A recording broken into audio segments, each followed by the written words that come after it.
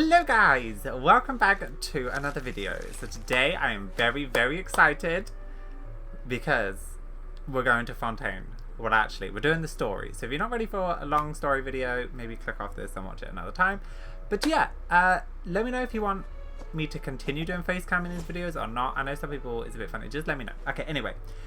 Today we're joined by Linny and Lynette.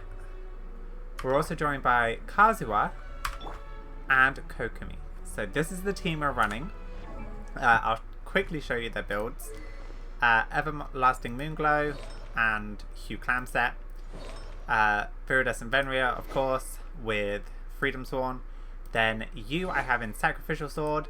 And I have you on this set because she can proc this really quickly with her skill. And I didn't realise that. I'll show you in a second. And then we have Linny, and he is on 2-piece Gladiators, 2-piece Mechanical Hunters, just because I can't get a good set and I'd much rather she be on this set because she can proc it really easy. The publishing house has released numerous works that lay out military strategy. Great. Yeah, she procs it a lot easier, I find. Wait, can I do it here? Step on up. No, I think it has to hit an opponent. Where's the thing for me to hit? Down here. Alright, so if we have a look, she has 31.8 crit rate, and if we very quickly hit this hilly troll, surprise! You'll see that she takes 1, 2, 3 stacks of her HP, and she's got it. Like, she's got that boost. So definitely want to farm like a really good set for her. I love her. We did also get her to C6. Anyway, here we are. See, I knew we'd get it. I knew we'd get it on the last one.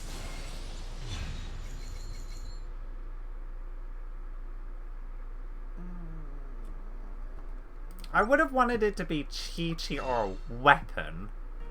Right, are we ready? Let's go, I'm so excited. Good old caravan rebat. Now let Paimon think. What were we up to the first time we came here? Oh, Paimon remembers. Nahita's consciousness had been trapped by the doctor, but we followed the clues she left behind to help her. Good memory, Paimon. So much time has already passed since then, and it seems Sumeru's changing for the better now that Nahita's in charge, right? Paimon just hopes this peace will last a long time, and then Nahita won't have any more new problems to deal with. Yes, but as long as we're around, it's hard to say what will happen. Yeah, guess you're right. We somehow always find ourselves right in the thick of it. I know, Who right? knows what will happen next? It's almost like we're the main Come to characters think of the it, game. Maybe it's all because of you. Maybe you're just a magnet for trouble. Oh look, I'm blue. I was just thinking that you might be the problem, Paimon. Huh? Me? Before Paimon ran into you, Paimon never ran into any trouble. At most, when she was super tired, Paimon got caught in some strange whirlpool and sucked out into sea. And even then, you fished Paimon out.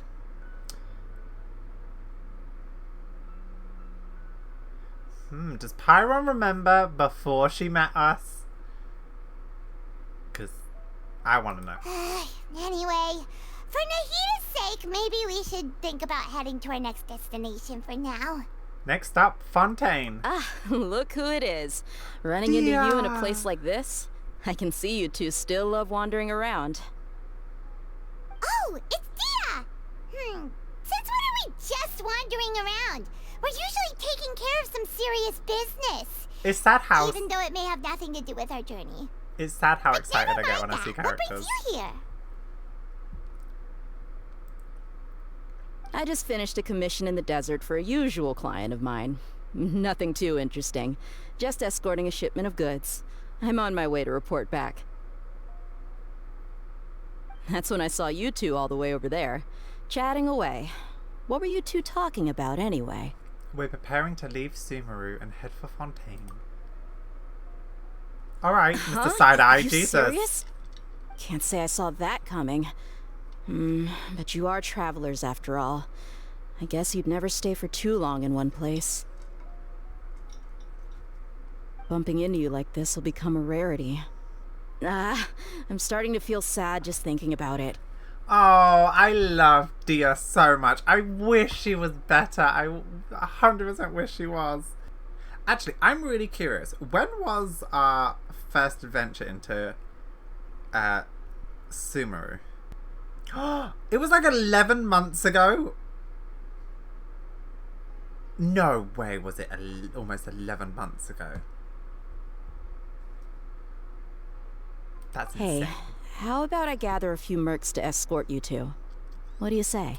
Can you come too, But please? no need. Oh, Paimon had no clue you'd miss us so much. But don't worry, we'll come back to see everyone when we get a chance. Sounds good. All you need to do to get to Fontaine is cross this stretch of desert and navigate some waterways. Knowing you two, I'm sure it won't be anything you can't handle. So, when are you leaving? We're leaving as soon as we've finished a few more preparations. Oh, wait a sec. Paimon just remembered there are still a few dishes in Sumeru that Paimon hasn't tried yet. Now, where's that list Paimon made? I don't like this guy. I see. Guess you won't be needing a going-away party or anything. It's sad enough to see you go like this. Though, now that I think about it, Sumeru wouldn't be what it is today without you. Seems true heroes always prefer leaving quietly. By the way, should we go say bye to Nahida? In her case, she'll know from our dreams anyway. No, let's go see her! Good point. Then there's no need to bother her in the real world. No, come on. Then, I guess this is goodbye for now, Traveler in Paimon. Whether as a client or a friend, you're always welcome to come find me. I think Dia has to be one of my favourite characters from Sumeru. Bye, Dia. Oh, it is kind of sad leaving Sumeru Goodbye, like Dia. this. Bye-bye, Sumeru. Bye, Sumeru. You've been so much fun. I've stitched him as... It's like weirdly bittersweet. Like I'm so excited to move on, but also I loved this chapter of the game.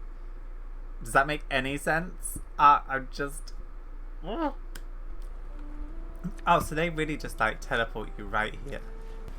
Okay, I feel like I need to explore these ships. How far can I go in? Should I have the Hydro Traveler? After crossing all that sand and water, we finally made it! Oh, this must be Fontaine's port! Wow! Everything looks so advanced in Fontaine! Paimon's heard that the industry here is extremely developed, and there are all kinds of unusual machines! So I've heard, and it's about what I imagined. It's even more impressive than I expected, yeah. Just seeing the sights as a tourist is nice, but maybe it would be better if we found something to do. What do you think? Can we not just look around? Let's start by meeting the Hydro Archon. Good idea! Nahida gave us loads of useful information. Did she? Seeking out the Seven is probably still our best source for information at this point. Our journey is to find my siblings and also find the truth. Yeah, the more we can learn, the better. So, what do you think the Hydro Archon's like? Will we get along? Nahida said that she has a very unique personality, whatever that means. I'm so excited. To learn about a nation's god, start with the nation's people. There seems to be some locals talking over there. Let's go see if we can join the party. Party. Kind of sounded like Bubbles from Powerpuff Girls. If you ask me, it's a tragedy how things ended for him. Clearly, he was a pretty decent person. Yeah, I didn't expect that kind of ending for him. I thought he would at least fight on a little longer for his family. I was expecting a sudden plot twist, but it's a pity that it never happened. Still, his story is quite the tearjerker. Oh, they're talking about a play. I thought they were talking about a court thing. Excuse me. Can I help you two? I couldn't help but notice you standing here listening. Lynette! Hi! We're travelers new to Fontaine, and we had something we wanted to ask, but you seem to be really busy talking about some kind of play, so we didn't want to interrupt. No, it's important. Play? Oh, no. We're talking about something that really happened. In fact, it's a case that was just heard a few days ago. Really? Like, a real trial? But the way you were talking about it and the words you used just now made it sound like some kind of story. Well, good tales are often based on true stories, aren't they? And what you see in reality may also be someone deliberately putting on an act while harboring ulterior motives. Whether something is true or not simply isn't that important. The main thing is whether the story being acted out on the stage is splendid enough. Oh, but it looks like you're not from around here. You probably don't know that the Fontaine Court of Justice is called the Opera Epiclese, or more commonly known as just the Opera House. So they see trials as a sort of opera. Is that kind of like how people used to go and watch like beheadings and stuff? And like gladiator tournaments? But, And should mummy court cases be unwrappings? treated a little more seriously than that? Not to question Fontaine's way of doing things. It's just that putting someone on trial is usually a very serious thing. No worries. Other visitors to Fontaine have wondered the same thing. You could say that we just don't want to waste the moving stories behind those cases.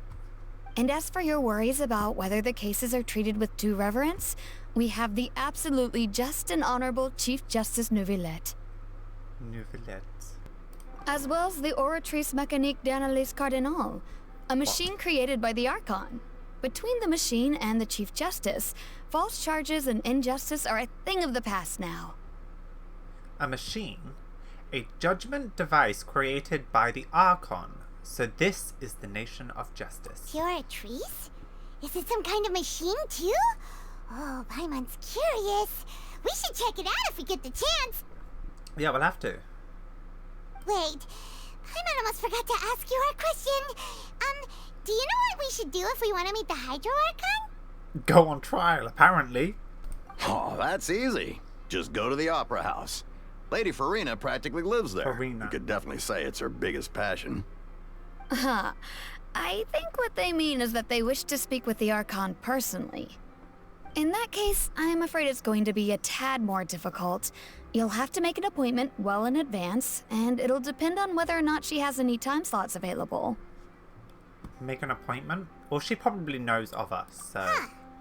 Is the Hydro Archon super busy taking care of official stuff? Wait, didn't you say that she's always at the Opera House? No. Lady Farina seldom takes an interest with the nation's affairs. The reason it's difficult to make an appointment is simply because she's incredibly popular. That's right. After all, she is the Archon. Though she may tend to get a little dramatic from time to time, people can't get enough of her. Same. First time Paimon's ever heard of an Archon being described that way before. Wait! Paimon gets now! The Hydro Archon is kinda like a big celebrity here, right? Yeah, I suppose you could say that. Perhaps you could even say our mascot. Hang on. This is still Fontaine's Archon you're talking about. You should show some more respect. Yes, you're right. I guess I should at least try to be a little more respectful in front of visitors. Otherwise, I might get arrested and find myself face to face with Monsieur Neuvillette. Oh, that's him! I thought it was her. Sure, there's a lot of laws here, but nobody's going to be arrested for saying something disrespectful about the Hydro Archon.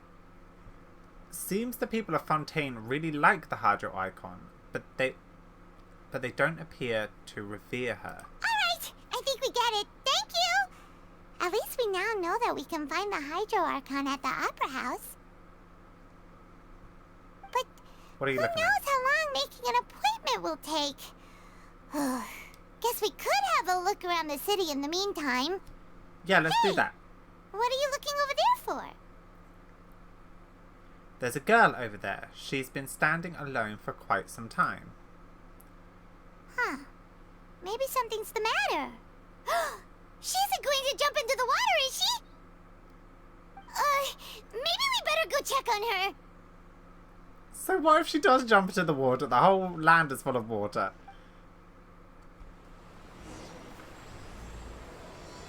Here we go. Twinsies!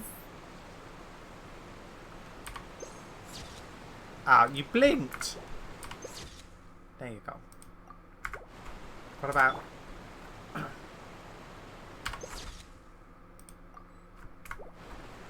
Cool. Let's go. Oh, I was going to put the Traveler in my team. Whoops. I forgot. Hello there. Excuse me. Are you alright? Huh? Ah, I'm fine. Thanks. Oh, okay then. We just noticed that you seem to be worried about something. About many things, actually. But there's nothing I can do but just keep my troubles to myself. I was just reminiscing about a place my brother and I would play when we were kids. It was just atop that hill over there. See? Okay. You're pointing at the sea. Wait, are you saying that you and your brother lived in the water? Maybe they're mermaids or a fantastical race from Fontaine. No, people call the waters around Fontaine a sea. It's actually just an inland lake that's filled with fresh water. Oh. And though I can still see that hill clearly in my memories, now it's been completely submerged. He would skip and jump, tossing sand in the wind. The sun shone brightly, and the air was filled with the scent of the sea. But now, the water is gradually swallowing our memories. It won't be long before it swallows us. Huh. Sorry. Paimon doesn't really get what you mean. Neither do I. Ah, I don't believe we've had the pleasure of meeting. Are you Lynette's new friends? Oh, and you are? Thanks for looking after my sister. She often comes here to reminisce about our childhood, that's all. There's no need for any concern. Ah, allow me to introduce myself. I'm Linny, and this is my sister Lynette. If I had to guess, I'd say you must be travelers from abroad. Nice to meet you. That Paimon was is weird. Paimon, and this is the Traveler. We Paimon is just arrived in Paimon. Fontaine. We were just talking with your sister. Even though we didn't really get what she was saying. I see. It's unusual for Lynette to be so willing to talk with anyone. In fact, she seldom speaks at all. I'm usually the only one she ever talks to. Oh, really? Then you two are just like us. Paimon's always the one talking for some reason.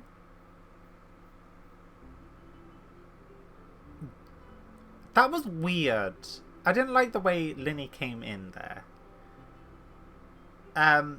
There's hardly anything left for me to say with you around Paimon because you always steal all my lines. So that's how you think it is? I also think my brother can be too talkative at times. I love her so much. Seems you were right, Paimon. We are quite similar. So, what did Lynette mean just now when she said that the water is engulfing your memories? And that it won't be long before it engulfs you too? Oh, that. It's from a prophecy that's been circulating in Fontaine for some time now. Well, I suppose prophecy isn't exactly the right word, because that implies a certain amount of uncertainty. There's no doubt about what's happening in Fontaine now. Oh, what's happening in Fontaine? Where to begin? Oh, God. Maybe I shouldn't have asked. Let's put that question on hold for a moment. We still haven't formally greeted each other yet, have we? Did all the introductions earlier not count? Hello, traveler. Oh, it's a pleasure to meet you. He wants to shake hands.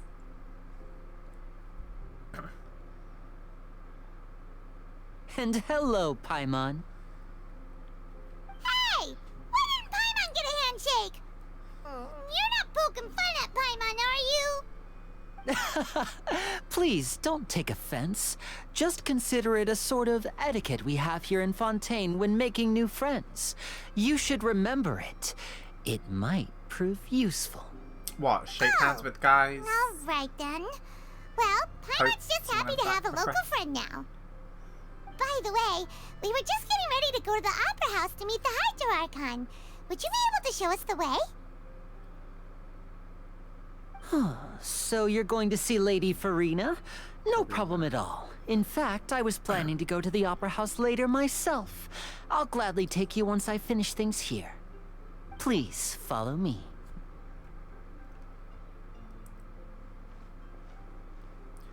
Their color scheme, the red and the blue that they've got on them, is my favorite. Oh. Maybe I should put Traveler in the team. Hey, you guys! Sorry, little detour.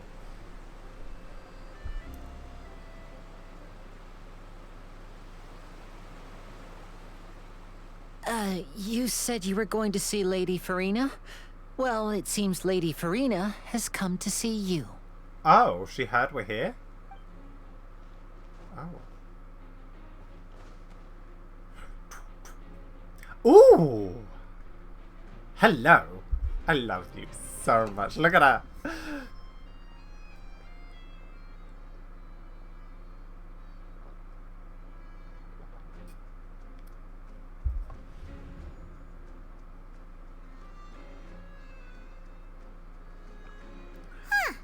So, she's the Hydro Archon? But how did she know we were looking for her? My dear people, rich and poor, those with cup in hand and those with nothing at all, raise your glasses in celebration. If you don't have one, then just raise your hand in lieu. I have a coffee. Yeah. Oh, sure. As you can all see, 2 unfamiliar travelers have arrived in our nation. Come, let us make a toast in honor of this traveler and his companion, who have journeyed here from distant lands. She has heterochromia? Is that it? Oh, what's that outfit? Is she talking about us? Apparently. Nobody here seems to be holding a glass. I've long heard of the turmoil and chaos you've left in your wake as you visited other nations, but I welcome you nevertheless. No, I have come to receive you personally. This is the first time this happened. Fear is for insignificant cowards. I am a god, and I will never entertain the notion of such meaningless wariness. You can be rest assured. I see clearly your sincerity. Of course, seeking an audience with me is the most sensible thing to do. It will allow you to truly behold my power and witness my authority. Intelligent people always gather under the correct banner. I, Thosalor, hereby welcome you to the nation of Hydro and acknowledge the value and significance of your trip. Now, you may rejoice in this.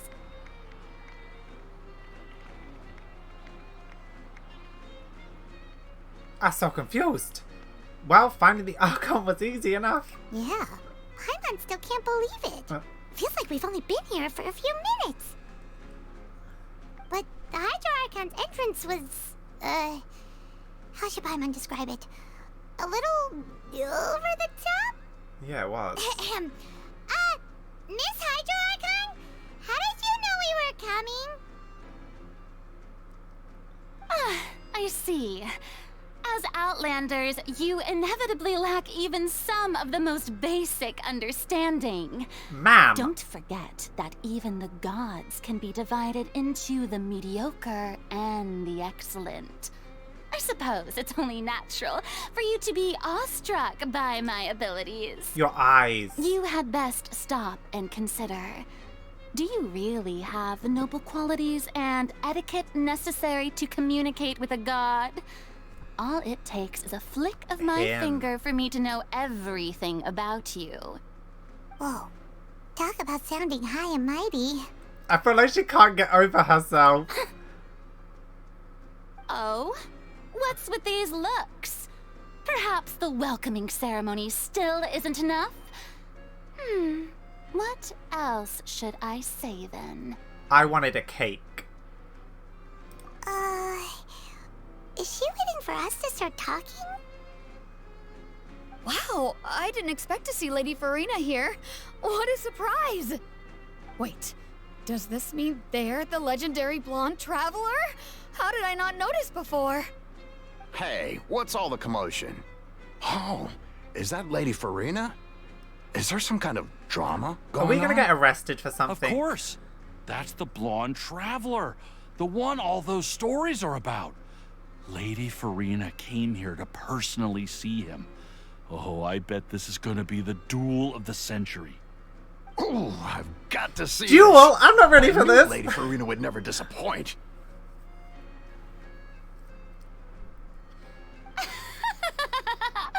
Yes, but don't get too excited now.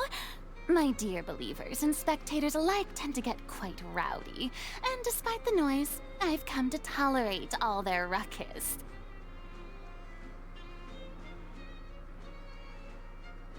You may consider this my reward to all of you. I have determined that there will be an epic duel between myself and this traveler from another land, just as you were hoping to see. Ma'am, we have just gotten here. Now she wants to fight? Aren't we getting a little ahead of ourselves? Fighting gods. I've got a resume? Bring it on! Wait, are we actually doing this? Why are they standing in front of us? I thought you literally just said duel. Are you not afraid? Might I remind you that this is a duel against the divine? I fought Raiden. What are you I can do trying to anything. do, traveler?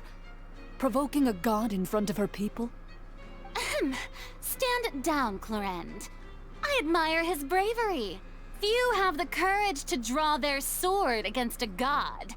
He is obviously a true warrior. Unfortunately, people nowadays only crave to be thrilled, and a mere duel will not slake their thirst for excitement.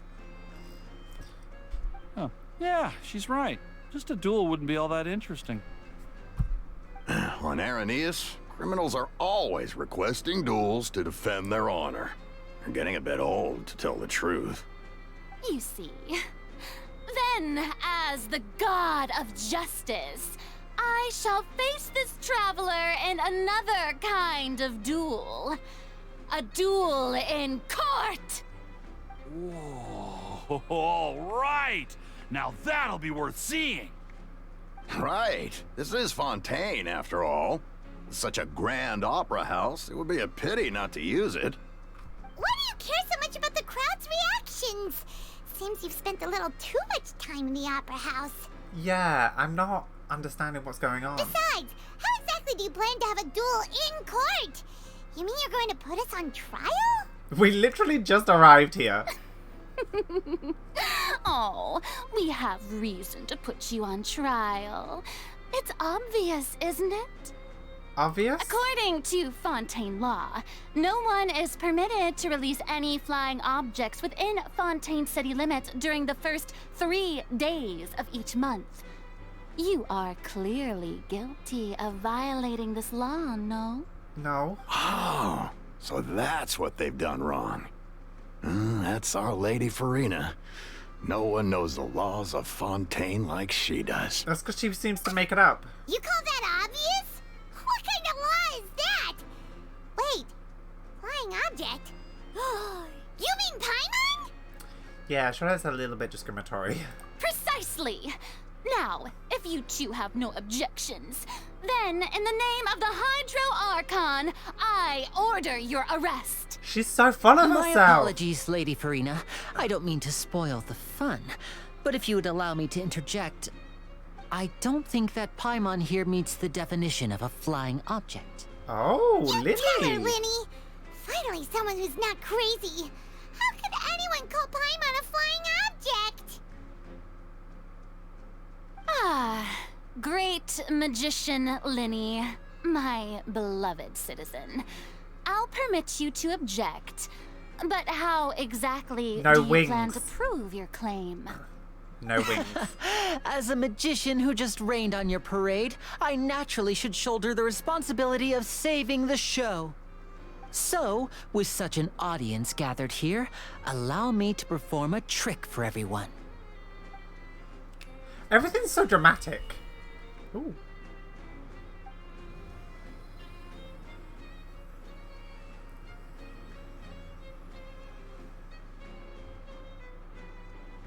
Ta-da! What's that on Paimon's back? Hey, when did you do that? When Linny patted you on the back. He set up some, like, tether or something?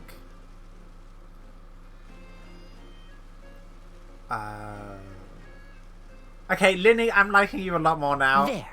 As you can all clearly see, Paimon should be classified as, well, something like a balloon. This rope has been in the Traveler's hand all along. It was just that no one could see it before. Huh? You call that magic? You've got to be joking. I thought it was pretty good. Nice one. Huh. I'm not sure what to think. It seems Lady Farina's charges no longer hold water. She does not like that.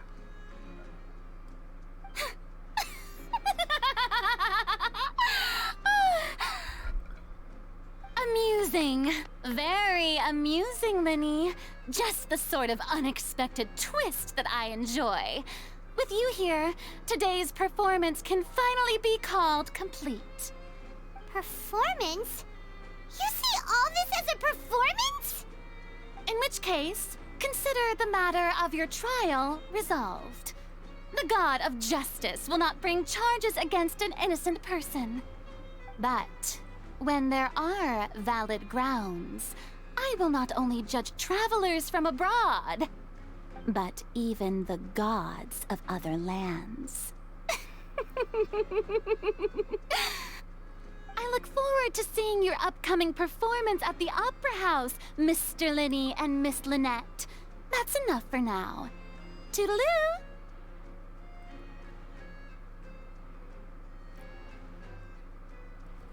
Okay, I paused it for a second, just because speculation-y time. We know that she's not the original Hydro Archon, and that's why all, like, the Oceanids and stuff left. Is that kind of why? Okay, her heterochromia has something to do with it, but it seems like she kind of came into power, and the power kind of, like, went to her head, and she's very, like, full of herself, very much like, I'm the god, I'm gonna judge everyone, I'm now, you know, the god of justice, blah, blah, blah. So she's taken that role on kind of almost too seriously.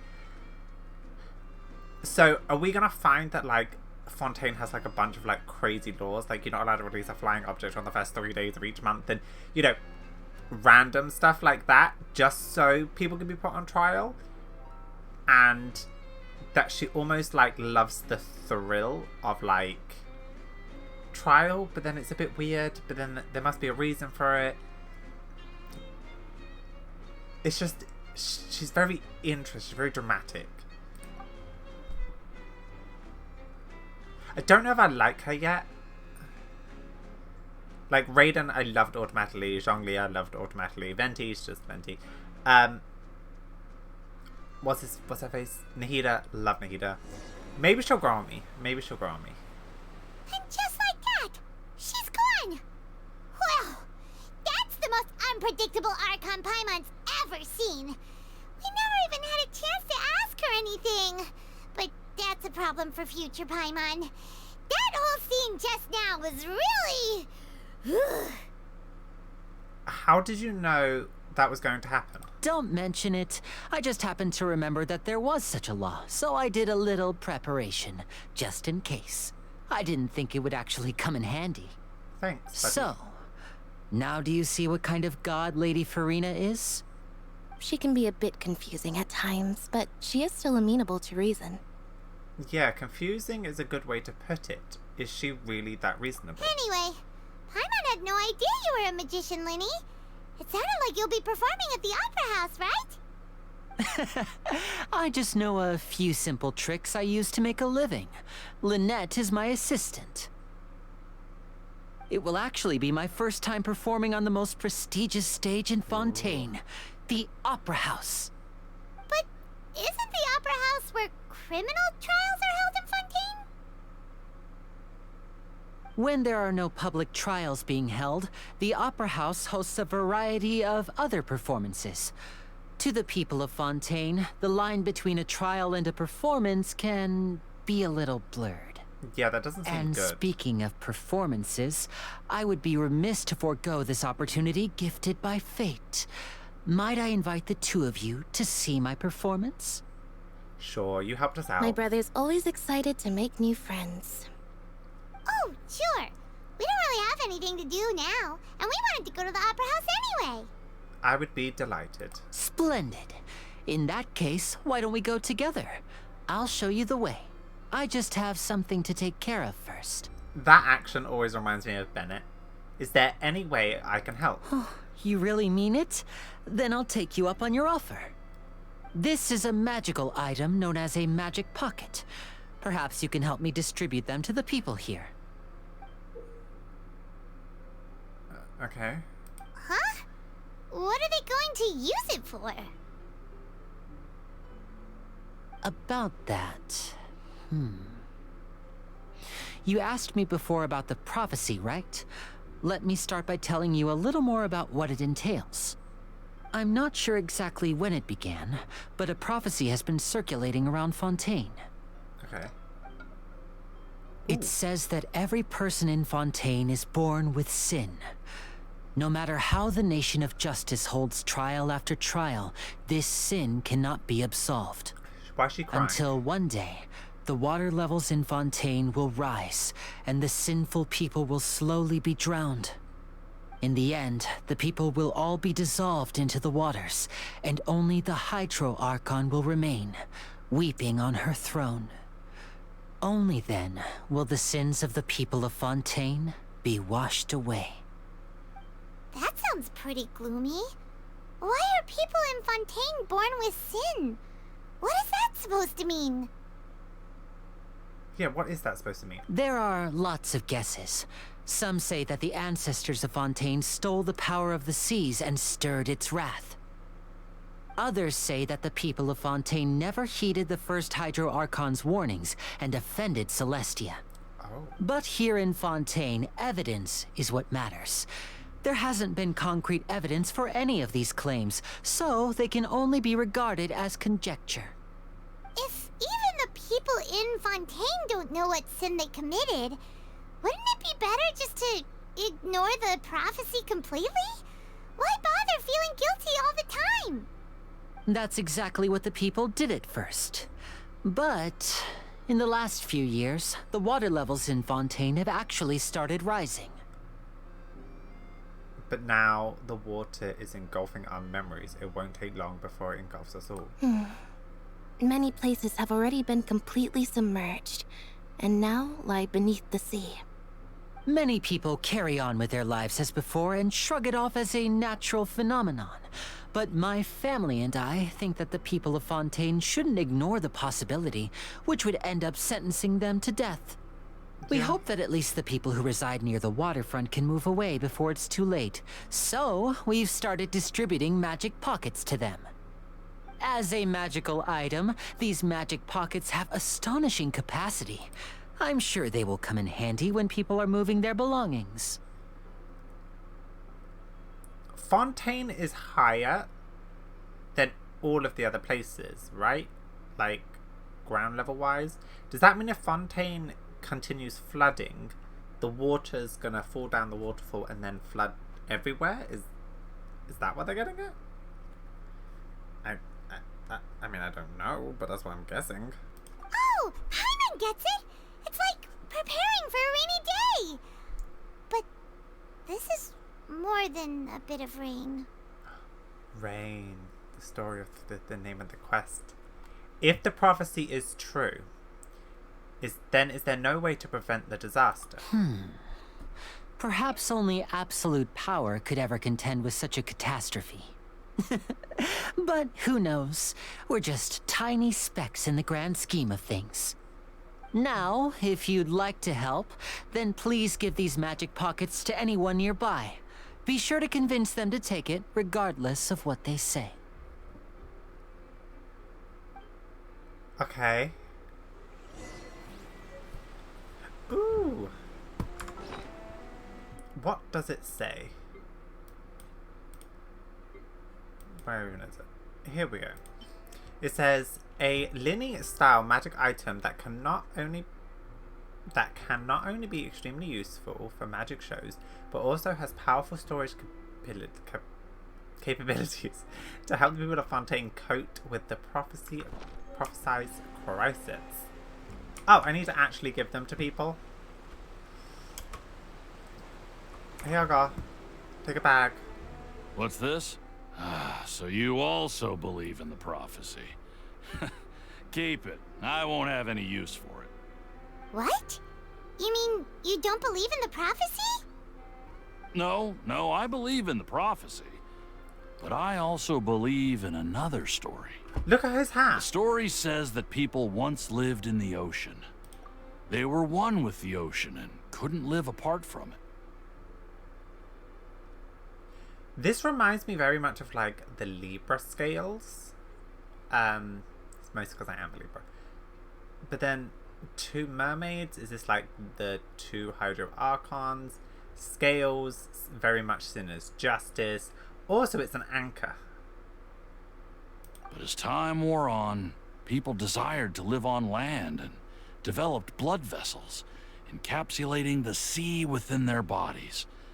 Thus could people set foot on land. So, if you ask me, when the water rises and takes us all, it'll be like we're going home. Oh, we hadn't heard that one before. But people can't live underwater. They'll die. You should probably still take it. All right, I'll take it. I guess I just feel that being dissolved into the water doesn't necessarily mean death.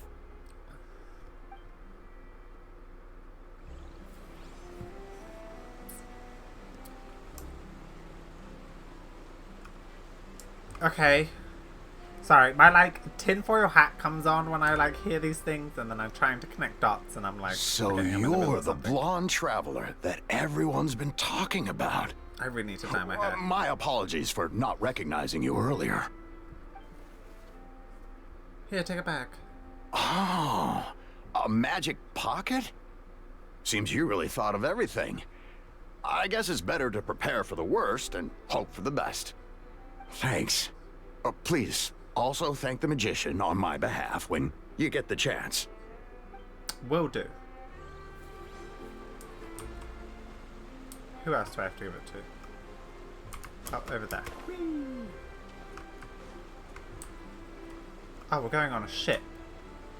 Up. Hello, Captain. Huh? I don't want that thing.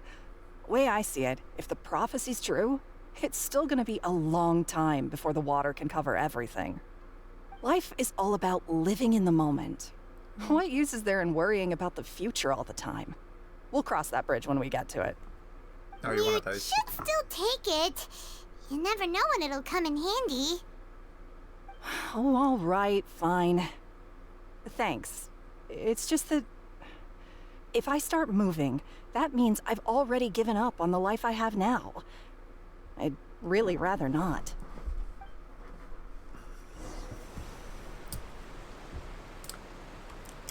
I guess kind of makes sense.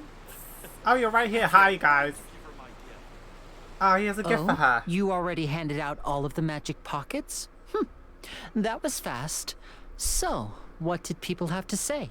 I bet you heard some, interesting opinions. No kidding. Many were quite stubborn. Yes, but that will change once disaster strikes. I know they'll change their minds, so it's only right to help them prepare. Is there anything else you need to do before we leave? Yes, one last thing. I have the magic pockets made by a workshop in the court of Fontaine.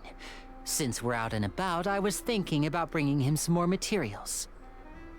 So, you want to collect materials? Just tell us what the materials look like and we'll help. Many hands make light work. Oh, that would be much appreciated. We'll need some Romaritime flowers. I remember seeing them near the waterfront on the east side of the harbor. Collect materials. Oh, these things. It seems we have to use Hydro to collect Romaritime flowers. Oh, I can't hit it. No. Go! Yeah, look at that. I really need 3. Are these different ones then? I quite like his attack style. Oh, why isn't this coming up on the map? Is this not like Water jet! fibery? It's not. Okay. Let's run back then. I can't believe we're like an hour in and we haven't even really like gone into Fontaine yet. Well, I'm an hour in. I don't know how much it will be when I edit it down because I get distracted very easily. Look at the dog. Baguette. Good doggy, good doggy. What did you say? If only the dog was this quiet at home. If only the dog was this quiet at home. They both yawned at the same time. That was so creepy. You made quick work of that. I can tell you're an experienced traveler. I've also finished collecting a few here. Maybe next time you'll feel like helping too, Lynette. I'll leave her alone. No way. I'm in power saving mode today. Otherwise, I fear I may not have any energy left for the performance at the Opera House. See, power state. There's a few Fine. voice lines. Though the performance is still a long way off. Now that we're finished here, we should get ready to head back to the court of Fontaine. So, we're going to the court of Fontaine before we head to the Opera House? Good. Paimon wants a tour of Fontaine's largest city and try... Aren't they the same? Bye. Wait, shh. Have you noticed that person over there? The young girl. Huh? What's wrong with her? Paimon didn't notice anything. She's obviously a thief. How do you know Magicians and thieves practice similar methods. We divert attention, and a distracted audience is one that won't discover what you're really doing. Watch her movements carefully. that? Okay. What's that girl off TikTok? The one in is it Oh, he's Italy? right. Ah, love Shh, it. keep your voice down. We need to think of a way to catch her, but it seems she's very alert. Perhaps we should split up. You two can ride the lift over there and wait up top. I bet that'll be her escape route if she tries to run.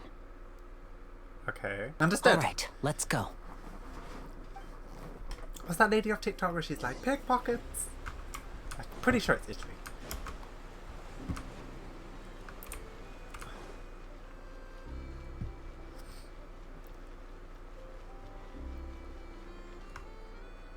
Oh, we're going up. Okay. Is it bad that I just like this? I don't know why I find it so fun. What's your crit rate at now? Yeah, that's nice. I feel like this set is going to be so good for Fontaine. Because I think a lot of them have that HP manipulation-y thing.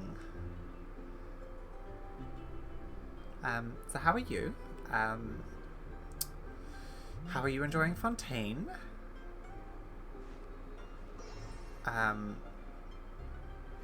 This is a long elevator ride. Oh, yay! Oh my god. Right, I had this thought the other day, right? Imagine if you actually lived here, right? Imagine if you just lived in Fontaine, right? You're just looking, you see all the hills and stuff, the giant waterfall. You look over there and there's a giant tree. And then you've got, like, this thing that you can see, like... You would be so, like, driven to go and explore. I just especially the view from here. I stood here, oh wait, where was it? Is it over here? I think it was over here. Oh, I don't want to go too far. But I stood over here. I'll see if I can actually get there. Oh, maybe I can, yeah. That triggering the cutscene. Oh yeah, was it? Yeah, I kind of just stood here and just looked and just... Look at Fontaine! And then we got this tower thing over here, which I'm not really too sure what that is. But then, like, you look over there. Obviously, that's the Sumeru Desert. What's over that way? What is over that way? Oh, that's Leeway. But maybe not, because we have all of this in the middle. Because, wait, where's Celestia? I don't know. But, like, is that the Jade Tower there? Water jet! Oh, wait a minute. There's Celestia, right? So that must be, yeah, that's the Jade Chamber. There's Celestia. Look how tiny it is on the map. It's just... When you actually look at the scope of this game, it's insane. Anyway. Sorry, Traveler, I am gonna, like, kill you at some point. Ooh.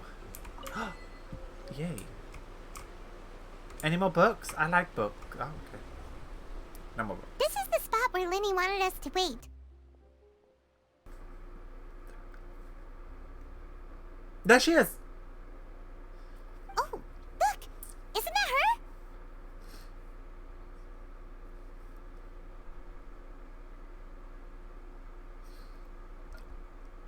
her? Get ready to stop her. Oh no! Did she notice us? She started running the other direction! What should we do? Should we chase her? Our job is to block the path. The rest is up to Linny. You're right. She might also be trying to lure us away.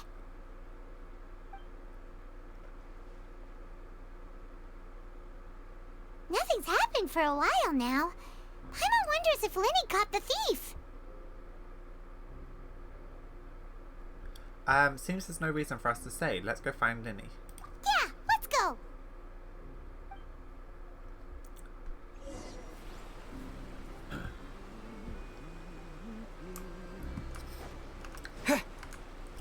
Right, I want to look this way. Look at it. Look at the just... Yeah, I think the view from the other side is better because that's like nothing at the moment. Hi! Are you sure that's all she took? You should check to make sure you're not missing anything else. No, that was all. Oh, I can't thank you enough. I didn't notice a thing earlier. Anyway, I should be going now. Thanks again. No worries. Oh, were you returning what the thief had stolen? That's right. Pity I wasn't able to catch her. She distracted me by dropping the thing she stole on the ground. By the time I looked back, she was already gone. I saw the general direction she went, but Linny twisted his ankle, and I needed to make sure he was okay. Oh, did you get hurt, Linny? I'll be all right. It's just a twisted ankle, that's all. In fact, it's feeling better already. If you want to play at being a hero, at least try not to get hurt doing it. Imagine what would happen if you managed to derail our performance as a result. Oh no. You're right, you're right. Sorry, Lynette. I have to admit that the thief was even more skilled than I had anticipated. But at least we were able to get the stolen items back, so it wasn't a complete failure. What a slippery little thief. Guess things turned out all right in the end, though. Lenny's initiative paid off. What does this All have to do right, with... let's put this little detour behind us. We should go to the Court of Fontaine now. Yeah, let's go. Also, I love the Statue of Seven. Yeah. It's definitely of the other Archon. Right, I'll ride the Aquabus. I don't want I'm gonna get the thing, aren't I? Okay, you know what, let me load up the map. I don't really want to collect any without putting them on the interactive map, so...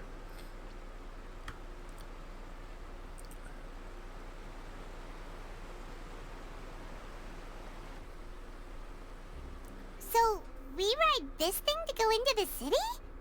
What an ingenious way to get around! People in Fontaine really know how to use water! Yep. This is an aquabus. It allows people to travel between several key locations around Fontaine. It's pretty convenient, but the ride can become a little dull after a while. The scenery is always the same. That's why it's better to travel with friends. So you mean it's still boring even when I'm riding with you? I love her.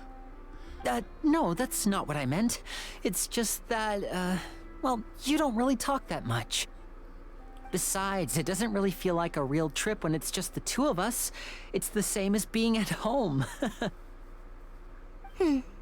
Whatever.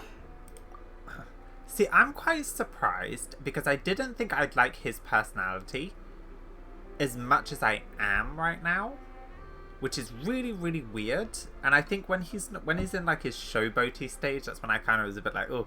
But now he's kind of being a bit more real. I like him. Right, are we actually gonna ride the Aquabus? Sorry, I was testing the glare on my glasses. It really annoys me. That's what it's like to be an older brother. Yeah.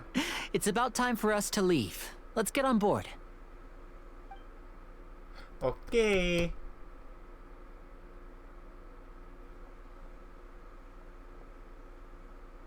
Charlotte! Oh, good. I didn't collect it. Nice. Huh? What? Traveler! Paimon! Charlotte! It's Charlotte. Oh, I'd never guessed I'd bump into you while riding the Aquabus. In the story of my life, this is big news. What are you doing in Fontaine? I didn't hear anything about you paying us a visit. It was a surprise. It's quite the coincidence, but as travelers, we're always on the move. It's not surprising that nobody knew we were coming. Though we still have no idea how the Hydro Archon knew about us. Oh, let Paimon introduce you to our new friends. Oh, no need for introductions, Paimon. I would recognize the great magician Linny and his assistant Lynette anywhere. I wouldn't be much of a reporter if I didn't know who they were. It's a pleasure to meet you. I'm Charlotte, a reporter for the Steambird. Everyone has really nice eyes here. I love the Nice to colors. meet you. From the Steambird, huh? We've often relied on your paper to promote our performances. It's an honor to meet you. Now that everyone knows each other, Fontaine suddenly doesn't feel like such an unfamiliar place. So, what have you been up to lately, Charlotte? Any big news? Not too much. When there isn't any breaking news, I mainly cover the trials at the Opera House. You can still manage to keep readers' attention as long as you tell things from a clever enough angle, even if it's the same old topics. For example, reporting on how a scammer once deceived vulnerable girls into relationships, or how a financial criminal was once so poor that they ate a single piece of bread for 5 days. that would definitely get my attention, but that's not really the kind of news you're after.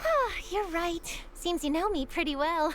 What I'm really after is exclusive, sensational news pieces that could shake the country. These smaller stories are a waste of my talents. Oh, I just remembered. I've been following a case lately. Well, a series of cases, actually. You mean the serial disappearances of young women case? That's right. These stories are the talk of the town right now, and it's probably the most mysterious case we've ever seen. If I'm the first with a draft ready to publish when the case is finally cracked, and it's the headline story in the Steambird, oh, when that happens, I bet all the other reporters will shed tears of envy. I've already gathered all kinds of materials. I just can't wait for the truth to be revealed. So, what is the serial disappearances of young women case? You mean the culprit hasn't been found? That's right. The first missing girl case happened almost 20 years ago. And ever since, after a period of time, another girl disappears. What the cases have in common is that the girls are all of a similar age, and that they've all vanished without a trace. I've watched too much true crime. This gives me the, like, ew. I love the Jade Chamber. But the scariest part is that to this day, I'm none paused. of the girls have ever been found. That is not good. Stop being excited about this. Many suspects have been arrested over the years in connection with this case, but shortly after each arrest, another disappearance would always happen. Oh, there's Celestia. There must be more than one criminal at work. Maybe there's copycat criminals. I don't like Yes, this. it's possible. But either way, I believe that every case has some precise truth behind it, waiting to be exposed. That Haley troll on them. Yes, I agree. And at the very least, the family of those missing girls deserves some sort of explanation. I just imagined for a second what I would do if Lynette were to suddenly disappear. I'd pay any price to get her back, and then find a way to track down the culprit. Please don't imagine that, Lenny.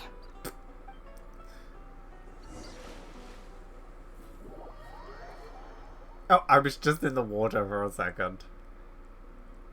I know it's probably not gonna go that way, but like just that the way they're talking, it just gives me the heebie-jeebie creeps. Wait, now I'm thinking of all of this in the context of Fontaine and the Hydro Archon.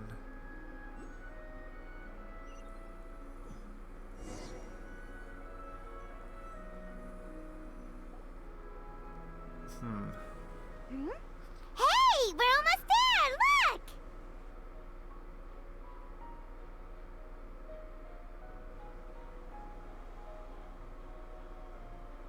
Oh, I'm Charlotte.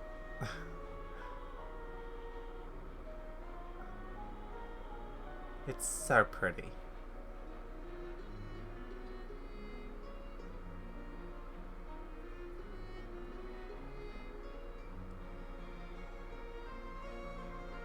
So the first time I came here, I didn't want to go on the aquabus because I didn't want to like trigger any story. So I literally ran from the start of Fontaine all the way here. And then had to like climb over the wall to get in. And then I did the same thing to get to the ice dancing bus. Because I didn't know how these things worked. So I just kind of was like, I'll just run. And swim. Well, which I enjoyed. I really love enjoyed swimming. chatting with you. Life should be full of pleasant little surprises like this. Yeah, us as well. The ride went by too quickly. It did. Oh, I have an interview to get to. I should get going before I'm late. Goodbye. Okay, Paimon hopes we can chat again soon, Charlotte. See ya! Bye now. Oh, be sure to stop by and see me at the Steambird when you have time. Okay. I wonder when she's coming out. Is she going to be in the What a next banner? tough job. Always running around and interviewing everyone. Well, where should we go now? Well, no, because we know that I think the next two characters are Neverlet, I think that's how you say his name. And what's his name? Worth it? That guy. Huh. That's interesting. Maybe she will come out on that banner. If you don't mind, how about we stop by my home first? Besides, I still have all the materials we collected. Sure, we wouldn't mind at all. This city is so huge, Paimon wouldn't know where to start anyway. Alright, let's go. Sorry, I was...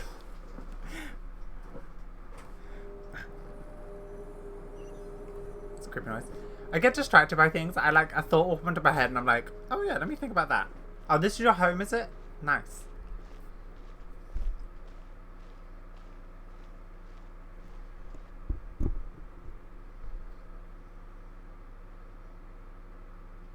It's so pretty. Look at it.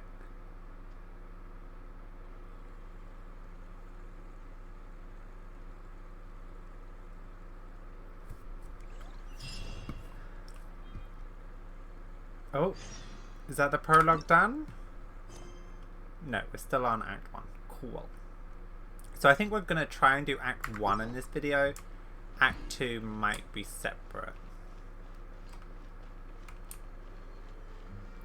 Waypoint! A waypoint? Viewpoint. Let's get it. There we go. What are we doing? Pretty. Court of Dew and Springs. Nice. Right, let's go. I do feel like I need another, like, animo character on the team so I can run around. Wait, there's a waypoint here? Where? Oh, is it underneath? I'll do that at another time. Is this your house? Firmament! This is our current abode. Ah, Fremine, your home. Fremine? Where did everyone else go? I have some new friends that I would like to introduce. Fremine? Oh, they all just went out a moment ago. Fremine? I see. Everyone is getting busier now that Father will be returning soon. I suppose that can't be helped. Allow me to introduce you to my little brother, Fremine. He is a phenomenal diver. Fremine. Fremine. Feminine. Fremine. I will learn this. I'm terrible at things with accents. Hello. Hi. Nice to meet you. Paimon is Paimon, and this is the Traveler. Oh, you Paimon sound is very Paimon. proud to have a diver as a brother, Linny. Linny, sure seems you have a big family. What? Linny, could you come here for a moment? Hmm? What is it, Fremine? Do you have something to tell me? Fremine. It's alright, you go ahead.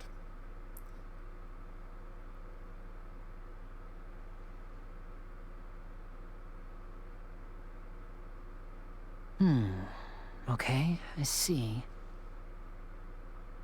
Is everything all right? Oh, it's nothing. We were just discussing a little housework. Sorry for the interruption. I don't believe Oh, you. before I forget, the Traveler and I collected more materials to make magic pockets. Were you able to get any, Fremine? Yes, I went diving and gathered lots of materials. I was about to give them to you. That's our Fremine, always quick with the underwater work. All right, I'll take these to the workshop.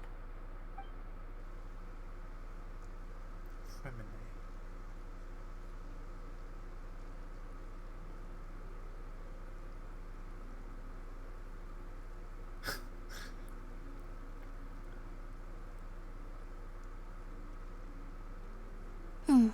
Looks like rain. Oh, you're right. But wasn't it clear and sunny just a moment ago? Fontaine's weather sure is weird. I'm afraid that's just how it is here. It often rains on days where there are trials being held in the Opera House, but don't worry, it'll clear up soon enough. What's wrong, Fremine? There's a legend about the rain that I tend to believe. It's said that a dragon of water once resided in Fontaine. Though we don't know where the dragon went, every time it weeps, the skies will cloud up and pour out rain.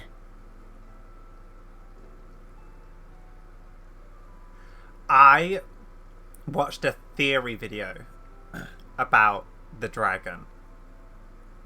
And it's very, very interesting that they brought up the dragon of water. Especially because, one, we know that there is technically 7 dragon sovereign. That's 4. 7 dragon sovereigns. And there's one character in particular. If you know, you know. I'm not going to spoil it here. But just realize that I have my tinfoil hat on through these whole story quests. When I was a child, my mother told me that if I wanted to go outside and play, I should yell toward the sky at the top of my lungs. Hydro Dragon! Hydro Dragon! Don't cry! Could that Hydro Dragon be the elemental dragon of Fontaine? Another one of the elemental dragons of Tevat? I'm gonna say that one. If it's an elemental dragon, then having the power to make it rain wouldn't be very unusual. Yeah, true. Let Paimon try something. Hydro Dragon, don't cry!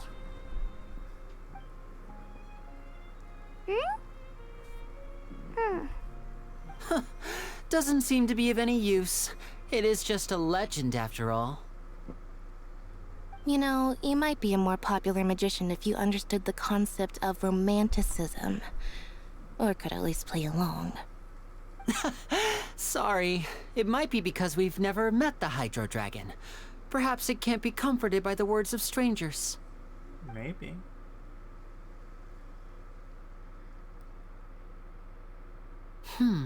It rained for longer than I suspected. Oh, it's already getting late. Was there something you needed to do, Linny? The show? Yeah, some preparations for the show at the Opera House. I need to find a way to catch the last aqua bus of the day. On the day of the performance, just ride the aqua bus to the island of Araneus. I'll have Lynette meet you at the fountain in front of the Opera House. See you at the performance. Oh, are you leaving now? What is it, Fremine? I'm in a hurry. Oh, I get it. You feel nervous delivering the materials for the magic pockets, is that it? Perhaps we could trouble the Traveler to help us take these materials to the Beaumont workshop and deliver them to the owner there? I'm afraid that Fremine can be quite introverted, and the boss there tends to be pretty talkative. Fremine has always been a little afraid of her. No trouble at all! Don't worry, we're on the case! Sorry for the inconvenience. I'm quite useless when it comes to such tasks. I'll think of a way to make it up to you. Oh, no need! Be in the first tenfold of the banner. For us.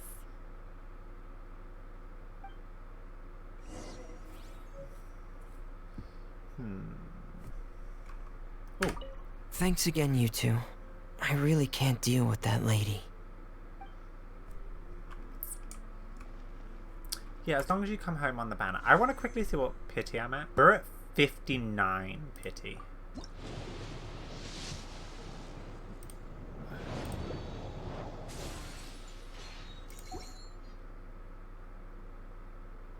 Whose banner's next? Child and Zhongli? I built too much pity. And I have 17 days. Are you kidding me?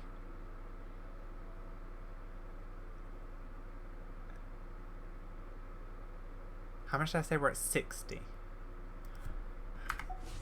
I'm just going to double check if I want any of their constellations, because I might just do it now. I think I might just do it. I might just try and thingy the 50-50. If I get anyone, I'd want Yelan. I don't want Zhongli's. I don't want 2 towers. Child I don't use. His seems cool. He can have 2 of those things, but Yelan I use a lot more. So we'll do 10 on this one, and then if we don't get it, we'll do 10 on the next one. Because I'm going to have to... I very much doubt I'm going to get him in the first, so Let's just do it. Yeah, there it is. I built too much pity. It's my fault. I kind of hope I don't know if I want to lose or win the 50-50. If I lose, I want it to be to Chi-Chi.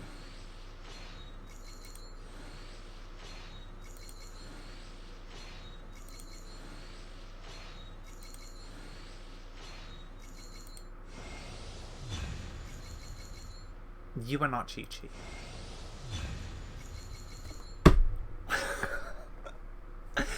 Damn it!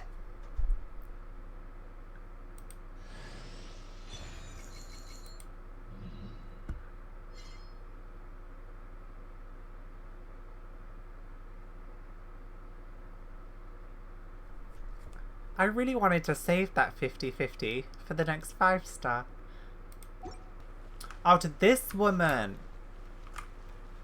I got this for the weapon. You know, you can come here and get the weapons. I did that. Hello? Is there anyone here? Oh, It's hello the there. first woman blacksmith New as well. customers?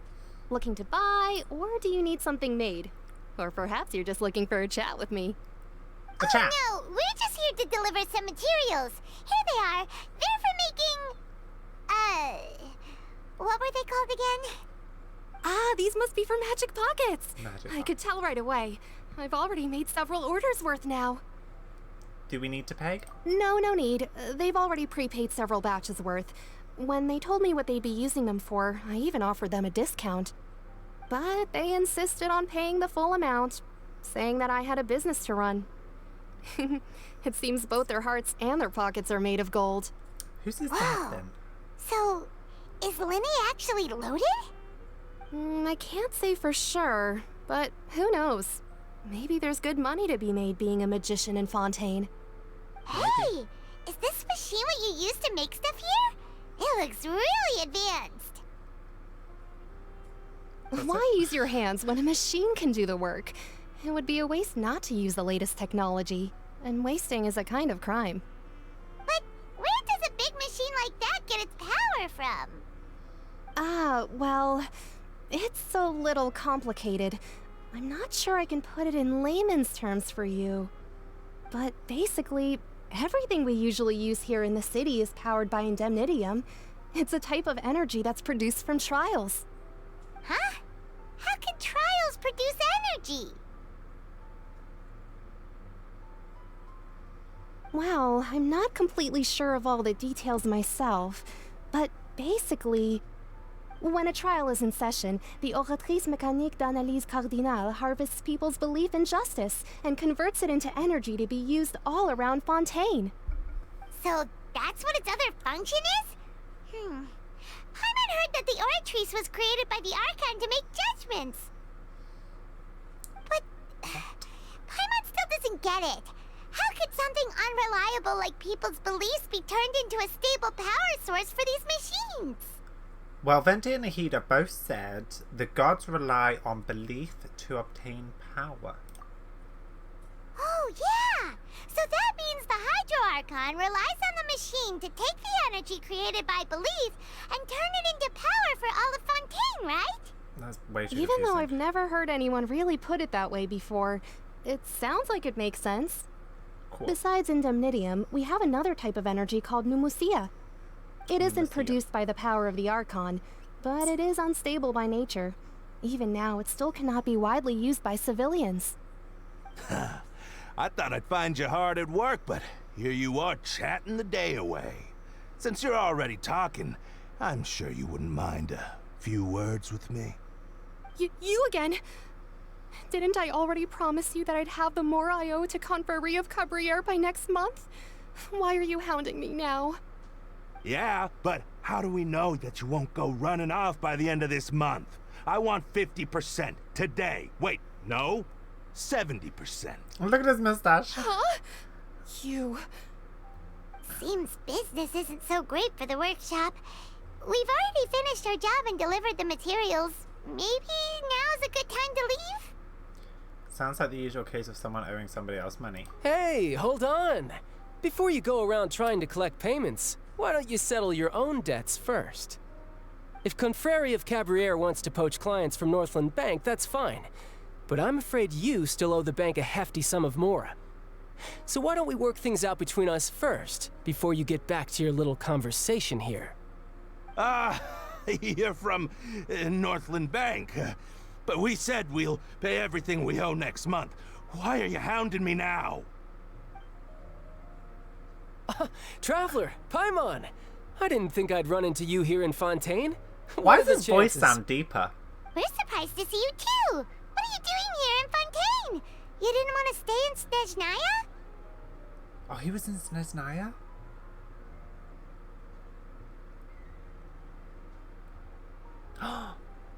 I've just realized the last time we saw him was in, what's it called? Leeway. And then we went to Inazuma and, well then we went to Thingy. Then, what's her face? I'm struggling with the things today. The Tsaritsa? Tsaritsa? No, not her. What's her name? The Crimson Witch. Senora. Damn it. She died, and then he went back to Snezhnaya. I guess while we were in Sumeru? Because that trailer technically, or that teaser, technically happened. Okay, anyway. We sure seem to have run into a lot of friends today. Long story short, I've already been in Fontaine for some time now, and honestly, things have been pretty boring. Oh. But it seems that fate brought our paths together today. Not only will I have some good friends here now, but ones who always seem to find trouble. Rude. Either way you look at it, it seems things are going to get a lot more interesting now. Pretty sure we'd want to avoid anything that you'd find interesting. Besides, our trip here has gone pretty well so far. Right, Traveler? I think we've already weathered enough storms for now. Hey, you, Northland Bank boy. Aren't you forgetting something? I wouldn't talk to Don't you like interrupt. that. It's not often I run into the Traveler like this. Why don't you wait for me over there for a while? You kidding? Aren't you the one looking for us? You really expect us to sit and twiddle our thumbs while you catch up with your friends? Listen to me, boy. If you want your mora, fine. Why don't you come and take it? Hey, I just said not to interrupt. Oh, by the way, Traveler, the last time I took Tonya and Tusser ice fishing, Tusser said... Hey! That's way over the line! All right, boys, let's see who has to pay up now! Not a good idea. Can you at least let me finish one sentence? Fine. Though the bank told me not to get rough with our clients. You're the ones who started it. This is an act of self-defense. You two will have to be my witnesses, okay? Go ahead, they're all yours. I'm sure this won't take long. Yeah, exactly. This is gonna be fun to watch. No! Don't fade to black on me! Oh! Boy! Riptide! I won't lie, I've never Who's actually next? used Child. So I'm not even gonna pretend to know. Oh, what does his weapon actually do? Is this his signature? Elemental skill and burst damage increased by 12%. After a normal charge attack, elemental skill burst hits an opponent when night star will begin. Do I want his signature? Kind of. Ooh. Oh, actually, I kind of like him. Oh.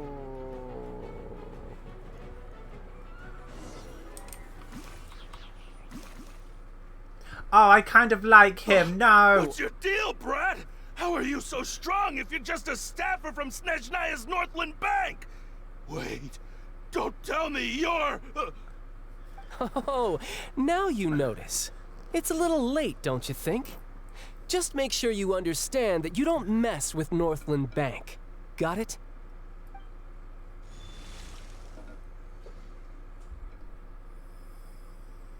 Huh? Now's my chance! Wait, he couldn't turn?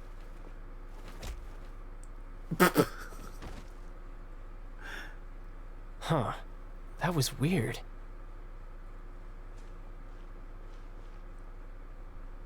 What just happened? I'm not sure. It's as if I suddenly lost control of my hydro powers when I needed them. Maybe there's something wrong with my vision? Strange. How could that happen? First time Paimon's ever heard of someone losing control of their vision. Never mind. It doesn't matter. If I want to stay sharp, I shouldn't be relying too much on my vision anyway. Besides, I always have my delusion in case I need it. I was just gonna say, he's the only person that we know of that has a vision and a delusion. Right?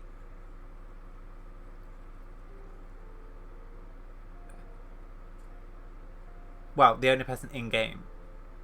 Because, obviously... What's his face? Signora is dead. Maybe. Scaramouche isn't Scaramouche anymore. And he's literally the only other person we know, so you better not use your delusion too often. So what are you doing in Fontaine, child? I don't see it's work for Northland Bank. Well, I guess it's because I've been in a bad mood lately. Huh? Okay. What kind of reason is that? Wait, since when do you feel down about anything? I don't know. Maybe I still have a lot to learn about myself. But recently, there seems to be some sort of restless power stirring inside of me. And I don't know why, but every now and then I feel like I'm in a terrible mood. Maybe you losing control of your vision just now is connected with that power you're feeling inside. That is a possibility. Do you have any idea where it came from? Oh, so about this power, do you have any idea where it came from? I can't remember if I ever mentioned it before, but when I was 14, I fell into some unknown abyss.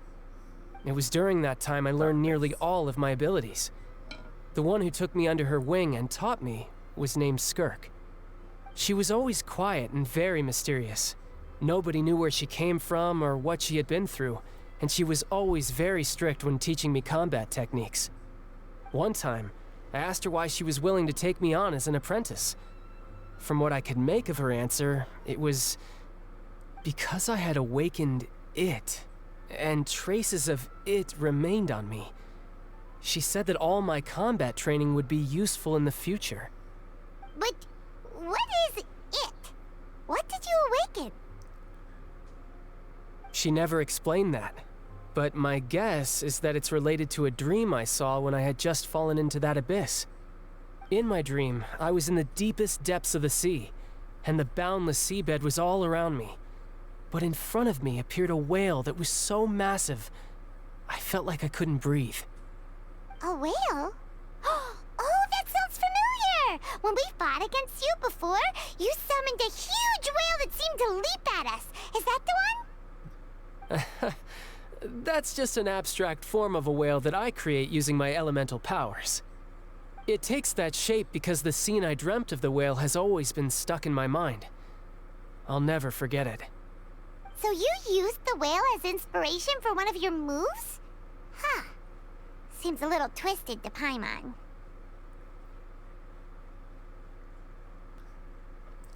The trailer, when... What's his name?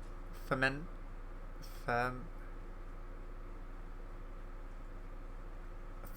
I'm just gonna say it. I've completely forgotten. When he fell into the water and he was falling backwards, there's a shadow you can see in the background.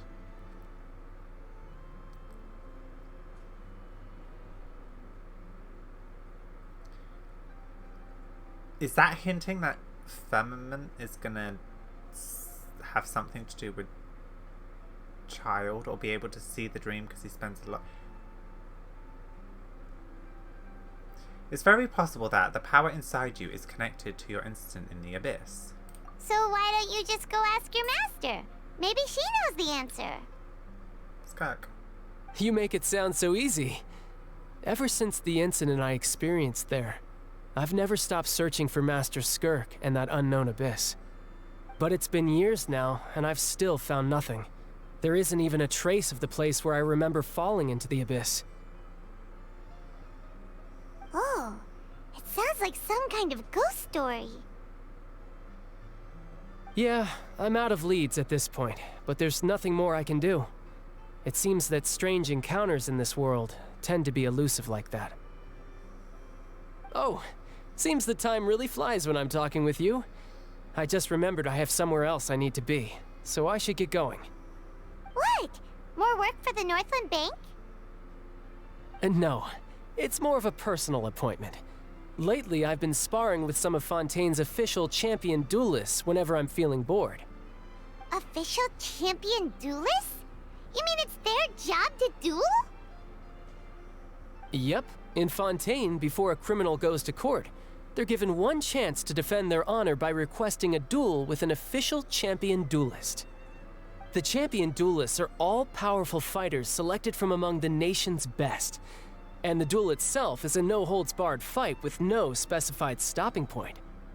So engaging in such a duel is regarded as a symbol of defending your honor. If a criminal manages to win the duel, they'll be acquitted. But if they lose, they'll have no choice but to stand trial. And the worst-case scenario is that you're simply killed in the duel. Though it's rumored that Fontaine has a death penalty, from what I can tell, no one has ever been officially sentenced to death. So really, the only people who opt to duel are those who have suffered a grave injustice in being accused, or those who greatly value their honor. Otherwise, why gamble with your life? So, do many people actually get out of their trials by winning the duel? Apparently, it's exceedingly rare for anyone to actually win. Fontaine probably enacted this system as a way to show that the nation respects the honor of its citizens. Besides, none of the champion duelists are to be trifled with, which is exactly why I was itching to face them as soon as I got to Fontaine. Apparently, the one I'm meeting today, Clorinde, is the strongest of the champion duelists. I had been asking her for some time before she finally agreed to face me today. Well, that's child for ya. Paimon feels like we heard that name somewhere before. When we met the Clorinde. Clorinde. When we met the Hydro Archon. Oh, before I forget, I want you to have this. Huh? Your vision? You're seriously just giving it away?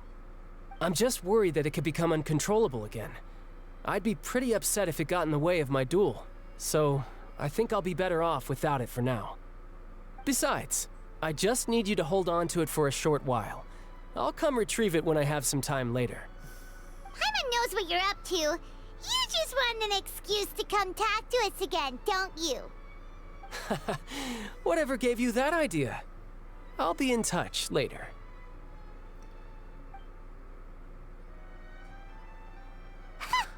That sneaky guy.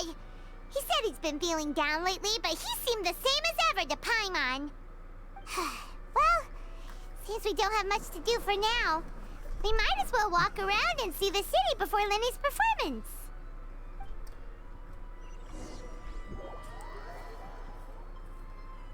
Oh, that's cute.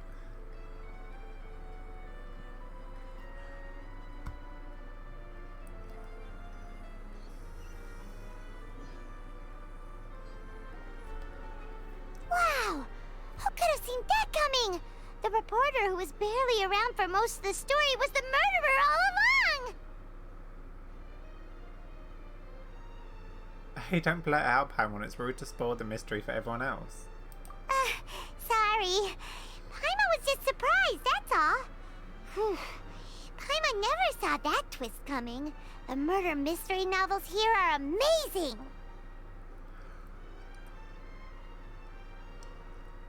Never thought I'd see the day when Paimon would enjoy reading. The whodunits here in Fontaine are a lot different than the light novels you see from Yai Publishing House. Both have their merits, but Paimon thinks this style of novels are more, well, novel. It's so exciting to reach the moment when the mystery is uncovered, especially in the one Paimon was just reading. You should buy a copy and read it too. You were already spoiled who the murderer is. Oh, sorry about that. Paimon will be more careful next time. Hey, shouldn't we be heading to the Opera House to see Linny's performance soon? It's almost time for the show to start, so we should get going. Linny said that the Opera House is on Aranias, so let's go ride the Aquabus!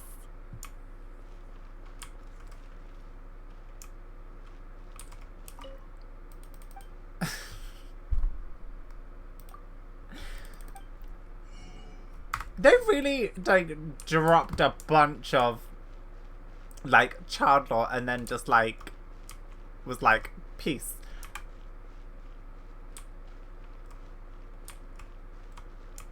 So, okay, wait, I have a question. We actually do. It appears as if child lost control of the elemental powers within it before. The vision has lost its glow now. Its owner has left it behind. Alright, let's go. Oh yeah, we're going in front of the fountain, aren't we?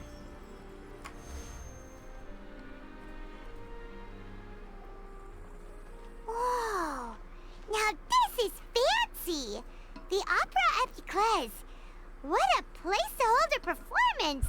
No wonder Linny and Lynette were looking forward to it. Huh. Looks like there's a lot of people standing around the fountain up ahead. Oh, Archon, please bless us with a bright and healthy child.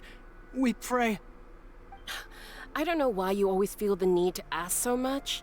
I'll be happy as long as our child is healthy and lives a peaceful life. Very I guess if they're our kid, then there's no doubt they'll turn out smart. Alright, big-headed. Jesus. Maybe this is one of the customs in Fontaine. There sure are a lot of couples here. Vache.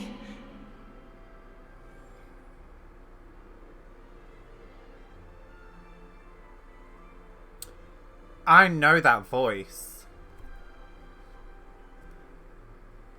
What's wrong? Vache. Vache.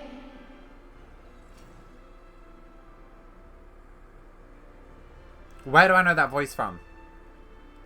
Is it an Oceanid?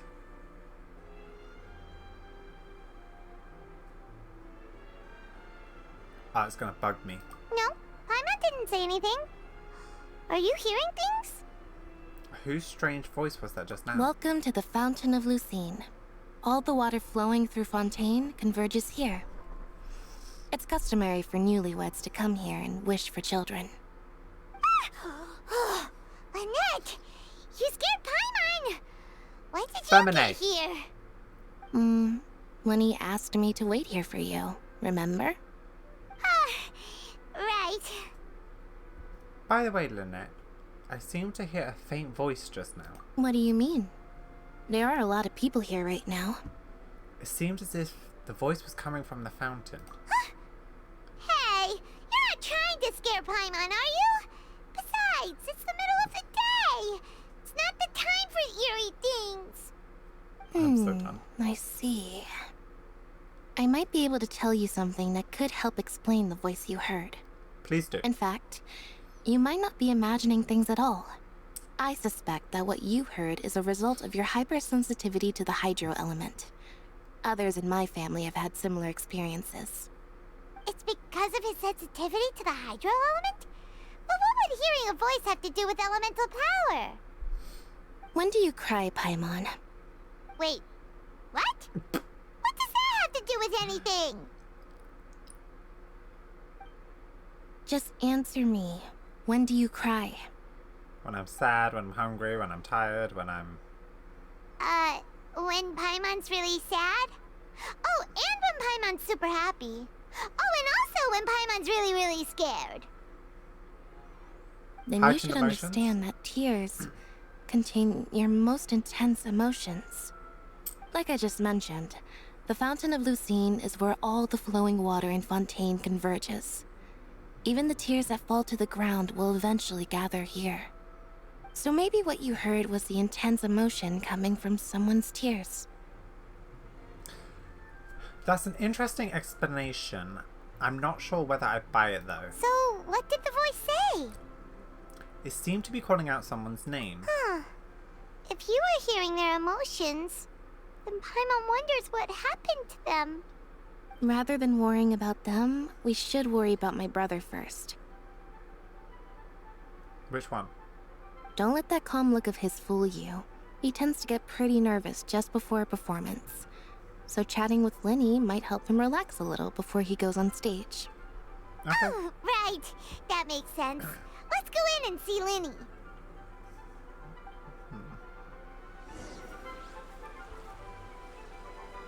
It's quite interesting actually. I got distracted by your outfit. Yeah, like novelist. I was gonna say Inazuma outfit. Do I need any more of these roses?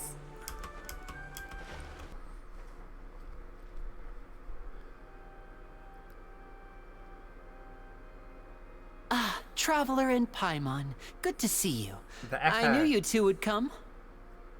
Are you kidding? We wouldn't miss it for the world. We've been looking forward to it. I can tell, judging by how early you've arrived. But you're actually right on time. The audience still hasn't started entering the venue yet, which means now is the perfect chance for us to take you to the best seats in the house. Wait just a moment. I'll fetch the tickets. Wait, what's her name? Articuno? You know who I mean. The Opera House has assigned seating, so you always have to make reservations. I've already reserved your seats, and here are your tickets. Thanks. Ooh, front row seats. Thanks, Linny. Don't mention it. There's no need to keep thanking me. Hey, Linny! Could you come over here and take a look at this? Oh, I'll be right there. Seems there's an issue with the stage props over there. That's Cal, my assistant, calling me. I'll go lend him a hand.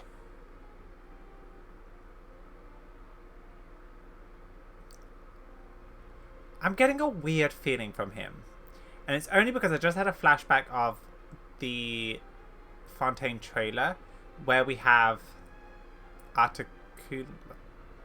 Keep wanting to say Articuno. You know, the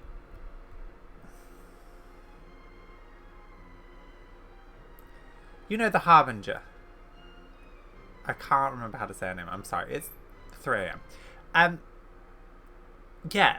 Is she somehow involved with them too? Which is why she's acting a bit... Well, Lynette is acting a bit off in the sense that she's like normally quite quiet. So like she's kind of off but normal for her. But then Linny is being like overly friendly, inviting us to the show and stuff. Protecting us from the Hydro Archon. Is it because they're connected somehow? Are you going to double cross us? Sure. Yeah, we'll just go to our seats. You go ahead, Linny. I'm getting a weird feeling, you know?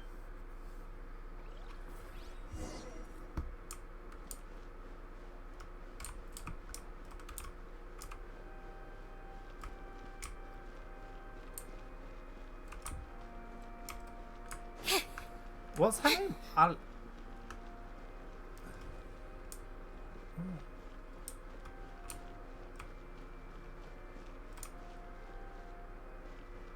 I don't know, it's a very... Oh, it's this from the trailer! Nicolette sits up there. Focalor was like over in one of these boxes.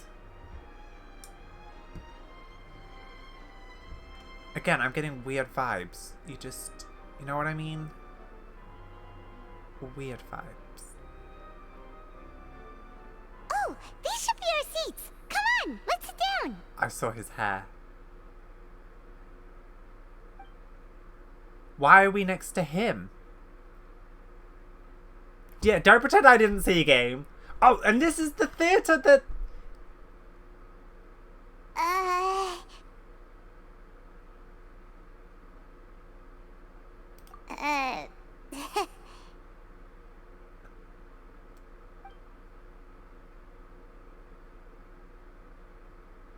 Hey, Traveler. Maybe we should strike up a conversation with the person next to us. Since we're sitting together and the rest of the place is practically empty still, it's kinda awkward if we don't say anything. You're up, Paimon. You little... Of course you put this on Paimon. Excuse me, I did not realize you felt awkward. I am terribly sorry.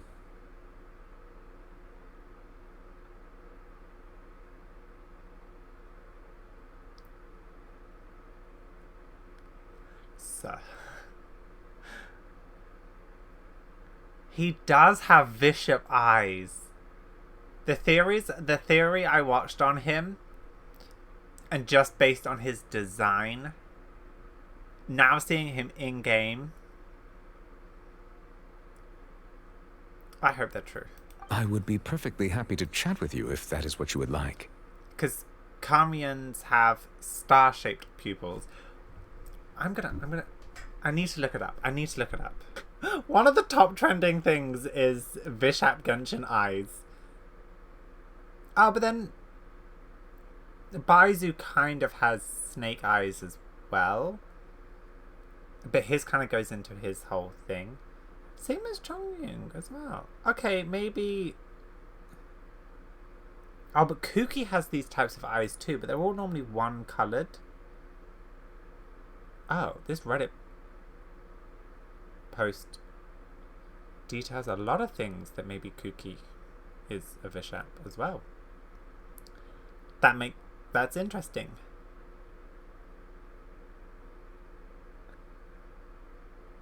Oh no, Dia has the same eyes too.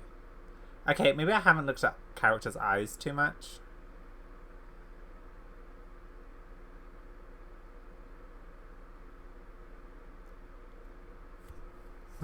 Okay. Anyway, hello. So sorry for interrupting you. Oh, He has pointy so ears as well. you heard all of that, did ya? Boy, you sure have good ears. Paimon Why thought would she they was keeping mention her voice down. Why would they mention that? Wait, that's not it. Paimon's sorry. Paimon's the one who was being rude, talking under her breath like that.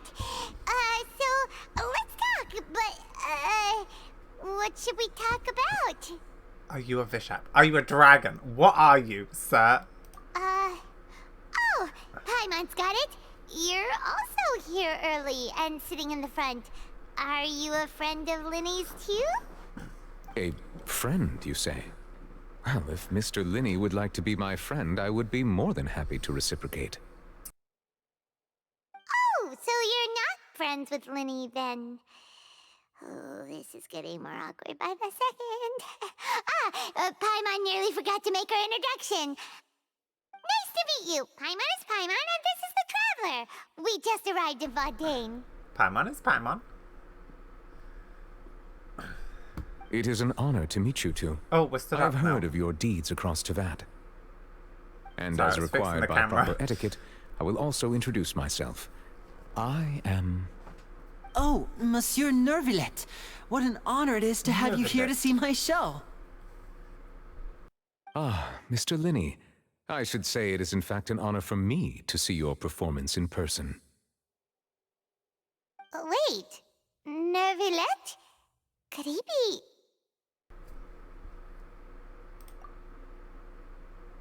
Could he be? I saw you all chatting just now, but it seems you still don't know who Monsieur Nervillet is. Allow me to introduce you to Fontaine's Chief Justice. That seat is always reserved for him.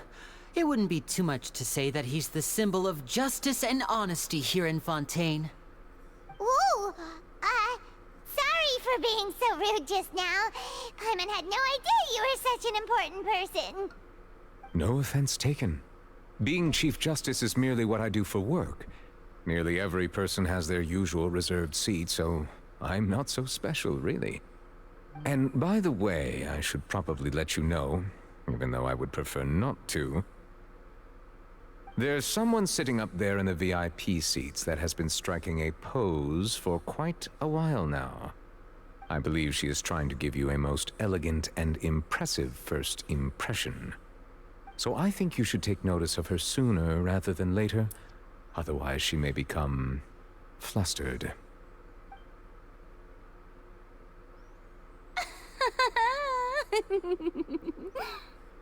Huh? Oh, it's Farina, the Hydro Archon. Huh. She sure has a smug and satisfied look on her face. Guess she has no idea that you saw right through her act. Very good. That is for the best. No need to pay her any more attention. We may now enjoy the show. Huh? So is this what things are like between the Chief Justice and the Hydro Archon? All right, please wait just a moment longer. I've pretty much finished my preparations, and the performance will start as soon as the audience has made their way to their seats. Yay! The show's finally about to start! Paimon can hardly wait! Paimon's never seen a real live magic show before!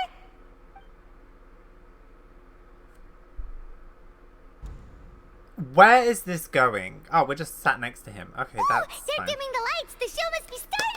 Yay! What? Sorry. Paimon will try to stay quiet. Welcome, one and all, to the Opera Epiclese. I am the star of today's show, Linny. And over here is my sister, Lynette, who will be working as my wonderful assistant. Please, let's give her a warm welcome. Oh, no claps for her? Rude. Hello, everyone. I know she may seem to be a little sleepy right now, but that's just a sign that she's nervous. Whatever.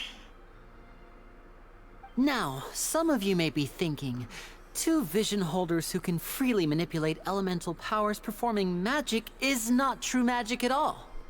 So, I would like to take a moment to assure you that elemental powers will have nothing to do with what you will witness on the stage today. That's true. It must be rare to have three siblings have... Both Lynette and myself have removed our visions for the show. That way, even the gods won't be able to help us. Yeah, it's interesting that three point. siblings That's have what vision. makes the show real magic. Now, without further ado, let the show begin. Lynette will now exit the stage to make some preparations. I know you might miss her, but don't worry. She'll be coming right back on stage momentarily. Perhaps in an unexpected way. I'm sure she'll be stealing the spotlight soon enough. Oh, and before I forget, there's one more thing I should say. Okay. You never know what can happen in the blink of an eye.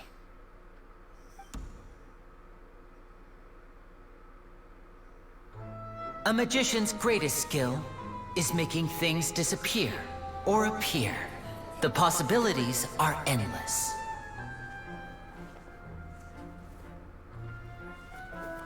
Oh, I'm actually excited.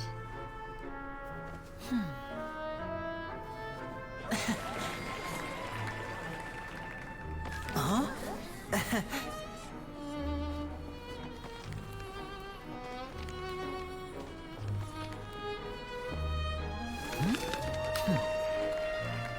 Fun. But this isn't what you came for. These little tricks, you've seen them all before. So it's time for something truly extraordinary, don't you think? This one's a little tricky.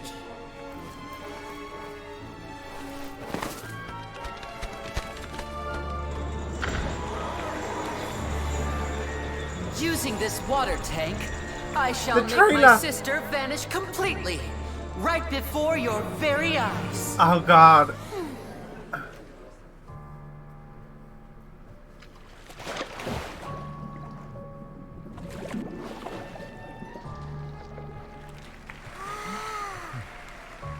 It's actually quite simple.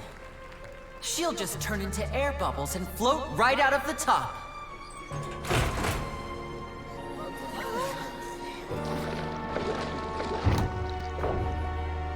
Oh no!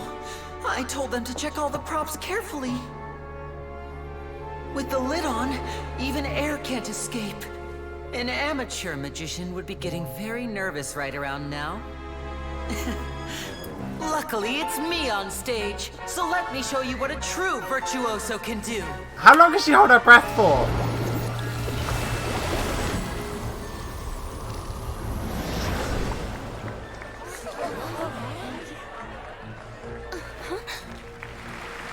Lynette, are you still there?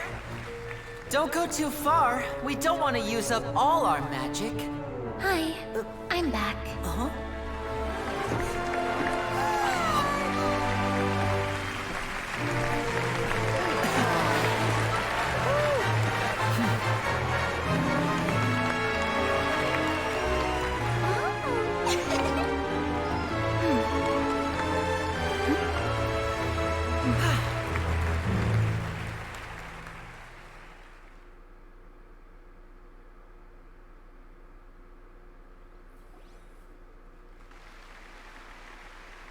Whoa!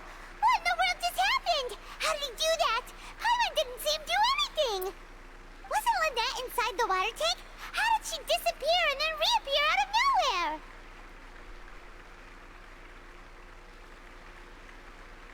I thought that was from the trailer. What a show. If we could see easily through his tricks, then that would mean that his skills are still lacking. To appreciate magic, you should focus on the show happening on stage, rather than getting caught up in trying to see that which has been intentionally hidden. Guess you're right. Paimon couldn't believe her eyes when Lynette reappeared. Amazing! Thank you everyone.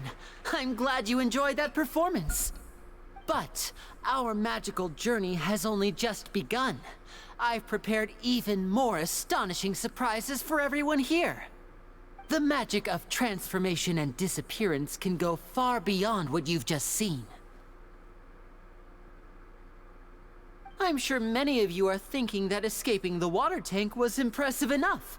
But Lynette is still my assistant after all. So I just had to check the crowd. In which case, I have ample time to make all necessary preparations. So, for my next trick, I will require the participation of one lucky audience member. Please, if my assistants could bring out the magical boxes now. There are 2 boxes and only 2 boxes. One is here, and one is there in the aisle among the audience. I'm sure many of our clever audience members have already guessed our next magic trick. A swap! Our lucky audience member and I will each enter a magic box. After 1 minute, we will each emerge from the opposite box. Now please, everyone pay very close attention to the box you see here. Don't give me any chance to make a move. Wow! How's he gonna do this? Hey, Under the do you stage. think this is all magic tricks, or does Lenny have actual superpowers? Let's watch and see. The lucky audience member will be generated by this random number selector. It selects numbers entirely at random. Even I don't know who will be chosen to participate. Now then, let's begin. It has to be one of the characters. Oh, let me see. Oh, row 7, seat 3. Congratulations! You now have the chance to experience magic firsthand for an entire minute. Please, come forward. My assistant will take you beside the magic box. I'm sorry, it might be a little cramped inside, but no need to feel nervous. We've carefully arranged everything for you to be as comfortable as possible. You don't need to do anything, but no matter what strange things may happen, don't come out of the box. If the magic is interrupted, who knows where you might end up? You might even find yourself in the Fortress of Meropide. Oh, okay. My social anxiety can never do this. Before I enter the magic box, there is one more thing I need to ask the audience to do. Could you all give me a countdown? Like this. 60, 59, 58. Just keep counting down. You can go a little faster or slower if you like. I won't be able to see anything in the pitch black box, so I'll be relying on your voices to know when time is up. Oh, and no tricks now. If you quickly count from 60 in just 30 seconds, then I'll be in a tough spot. Ooh! Paimon kinda wants to count faster after hearing him say that! With the whole crowd counting together, you couldn't even if you wanted to. No, that won't do. I can see it in your eyes. You still can't be trusted. Let's practice together. Come on, repeat after me. 60, 59, 58. 58. 60, 59, 58! That's right, perfect. Keep it going. All right, I'll see you all on the other side once you've finished counting.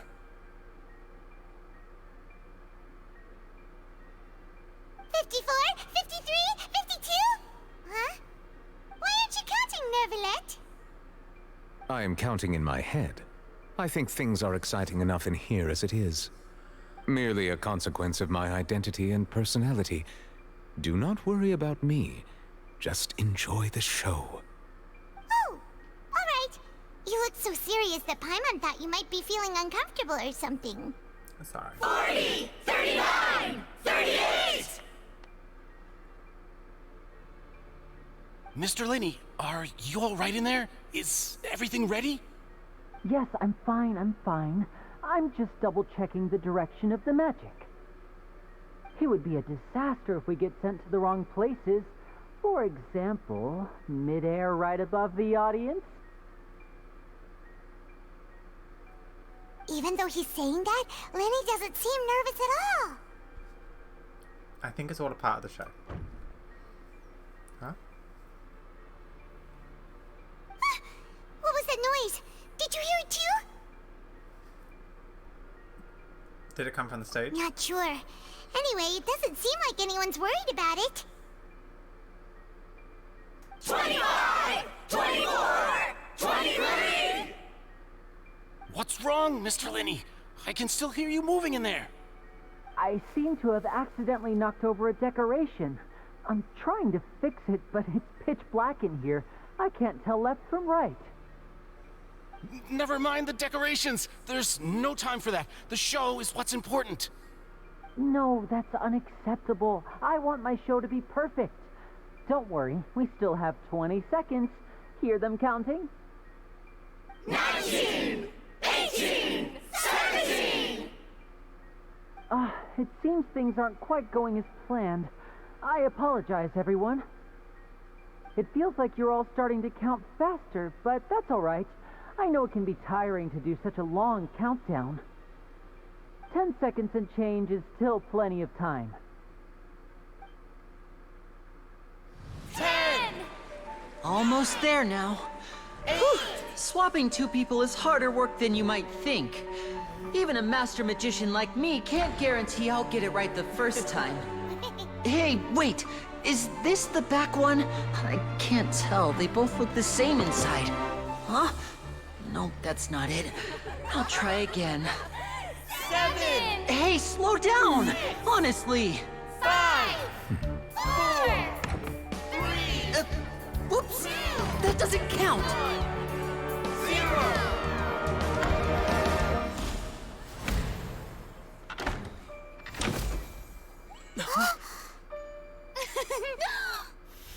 Ta-da! That was cool.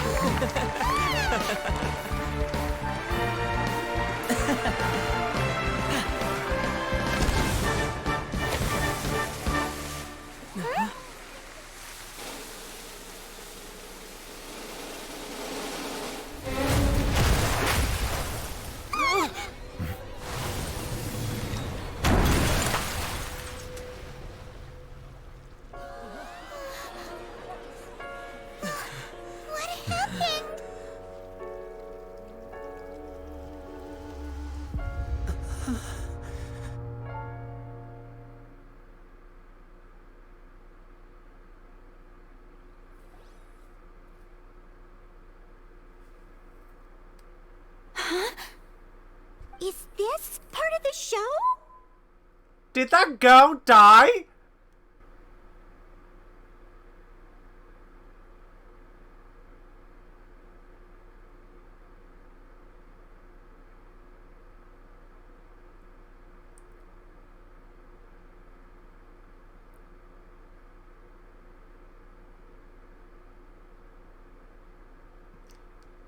Is he going to be put on trial? Mr. Lenny, you're going to use magic to fix the stage now, right? What happened? Oh no. Maybe this isn't part of the show. The girl was still in that box, right? This performance is over. Medical staff with me. Guards, secure the scene and detain all the performers. Seal the exits. No one is allowed in or out at this time. Yes, that's right. If this was just an accident, then we must investigate the cause. But if this was all part of some scheme, then those accountable will not escape the judgment of the God of Justice. No need to be alarmed, you two. We'll get to the bottom of this soon enough.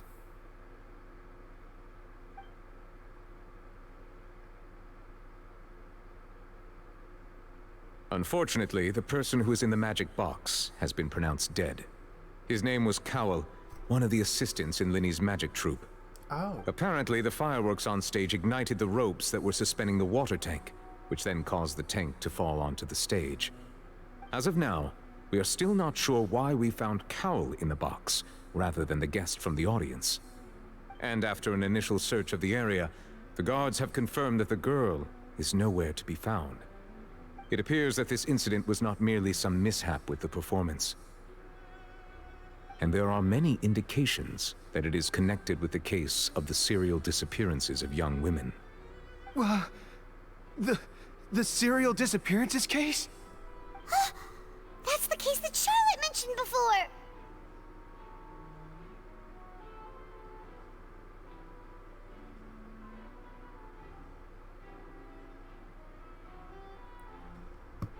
In front of an audience including the Archon and the Chief Justice. I know the truth. I can see through the whole thing. Really, using such a shallow and obvious mystery as his finale. Did he really underestimate us that badly? I say that our powerful magician, Mr. Lenny, is now the prime suspect for the serial disappearances case. Huh? Why me? This whole thing was an accident. Oh, this all occurred during your magic show, did it not?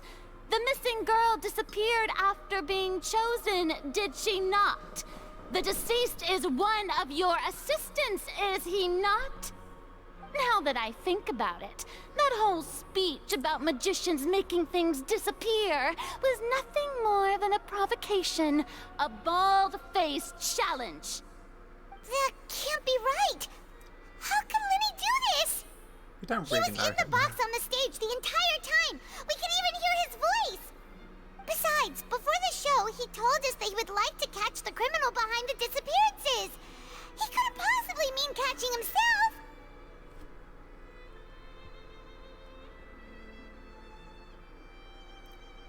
It's hard to believe all of this happened during the show. Save discussion for a later time, please. Lady Farina, may I assume that your comments just now constitute an accusation against Mr. Lenny and his associates, and that you are pressing charges? Huh? I just think that I think it might be a little early to talk about formally pressing charges. But what Lady Farina said just now makes perfect sense. Looks like she's gonna personally deliver justice. A kidnapping and murder carried out under the cover of a magic show.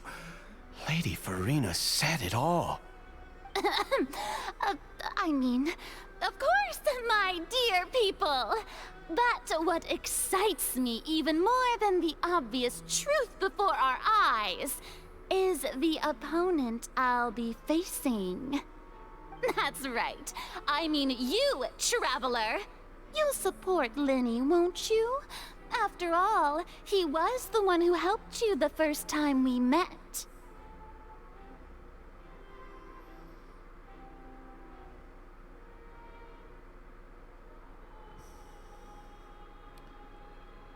Was this all some type of ploy by her? I mean, I don't trust him. I guess that's the only option, so... Then there's no problem at all. You know, the Traveler and I already had a duel the first time we met. But with Linny's help, our little duel ended in a draw. But draws really are the most boring possible outcome. So, no more draws. Between the two of us, there must be a clear winner and loser. And what better place to hold such a riveting showdown and decide the true victor than here, on the grandest of stages, the Opera Epiclese. Huh. It wasn't a draw. She obviously lost last time. I understand. Charges have now been pressed, and as such, a trial is in order. Well, Traveler, seems Lady Farina has set you in her sights. But putting her dramatic rhetoric aside for a moment, I would like to ask you, are you willing to act as Mr. Linney's attorney and defend him in this case? I don't know. I mean, sure, why not? Let's do it. Very well. The trial will be held a day from now in the Opera House. Both sides may investigate the scene to build their cases and search for the truth. Where's Lynette? Linney and his troop are all potential suspects and shall remain within the Opera House. The audience may begin to leave in an orderly fashion once they have been cleared by the guards. A day isn't that long. Let's see what kind of case this big-shot outlander can build in such a short amount of time. I'm really quite looking forward to hearing it.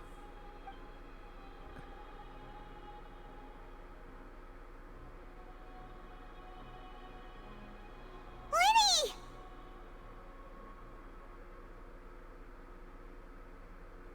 Sorry about everything that happened just now. Were you frightened? I mean, I was many things, many things. I just saw someone on Twitter say that they just finished the second act, and I'm sat here being like, wait, there's 2 acts? Oh, God. Of course! Who wouldn't be scared after witnessing an accident like that? True.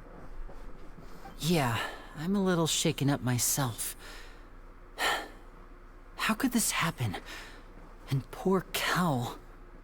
I know you already claimed that you would defend me, but now it's just us talking. Tell me, do you think I could possibly be the murderer?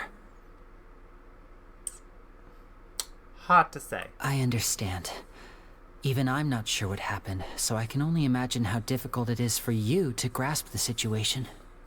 I'm sure everyone sees me as the biggest suspect at this point. But if you ask me, the whole thing is mysteries layered upon mysteries, such that all that's left is confusion. I don't know whether what happened there on the stage was purely an accident or not, and I don't know why poor Cal was in the box. As for how that girl chosen from the audience could suddenly disappear, I'm afraid I don't have any answers either. If someone tampered with my performance, then we need to figure out what they did. Even a skilled and knowledgeable magician like myself couldn't pull all that off in just 1 minute. Yes, it's very strange, but there's no denying what happened. Which is precisely why we need to investigate. As this book says, the impossible could not have happened. Whatever happened must have been that which is possible. Don't mind me just saving this for later. Where did you get those glasses? Paimon bought them when we were reading at the bookshop in the city earlier. Pretty cool, huh? Where'd you get them all? Don't worry. Paimon used her own savings to buy them. It wasn't from our travel funds. I think they look cute on you, Paimon. You have good taste, Lynette. That's the right attitude. Feeling depressed isn't going to help me now. I need to get back to my normal self. I wish it was that easy. But with the guards watching our every move, it's going to be especially difficult for Lynette and I to prove our own innocence. Good thing you agreed to be our attorneys. Thanks for that. We'll be counting on you. Yes, thank you so much. I mean, I've never done it before, but I'll try. I won't let you down. I'm used to this sort of thing. I mean sure. Just leave it to us. Oh, since we're going to start investigating, Paimon has a question first. Where did Lynette go during the performance? It's a very good point, Paimon. Yeah, where did she go? Oh, well, I'm afraid that would involve some of our essential trade secrets as magicians. Well, I mean, you're on The trial, secrets behind so... our magic are past saving, Linny. I suppose you're right. The truth behind our tricks is going to be important evidence that will be weighted during the trial. 'Tis truly a pity. As a magician, our magic show is a work of art. We've poured countless hours and spared no effort in perfecting it. But if revealing our secrets will help you uncover the truth behind what happened, then it will be well worth it. We should go somewhere else if we're going to discuss our magic tricks. We'll go speak with the guards, and in the meantime, you can go investigate the stage and the seating areas. Alright, let's go have a look while the investigation teams are still here. Detective Paimon is on the case! She still has his glasses on. Paimon, I love you so much. I know a lot of people are here, but I love her. Oh. Hello, officer. How's the investigation going?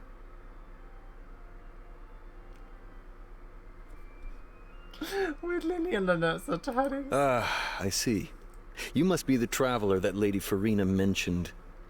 Listen, I'll be perfectly honest with you. I'd avoid getting mixed up in this whirlpool of a mess if I were you. What do you know? What do you mean? Come with me and you'll see. The deceased is one of Linny's assistants named Cal.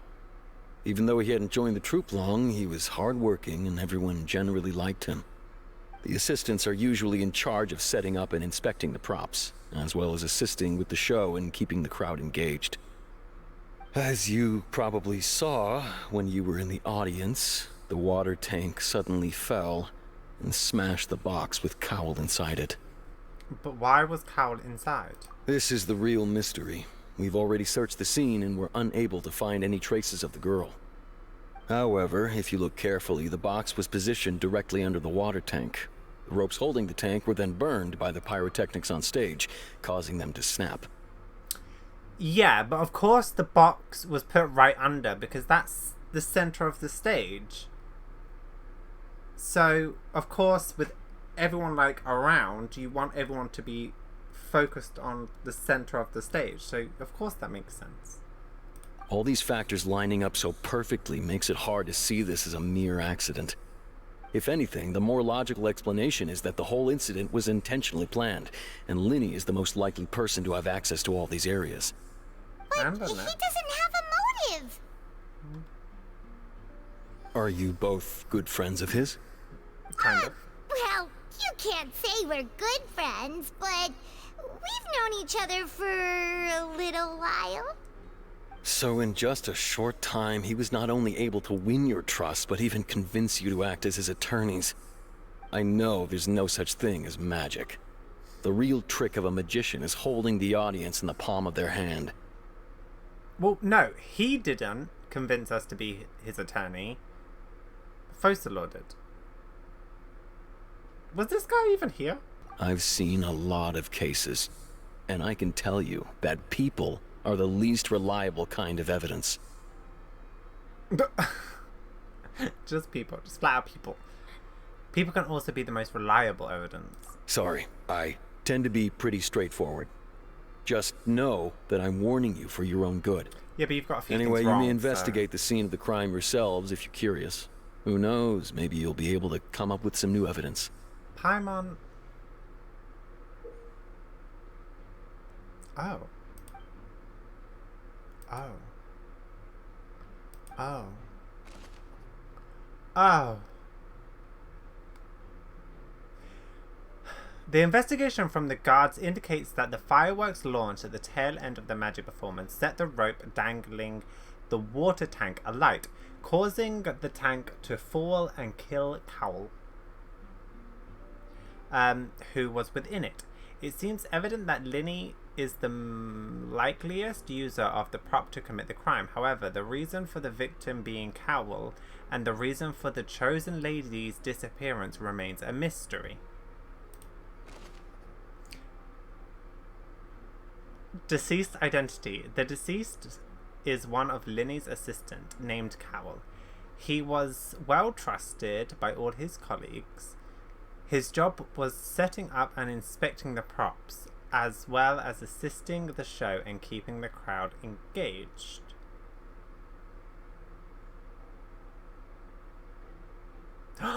What about if it was him? He's actually the person who's kidnapping women, but then he did a trick, got stuck in the box because it was dark, and ended up like leaving the woman in like a cupboard or something. A closet.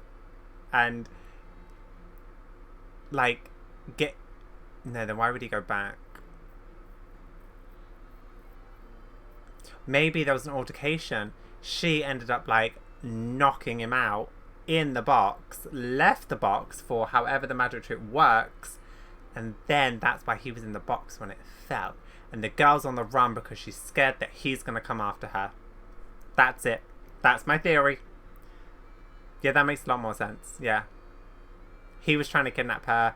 She fought back, knocked him out, fled the scene, was scared he was going to come after her, and then, yeah, that's... I mean, I don't know Cowell. But... Okay, examine. Oh.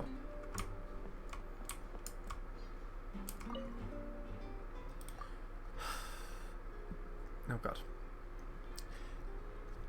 This is where the magic box was struck. If Cal wasn't inside the box at the moment, he might have dodged the falling water tank. Boy, how many... Esmond. Go ahead, have a look around. In the end, we're both after the truth.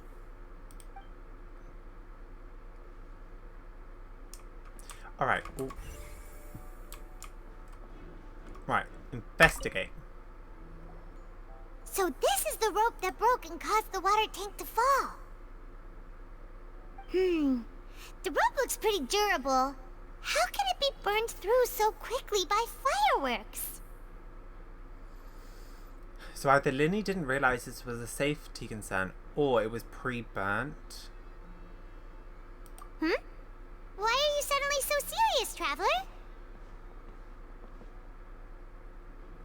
I'm just looking at where the rope snapped. Whoa. It's not tied here. Look! This bit is made from different material. Most of it was burned away, but there's still a little bit of it left. It seems to be flammable, like a type of flash cotton. Huh. So if a rope meant to hold something was made with that kind of material in it, then that means... Wait, why don't you write all this down? Let's take notes. Special rope. This rope was used to suspend the water tank. It suddenly broke when the fireworks were being launched on stage. The investigation has shown that the location where the rope snapped was made of flammable material. Cal could have switched it because he was in charge.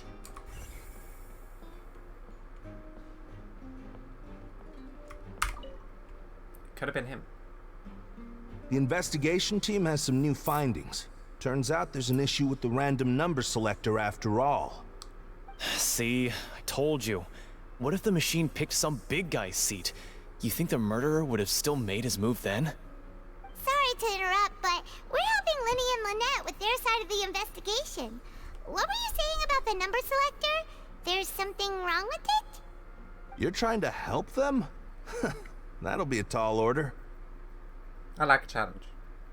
Linny used the machine to pick a random member of the audience during his performance, right? The lucky girl that later disappeared. Well, we thought there might be a serious problem with the machine, so we had it taken away for further inspection. It turns out that the seat number it picked wasn't random at all. The machine picks that same number every time. I'm sure you already know that you have to make a reservation in advance to get a seat, regardless of whether it's a trial or some performance. In other words, Linny knew who would be sitting where from the very beginning. That much checks out. Linny reserved our seats for us, too. Bet you see why I was saying it'd be tough to make a case for Linny. Thanks, sorry for bothering you. Even though it's bad for Linny's case, Paimon had better write it down. The device was used during Linny's magic performance to choose a lucky member of the audience. However, the guards have found that it will generate the exact same number no matter what. Clearly, someone has tampered with it. Again, this guy was used to check props. Oh, I'm doing all this as extra?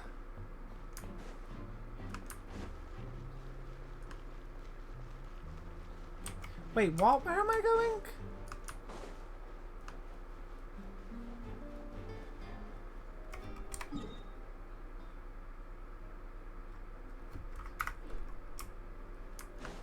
Why do they say they're all the way over here? I don't understand. Ooh, Linny and Lynette. Hey guys. Linny's still talking to the guards. It seems he'll have a lot of explaining to do. Probably. I think someone will be assigned to monitor us later, but that's alright.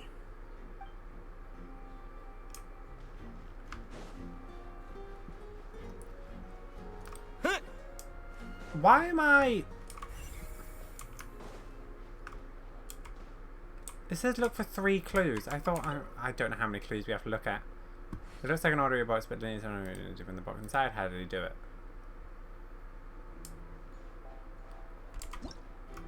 Whoever the murderer was, they must have made preparations well beforehand. Whoever the murderer was, people need... Why would it be?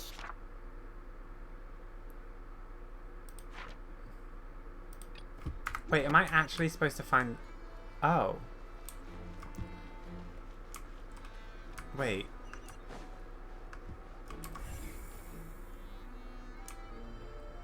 Oh. I see that you're investigating the area. Well, it just so happens that I'm interested too. If you find any new and interesting leads, be sure to share them with me, alright? Why? We don't have too many thoughts yet.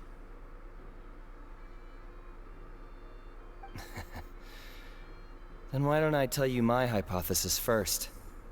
The way I see it. And I'll start it with that loud thud. The thud? Oh, you mean the sound that happened during the countdown? Yes, exactly. It wasn't terribly loud, but I suspect that most people heard it. It's just that everyone was awaiting the results of Linny's trick with bated breath, so no one paid it much mind. But now that the incident has happened, the thud has become an important clue. That makes sense. So, what do you make of it? I'm of the opinion that it may have been the sound of Linny's accomplice. Lynette, perhaps. Jumping atop the water tank, or something like that. And when the pyrotechnics went off, she cut the rope, sending the water tank crashing down. But wasn't the noise we heard too loud for that? Perhaps the balance wasn't right, leading to a particularly rough landing. Then wouldn't the water tanks have started to swing a bit in that case? Oh, that's true. I suppose I must reconsider. That does remind Paimon, though. What was with that sound? During the switching performance, there was an audible thump. Many audience members heard.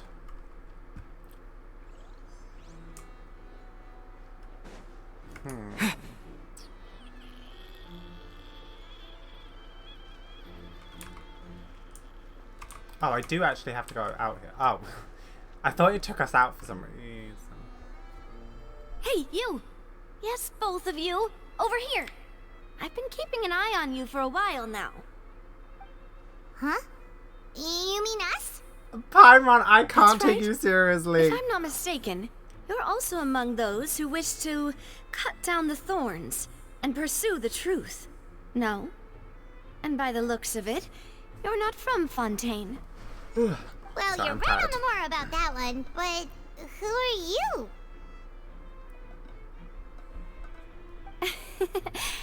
Have you never heard of the Spina di Rosula? From mediating disputes and providing protection to solving conundrums, you name it, Spina di Rosula does it. And I, Navia, have the honor of being its renowned president. Navia. Look Though at you, those who man. play by our rules call me boss. I'm Silver, her attendant. Pleased to meet you. And I'm Melus. Demoiselle's various daily needs and affairs are under my purview. Huh? Boss? Demoiselle? What gives with the names? Well, I am the second generation president. Malus and the others are still used to my previous title. I can't tell if she's giving me 4-star or 5-star vibes. Like, she's giving me 4-star vibes when there's a lot of detail, so I'm thinking 5-star, oh my god. But Ferazan is like that too. She has quite a lot of details in her, so like, I don't know. My apologies, Demoiselle. Should you prefer, boss, I will endeavor to use that instead. No need. You don't have to call me boss. Just Navia is fine. Okay, if you say so. Not that we're members of Spina di Rosula anyway. All merely trifling details. Never mind. Now, back to the situation at hand. So you want to investigate as well? That's right. I've always kept an eye on the serial disappearance cases. My interest stems from a matter back from my father's time. Judging from the look of things, I find Linny an unlikely mastermind. Really? We think so too! That's why we're looking for clues now. But how did you come to that conclusion? Intuition, naturally. My unparalleled intuition. Okay. Farina sure was quick to point the finger at Linny without any decisive evidence whatsoever, wasn't she? Yeah, she was. But that's not uncommon for her. If you remember, the Justice had to interrupt her and ask if she was pressing charges just to keep her from getting carried away. Is she a Geo? Anyway, a trial begins the moment someone levels charges. And, of course, there was no way Farina was going to back down in that situation. A new Geo character? Sounds more like you just don't trust the Hydro Archon. Well, what's your opinion? I must admit that she can be interesting at times, but liking her doesn't mean that I'll blindly agree with her. So we have 2 Hydro characters. Obviously, Linny and Annette, who's Animo and Pyro. We got 2 Cryo characters. We've got 1 Geo character. Charlotte, who is Cryo. What's that little Melusine one? I don't think we've seen anything of her. Anyway, well, when you put it like that. All right, I've answered your question. Now, it's time you answer mine. Okay. Wait I'm a so minute, curious about you did now. that answer count? Well, I say it does. But don't worry, you won't hear any pointless questions from me. In your opinion, do you think it's right to treat a trial like it's an opera?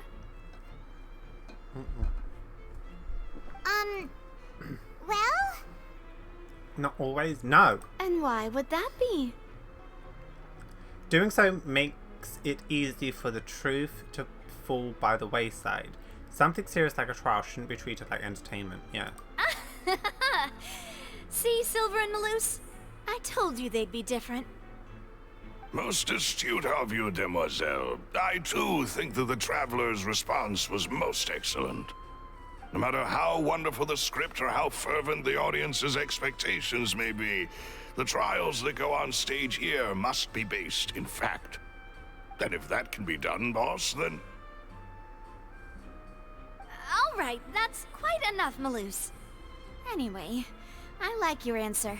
You passed with flying colors. Now, I need to make some preparations, following which our joint investigation shall commence. You two shall be my assistants. Wait! Since when did we become assistants? Thank you, Paimon. Oh, well, I can be the assistant. Sure. Or your companion, if you like. I'm really not that fussy. That's more like it. Seems like you've already agreed then. Far be it from me to brag, but I believe that Demoiselle's intuition will be instrumental in uncovering the truth. That's fine. You wish to save a friend from false accusations, and we wish to unravel the disappearances. In this sense, our goals are aligned. Alright, you stop talking. You have a point. You're quite the talker, aren't you, mister? And what about you over there? What do you think? You seem like you've got something on your mind. I have nothing to add. Oh, great. Alrighty I then. love a quiet man. We'll be making some preparations first. Just be sure to let us know if they start revealing Lenny's tricks. Thanks! Let me get a closer look of you.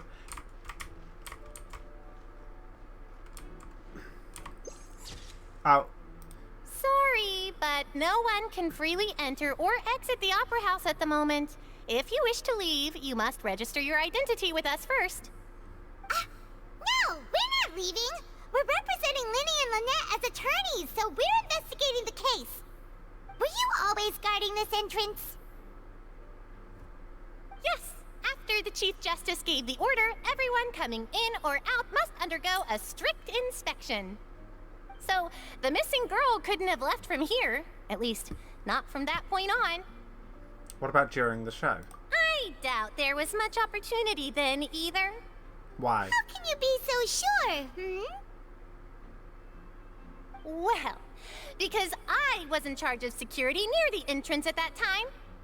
I couldn't see Lenny's performance from here, which was quite a shame. Just my luck. But still, I did not abandon my post, and I stayed put no matter how loud the applause was. If someone had so much as even approached the door, I would have noticed it, let alone if they had tried to leave. We Melusines are good at that sort of thing, you know. So, it's safe to say the girl couldn't have left through here. Alright, thank you for your help. No, This is will there be useful any other info. exits? No one left the Opera House during the magic show, and after the Insta Heavens, only those who had their identities cleared by the guards could leave.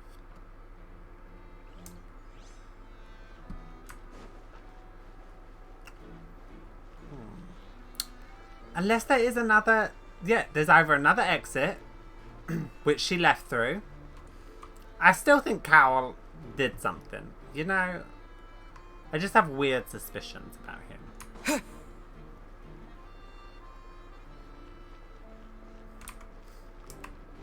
But, you know, we can't exactly ask him because he's dead, so. Right, what am I... I thought I spoke to this guy, though.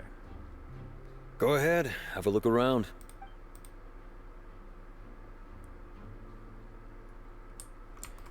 Who am I talking to? Why would it...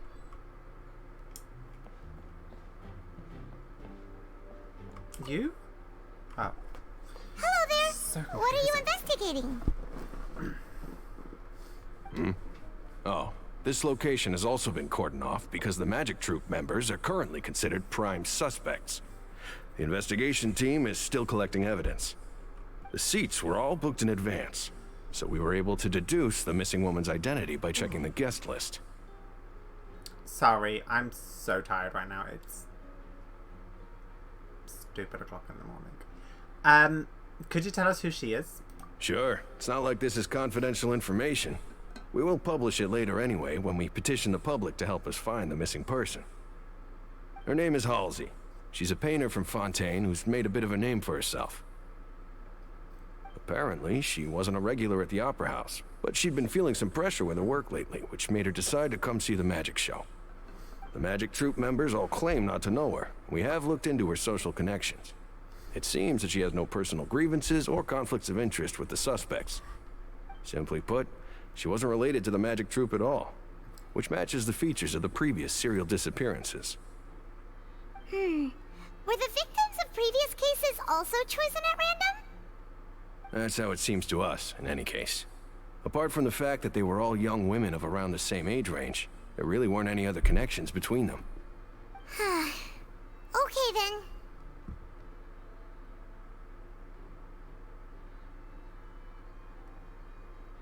Thanks for letting us know all this. No need to be so formal. If you do happen to see the missing girl, please be sure to contact us. I'm confused. It is of utmost importance that we get to the bottom of these disappearances. I'm trying. I just don't know how far. She's a painter. Yeah, I just don't know how far Genshin's gonna go. If that makes any sense. We've checked everything of note here at the performance venue. Paimon wonders how Linny's discussion with the guards is going. Let's go see, shall we? Ooh, things are getting interesting, huh? We're about to see how magic is made. Or is it something Focalor's doing to, like, keep Fontaine interested? Because when she gets, like, bored, she can be like, oh, this person's the one who kidnapped the people. Let's put them on trial. And then... Understood. Then I will be going with you. Just so you're aware, I will be monitoring your actions and making notes as necessary. That's cool. Yeah, maybe she's doing it. Maybe it's Neverlet. Because he is, like, a dragon after all. Also, I saw on Twitter. Yeah, if you don't want to if you don't want to hear like spoilery types of things. Actually, no, I'm not going to say anything. Very good. Thanks for being so agreeable. I'd pull a rose out of my hat as a gift for you if I could. You may spare the pleasantries. I'm just doing my job. You've arrived. Who's this? Me? I'm Spina di Rosula's guardian angel. If you've got a problem, I've got the firepower. Sorry, I got a little carried away there.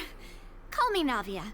I'm a partner of theirs, and we'll be helping investigate this whole situation. I was wondering if they got their visions back. And these are my companions. Would you mind if they join as well? That's cool, let's go. Fine by me. Oh, new helpers? I would be most grateful. Well, let's just say we're tagging along. It's not every day you get to see the secrets behind magic performed on such a large scale. True. I appreciate your kind interest.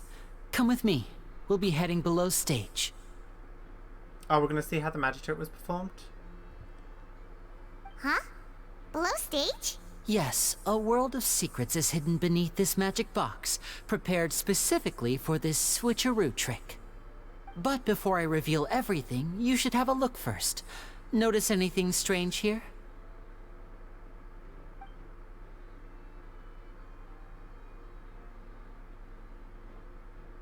I'm not trying to be dramatic. Remembering the details of a trick will help you understand the methods used to perform it more easily. Huh. Weren't there balloons and other decorations here? Where did all that go? Ah, good eye. That said, you're still far from discovering the answer. The back of the door isn't the same. The back? You mean the inside of the door? What's different about it? Paimon didn't notice anything. Neither did I. Very good indeed. I thought you might not be able to catch that, given that you were sitting in the first row. The back of this door was patterned. Those patterns are now gone, replaced by a smooth wooden board. So, if you put 2 and 2 together, what do you get?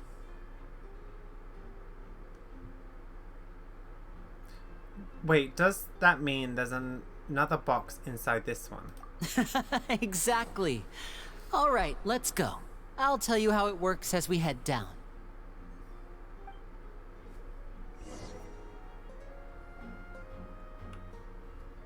Oh, so there was a passageway under the magic box! This passageway linked the two boxes together. That's what I thought. I knew you'd figure out most of it as soon as you saw this place. The 2 magic boxes are positioned right above the 2 entrances of the tunnel. See this flatbed trolley? The box with the lucky audience member in it would be shuttled over to the other side using the trolley. This trolley can raise and lower and even rotate, ensuring that the box will face in the right direction. I see. So that's the purpose of the box inside another box. Precisely. The inner box would descend after the audience member was put inside and be moved along the trolley, all while the outer box would remain on stage as if nothing had ever changed. So that's how you did it! Paimon. Once the box was lowered, the trolley would store some energy through this device here, with which it would complete the rest of the steps. The audience member would only be able to feel some slight movements in the dark, and by the time she walked out, she would already be back on stage. And then what's on your side? He just runs. Right! You were talking that whole time, and you even came out for a moment near the end! Ah, yes. A phonograph operated by Lynette was used to achieve that effect. Phonograph? My assistant and I had already scripted our conversation beforehand. When the countdown began, I had already gone to the opposite box via a tunnel using that ladder. And what about Lynette? Where was she? I was in the mezzanine space in the back of the box. Oh, interesting! That's how we were able to coordinate Linny's lines with the assistant. And, by the way, I was the one who walked out of the box at the end. I mean, we are twins. All it takes is a change of clothes and no one can tell who's who. What? And that's my favorite part of this trick. Only Lynette and I can perform it. So that's how it all worked! Wow! Every detail you revealed was more amazing than the last! So, Lynette dresses up as Linny and is in the box with the guest. The guest gets lowered. Oh, no, sorry. Right, gotcha. The guest box moves to that stage. Linny comes out of his box, goes into the box that had the guest, and Lynette is dressed up as Linny, jumps out at the last moment, and then... Okay, gotcha. I think. I can tell a lot of thought got put into this. Lynette would briefly walk out of the box and then go back in, jumping into the tunnel and escaping before the box on the trolley could finish ascending. And then I walk out of the other box in the audience area, and the trick would be complete. The operative word here being would. But as you saw, Cal was in the box, not our audience member. She, on the other hand, mysteriously vanished. We really don't know how that happened. If not for that interlude, this would have been an astonishing trick. I probably never would have figured out how you pulled it off. And yet, to think that someone was able to use this magic trick to commit a crime. Could we have a look around? I think we can come up with some more leads. Who else knows This of is the this scene of magic the crime. trick? So Linny and Lynette are not permitted to stay here. I'll escort them back up. Yes, of course. No need to be so strict now. I won't disappear into thin air, you know. Thanks, everyone. We're counting on you.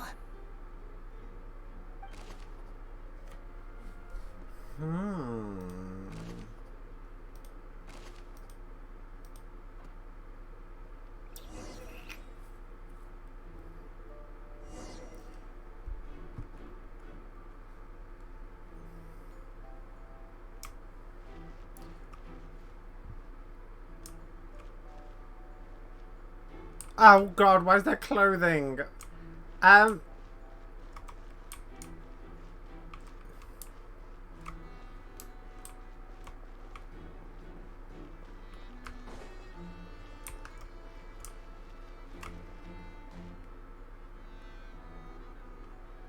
was gonna say, there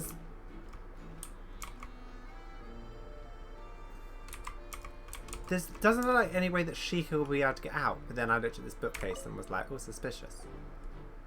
Huh. What's this? Looks like a hook tied to the end of a rope. Huh? There's all kinds of odds and ends here. And Linny didn't mention this earlier. Perhaps it was a prop for a different trick. But why would it have been left here? Whatever it is, let's make a note of it first.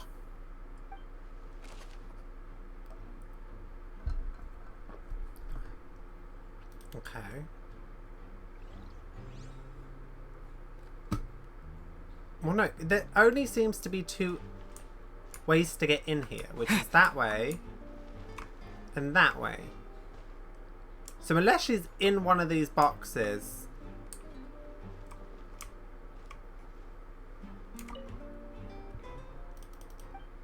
I don't see any way that she's going to be able to get out.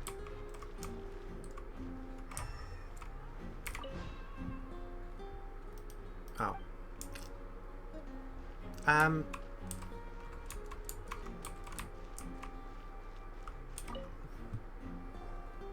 Oh, these are the clothes that the lady chosen from the audience was wearing, right? Her clothes are here, but she's nowhere to be found. I thought she was wearing white.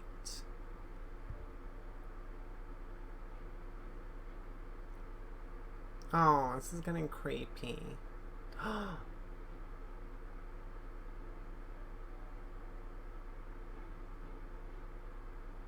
No, I don't know. Linny didn't mention the guest having a wardrobe change. She wasn't wearing purple, was she? Right. And do you really need to do that if you're kidnapping them? I'm 100% sure she was wearing white. 1 second. Wait, I'm so happy I recorded this, right? So, my serious face is covering myself. But look, she is wearing white, but if we go back a little bit, oh, for some reason nothing's working. It's interrupted. Right. Who knows where you might end up? You might even find yourself in the fortress. Look, she is wearing purple. Of Mary. And look, it's the mask. Oh. He's wearing the mask. So he was the one that put her inside the box. Okay. All right. Before I enter the magic box, there is... I'm so happy I recorded this. Oh, my keys aren't working. Because that's his mask.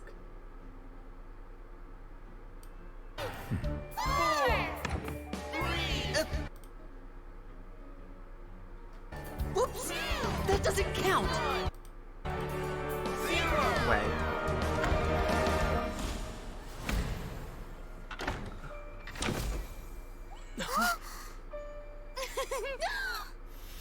Ta-da!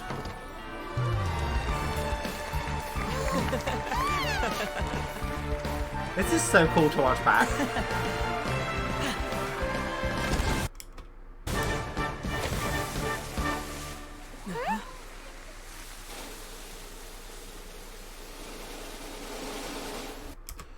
Why does he walk off the stage?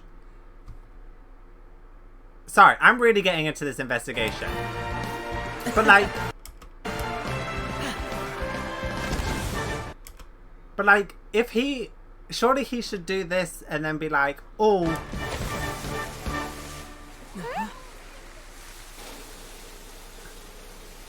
Because he bows... Why does he bow and walk off the stage? And then...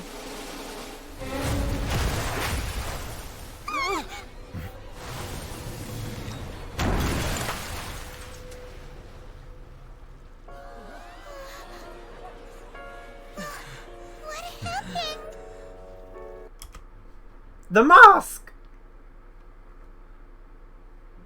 Oh, you see his hand? I didn't even notice that the first time. Also, can we just appreciate my face? Sorry, I'm getting way too into this quest. I love like murder mystery types of things. Like this is like super exciting. In like a twisted way. Should I be worried? Probably. Okay, anyway, let's continue. Ugh, this is so confusing. Paimon doesn't want to be a detective anymore. Why not?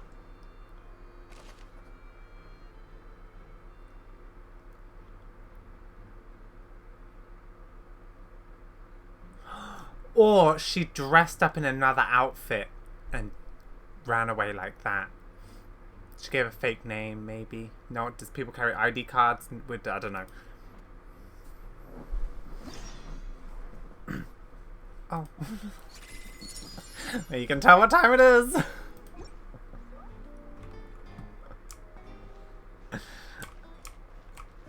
I'm not no-lifing this game at the moment. What are you talking about? Oh.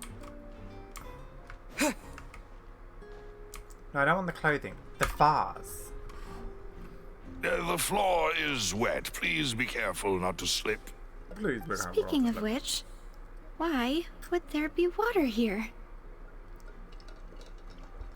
Maybe it was for a trick? Oh, Paimon knows! It's one of those tricks where you pour water into a jug and then flip the jug over only for the water to disappear? Oh, in that giant jug. Here's a broken vase. Huh. Did the trolley knock it down while moving? That can't be. The trolley moves along tracks from start to finish. It couldn't have hit the vase at this distance. Let's note this down too and think about it later.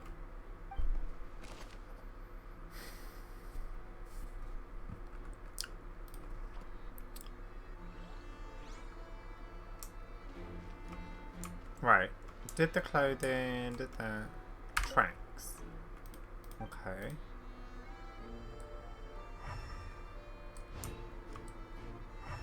Oh. Thank God, because I wouldn't have even noticed. Oh.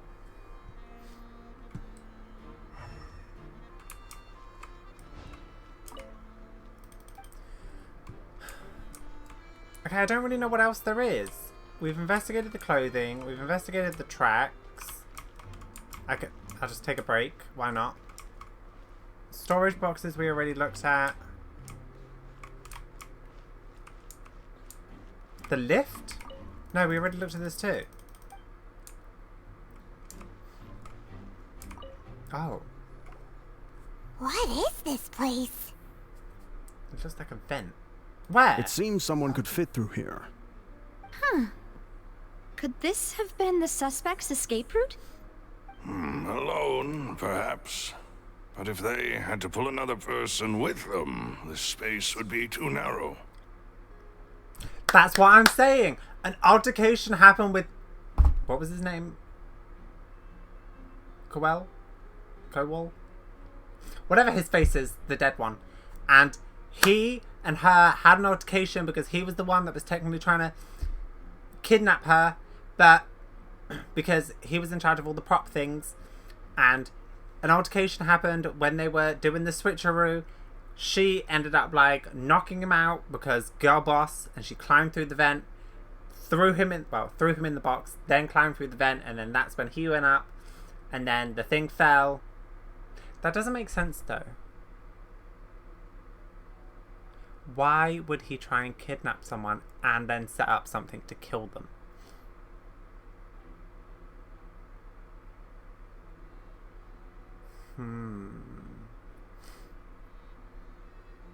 Yeah, because that doesn't make sense if the suspect is dead.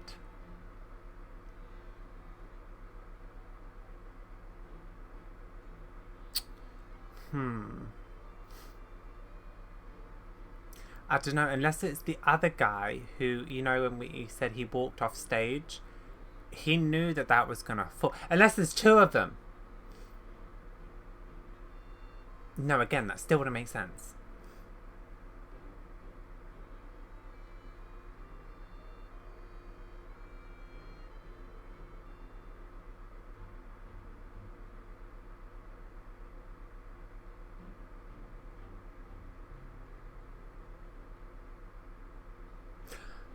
Unless the rope thing is completely separate. So the rope thing wasn't anyone's fault. That was just a freak accident, right? But Coel, or whatever his name is, he was still trying to kidnap the girl, and he was going to kidnap the girl, and then when she appeared, the box would open and it would be empty.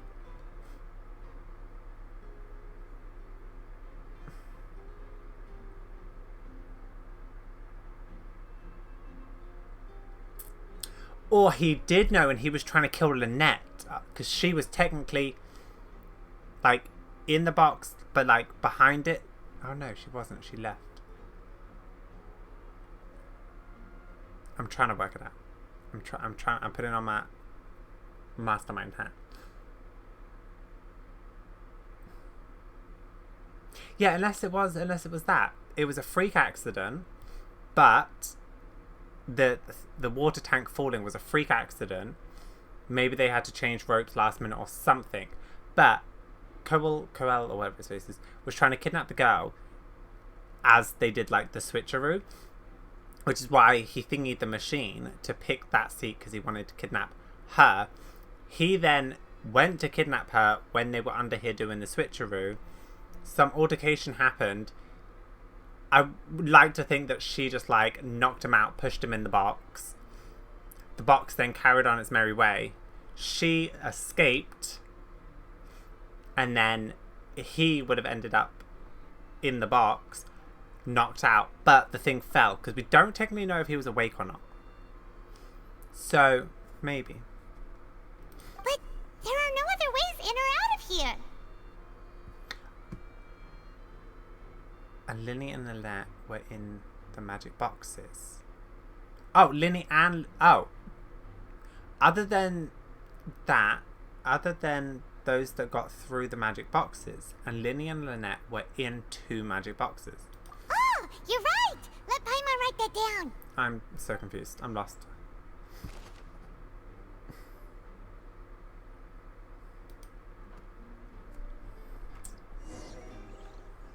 Seems we're just about done investigating down here. Yes, let's head back up.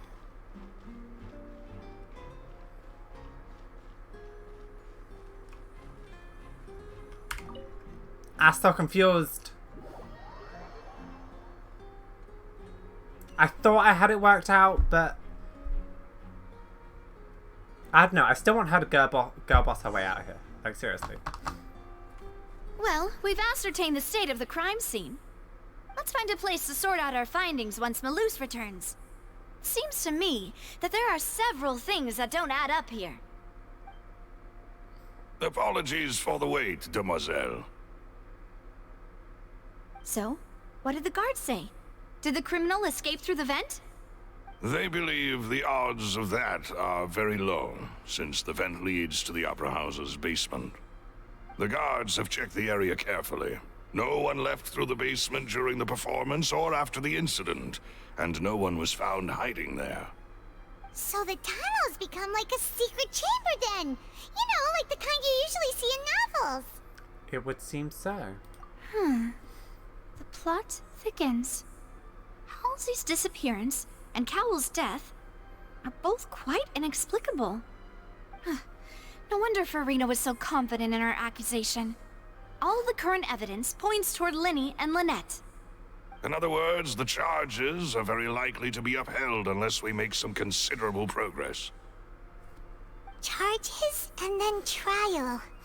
So if the charges are upheld, they'll announce a sentence? That's right. This is how a trial goes in the Opera House. During the proceedings, the Chief Justice and the Oratrice will hear statements from both sides. The Oratrice will too? That's right. This is how indemnitium is produced. The statements from both sides, the defenses from attorneys, witness testimonies, and even the audience's emotions will all be projected on the Oratrice. To put it simply, it's as if the Oratrice has its own will, and is a judge in its own right. This also precludes any kind of favoritism on the part of the Chief Justice. And not that this has ever happened anyway. Unless it's that thing that's making people disappear to, like, get more people on trial like this. Yeah, unless it's doing it, and it's just, like, making people vanish almost. But where would it be sending them? Turning them into a melazine? Or, like, a fish? Fascinating. Once both sides have finished speaking, the Chief Justice will make his final decision. This, too, will be used by the Oratrice as a reference. Then, finally, the Oratrice will be consulted by officials. The result it returns is the will of justice itself. Huh? So that machine is the one that actually decides? Paimon thought Neuvillette called the shots. Neuvillette. In practice, there is very little difference. Both have always come to the same judgment, which is why people have great faith in the Chief Justice. Ah, yes, the guards also asked me to convey that none of us will be allowed to leave this place before the trial. Huh? Why? Because we've chosen to act as the twins' proxies. That makes us persons related to the case. They're concerned that we might be colluding with outside parties, or that we might find outside help to disrupt the case. And even if that were not so, it could prove problematic if we happen to spread key information about the case ahead of time. I'm ready to break out at any time. Whoa, whoa! There's no need for that! Paimon thinks they have a point. That said, are they providing food?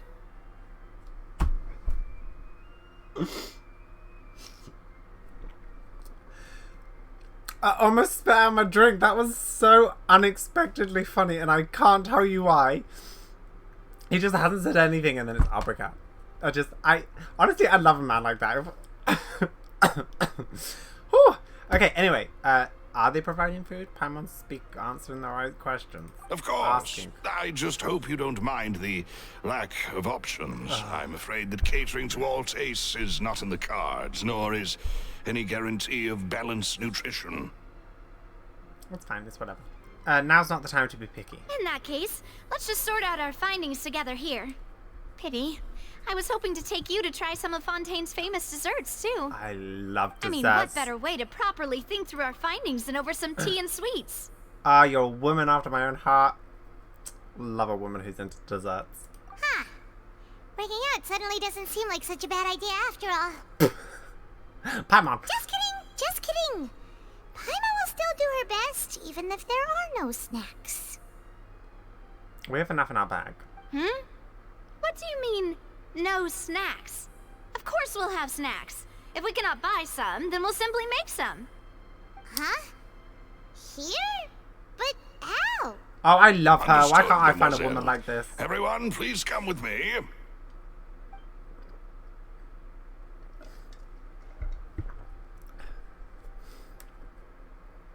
I'm really enjoying this. You're carrying a portable stove with you? Yes, I must be prepared to meet the demoiselle's baking needs whenever the fancy strikes her. I have eggs, sugar, and almonds at the ready. I need these too. Good work, you two. Then I'll get to it. Please sit tight for a moment. You'll get to taste my awesome snacks soon enough. These three are quite the interesting group. Yeah, it must be a spindle or a set. I don't know how to say it. I love these three. They're so cool. And Paimon thought it smelled good while it was still in the oven. Oh, it's even better now. Paimon can't stop drooling. Oh, I'm hungry. From the way you had these two guys carrying all that stuff around, Paimon thought you'd have them do more during the baking process. But you ended up doing the entire thing by yourself. Beating the egg whites, grinding almonds, everything. I was applauding. And I was giving encouraging smiles. I love this guy. Not him, the other. I love the other guy so much. Oh. That's not quite what Paimon meant, but okay. Paimon was just thinking. Aren't you worried about getting your fancy dress dirty, beating egg whites and baking like this? Well, I don't think it's carved in stone anywhere that fancy ladies can only read books, sip tea, ride horses, and play the piano. I just really enjoy making snacks. Don't underestimate beating egg weights, by the way. It's a real arm workout. You also need to beat them to just the right consistency, or your macarons will crack. Anyway, give these a try, fresh out of the oven. There's 3 for each of us. Only 3? Well, eating too many sweet treats might send all that sugar to your head. You wouldn't be able to think clearly about the case on a sugar rush, would you? Tea is ready to be served as well. This is Demoiselle's favorite, strong black tea with a floral fragrance that clears the mind and lifts the spirit. Why don't you take a break as well? No need for concern. I'm merely doing as I should.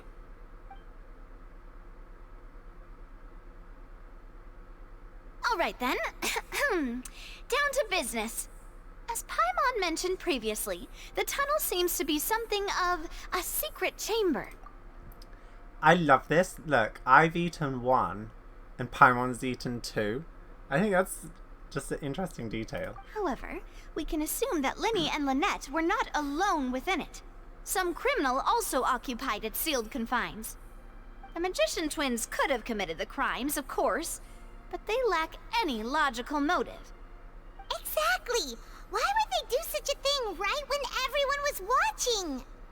So apart from the twins, we're left with 2 other people, the missing girl and the deceased. The flower vase and the thud we heard during the performance could indicate some altercation between Halsey and the criminal in the tunnel. I said it! Resulting in the shattering of the vase, the discarding of her clothes, and her abduction. Perhaps the criminal thought that since she was chosen from the crowd, she would be too easy to identify if she was still wearing the same clothes. Paimon thinks that makes sense, but the real trouble is... There's no evidence that this third-party person even exists. True. None of the clues we found thus far support the existence of this third person. But the only people left to consider are both technically victims. Whether it's the missing girl, Halsey, or poor Cowell. Huh. Could Halsey have secretly made modifications to the magic props in order to murder Cowell before making her escape? But she had no way of knowing how the magic trick worked. Unless she did. That's right. And even if she had tampered with the setup, she would need to understand the entire trick to pull it off. Nor does she have any motive. The guard said that she has never had any dealings with the Magic Troop's members. Were we not thorough enough in our search? From the sound of things, this is turning into an impossible case. Your macarons are amazing though, Navia. They smell great! They're nice and crisp and super sweet. They are my specialty after all. And I see you've already had 5 of them. Paimon! What? 5? Oh, that can't be right. Paimon only counted 3, honest! Please don't worry about it. At my age, a few less sweets might actually be a good thing. No. Being greedy is one thing, but Paimon knows how to count. Besides, Paimon knows that if she ate too many, then others wouldn't have enough.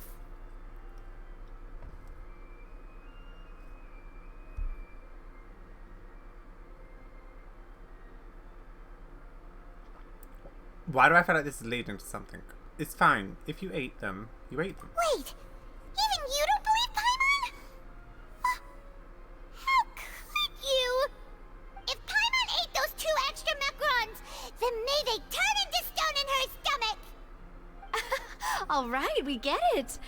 Well, I suppose one of us might have gotten too engrossed in our chat and eaten them by mistake. No big deal.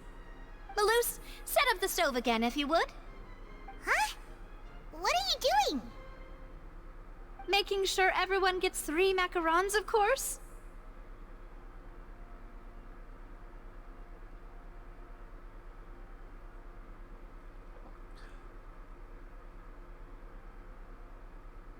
This is leading to something, and I have no idea what. If she did only... I'm believing Paimon for a second. If she only did have 3, but 2 have gone missing... It's a mystery where they've gone, just like the girl. And the other girls, they kind of just disappear into thin air. Is that a Melazine power? An Archon power?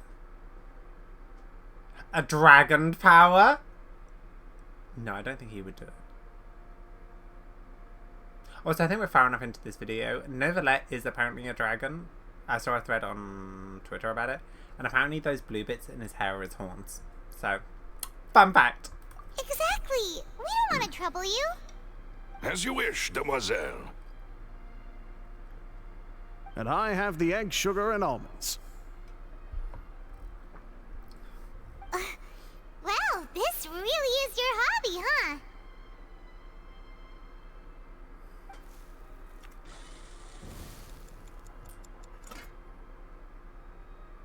Well, that's it for snack time. I'm going to have another look around the area. I don't know what we're looking for yet, but we've still got some time. As attorneys, I suggest the two of you think the case over again. It would be awkward if you got all tongue-tied on stage during the trial. Alright, thanks for your help, and for the snacks. I'm lost. It was nothing. A small task for the Spina di Rosula. Silver, Malus, it's time to go. I'll be back if I find anything new.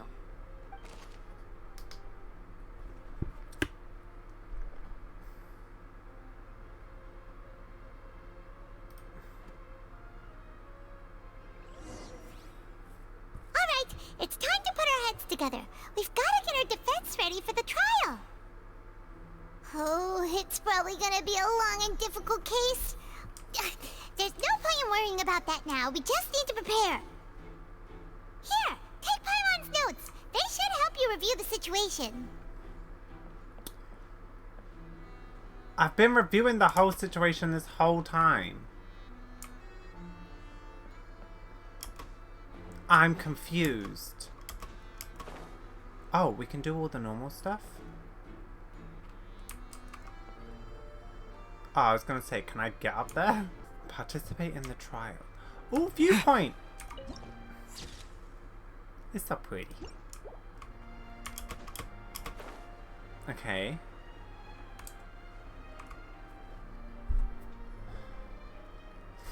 Oh, let's get comfortable. What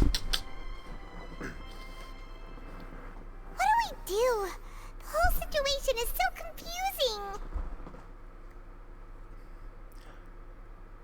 I do have some thoughts, but let's take it step by step. Good plan.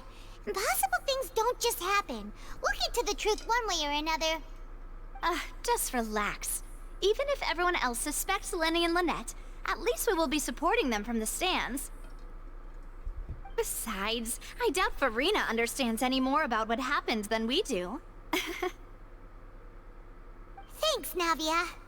Well, we'll be going then. Best of luck to you.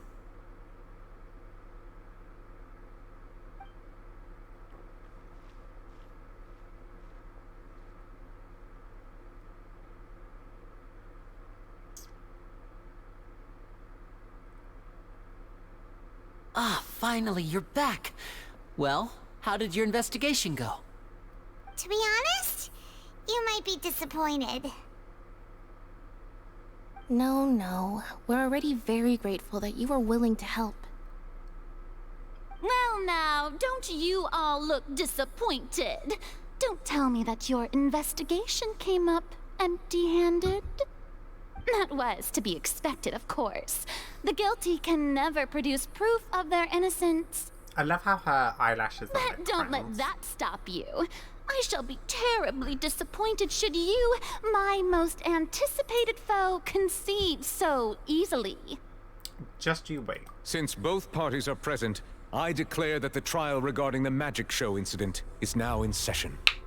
Firstly, in order for the audience to understand the causes and results of the incident, could we please have Mr. Linney explain the trick? Yes, of course. I will explain while Lynette demonstrates on stage. All the necessary items have been prepared.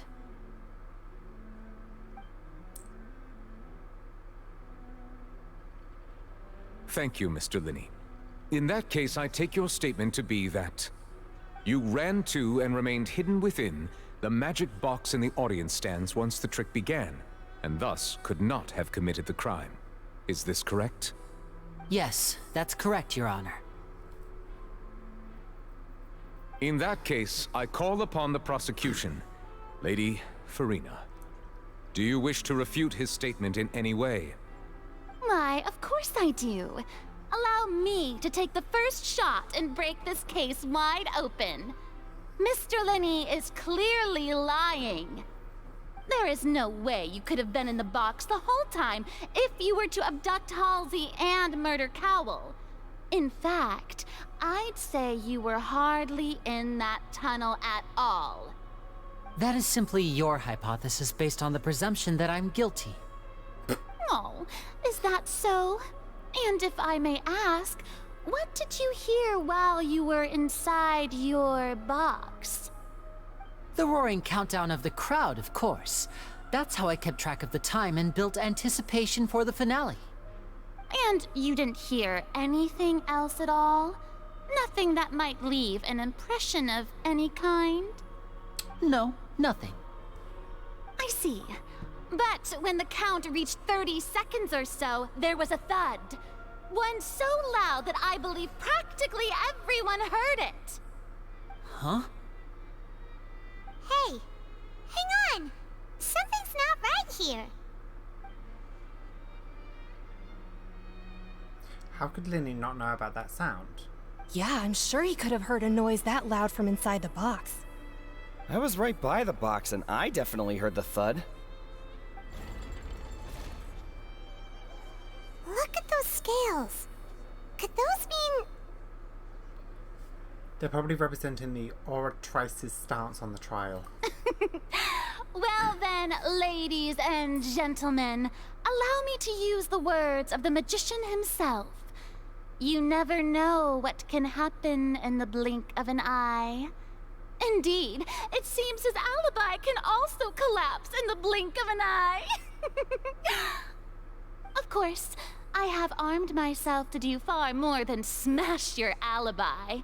Confidence cannot go unfounded, and my foundations are rock solid. Tell me, aren't you and Lynette actually from the House of the Hearth? The House of the Hearth?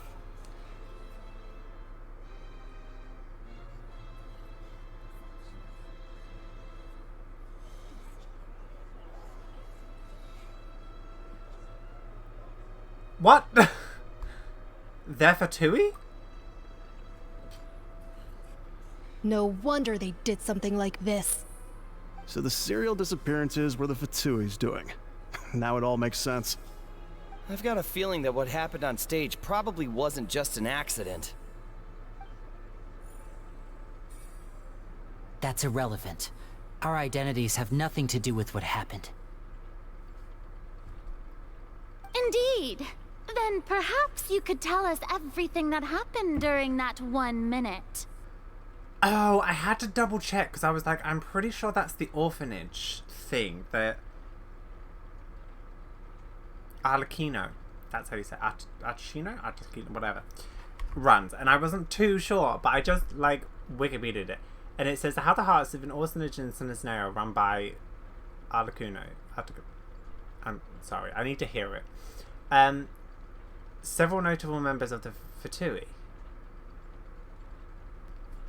So they're orphans, so who is their dad? Because they mentioned that now Dad's coming home. Unless that's her. Unless everyone calls her Dad. Then the trailer makes so much more sense. Oh my god, everything's like fitting into place. Your first priority is to prove yourself innocent after all. I'm sure there is little that needs to be kept secret now. Unless your script already has holes in it. The Outlander is speechless. My, oh my, don't they look flabbergasted? Now comes the infighting and discord, I suppose. This was almost too easy. Oh, good thing I made all those preparations. Seems the all-nighter I pulled last night is really paying off. Hey, Linny! Why didn't you tell us this before? It's because it doesn't matter. Linny and Lynette are Fatui. Order! Order! Mr. Linny, allow me to re-establish the facts. Lady Farina has raised 2 points.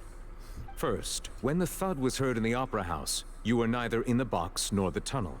Second, you and Ms. Lynette are both members of the House of the Hearth. Are these claims true?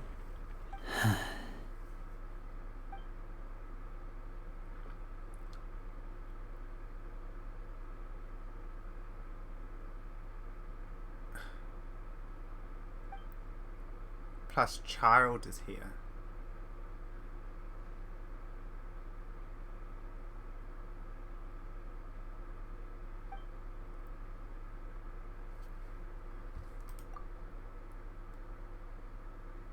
No, Child fought Thingy.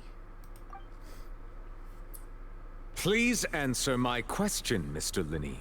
He's so I'm serious. sorry. Yes, they're true, Your Honor.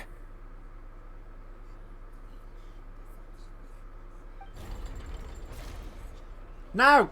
I knew it! Well, that's it. We might as well move on to the sentencing already.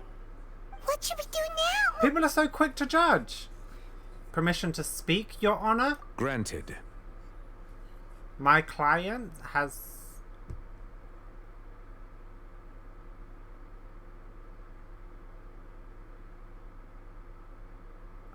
my client has withheld some key information. In that case, what is your request? I request a brief adjournment. There are things that must be discussed. Is that really necessary? They're already as good as guilty. The defendant deceived their own attorneys. What is there left to discuss? Order! Order, I say! Your request is reasonable, and we shall adjourn. This trial will reconvene in 1 hour.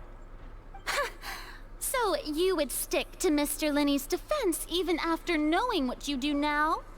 You certainly have more professionalism than I thought.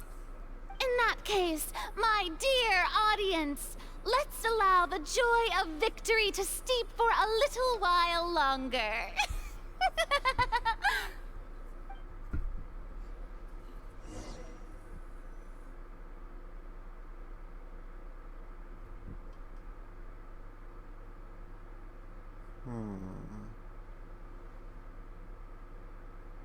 Well, this is awkward. I didn't think the Hydro Archon would dig all that up. I'm sorry, Traveler and Paimon.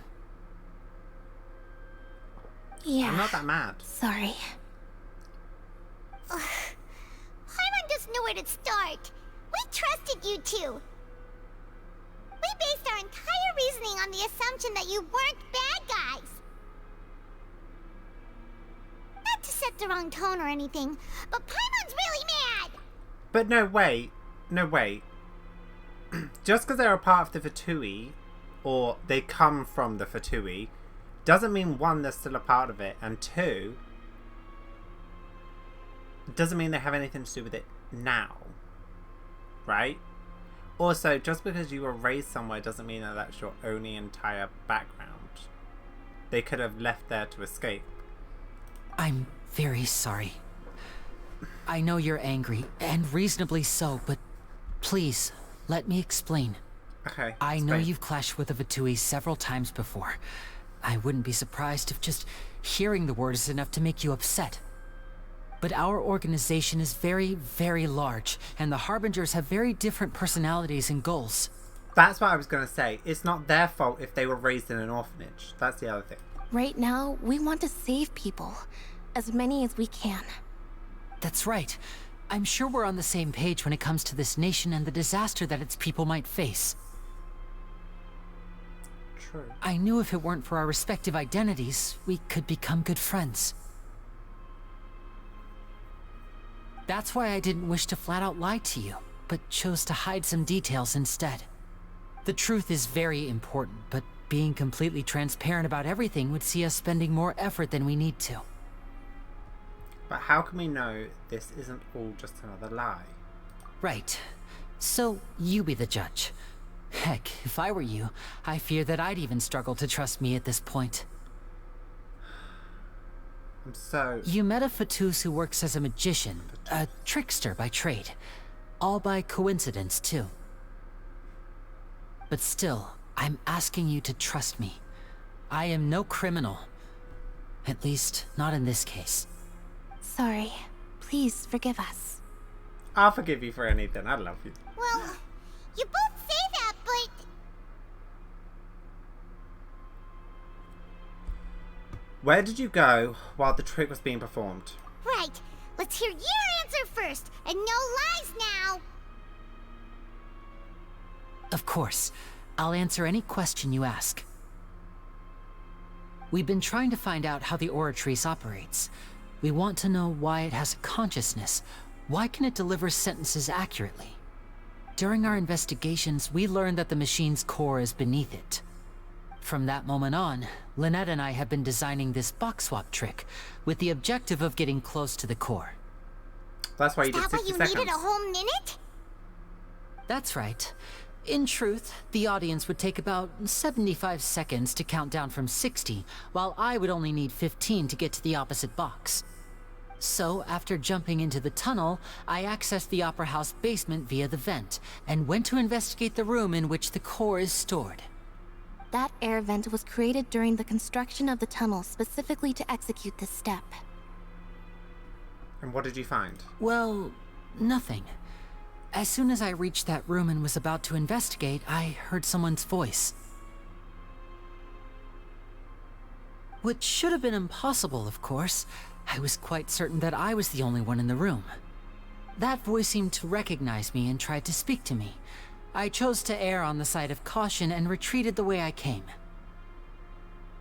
On the way back, I saw the broken vase and the clothes on the ground, but the countdown was almost finished, so there wasn't time to give it any thought. After that, the homicide occurred just as you saw. Well, that explains why you didn't hear the thud. But why do you want to understand how the Oratrice operates? Because it's like a machine that's making judgments on people.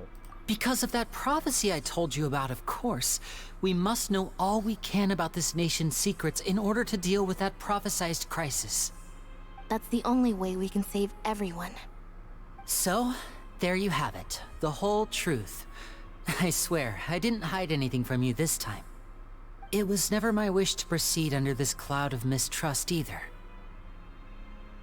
But, like I said earlier, you can be the judge. If you want to leave because you don't trust the Fatui, there's nothing I can do to stop you. Well, Traveler, you decide. Paimon will follow your lead however you choose. I believe in the facts.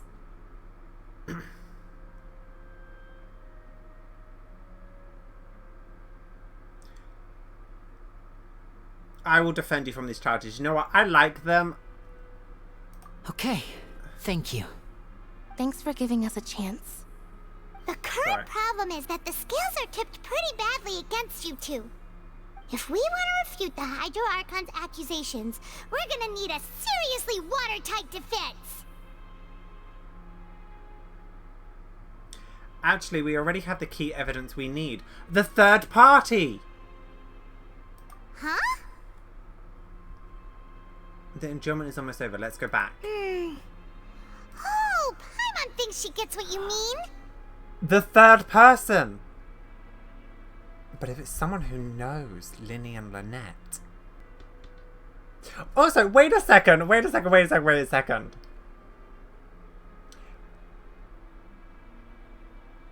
If that guy, Cowell, who was wearing the mask, I'm really close to the camera, was on the opposite side, how did he get in the box when he was on top of the stage. Wait, this doesn't make any sense. I'm so confused. I'm so confused.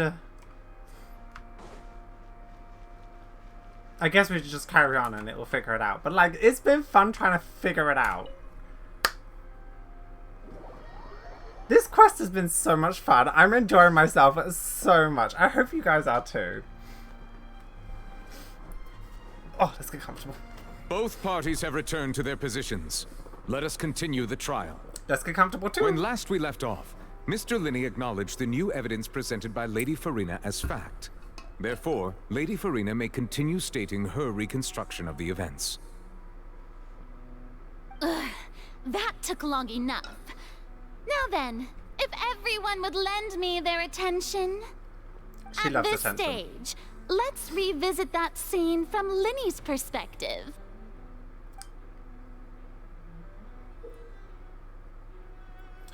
Oh. Oh!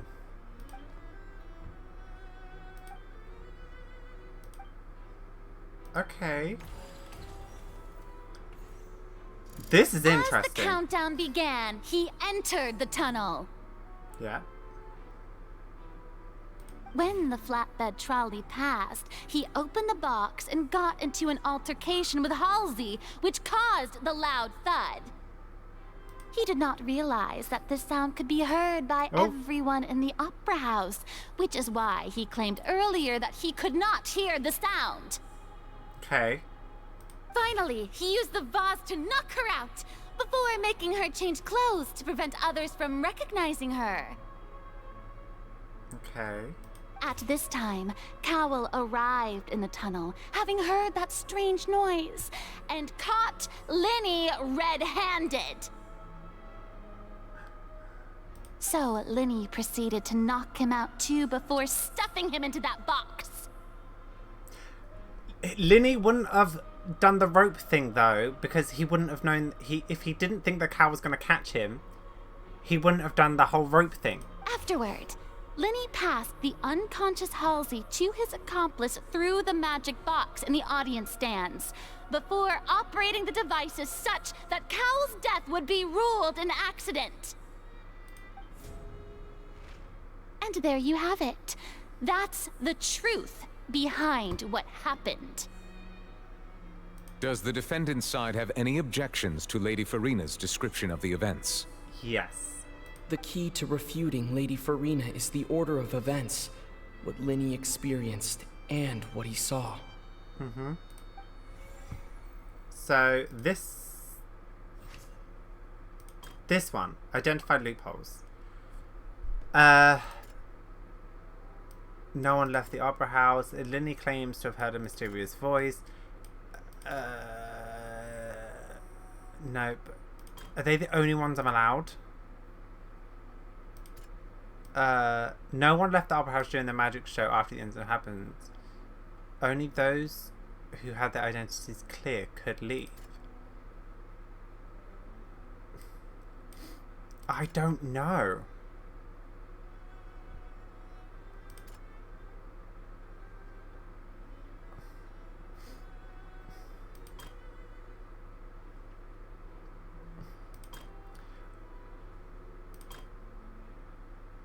Linney entered the tunnel as the countdown began.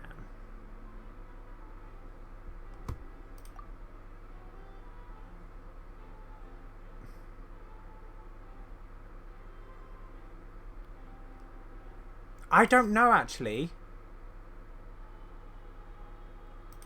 Well, this one... No, wait, I need to read them again. Linney claims to have heard a mysterious voice within the chamber.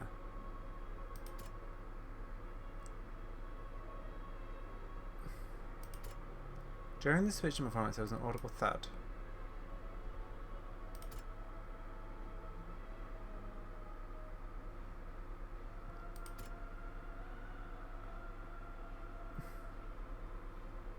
Yeah, this one. Seems this won't produce a particularly effective... Oh. I don't know. I'm confused. Oh, wait, this one. This one. No, okay. This one?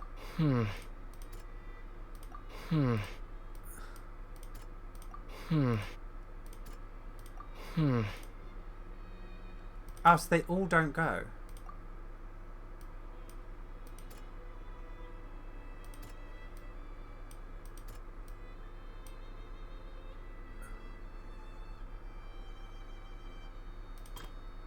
What?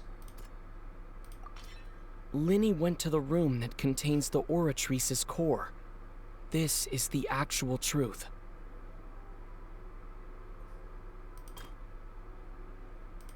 So does each one have one? According to Linny, he left via the vent after entering the tunnel. He couldn't have had that altercation with Halsey. Oh, this must be the closed one then. Yeah. Linny did not take part in the underground altercation. He only witnessed traces of the aftermath. Attention! Ace Detective Paimon has something to say! When the countdown started, Linny did indeed go into the tunnel. That was confusing the way they worded that. But he immediately used a vent to access the Opera House basement, which is where the underground core of the Oratrice is stored. Once he reached that area, he heard a voice in what should have been an empty room. Since he felt something was amiss, he returned immediately. The crime scene had already developed by the time he reached the tunnel again, and in order to complete the magic trick, he did not remain there for any length of time. Finally, he reached the surface, and that was when the accident happened from his point of view. Therefore, he's innocent.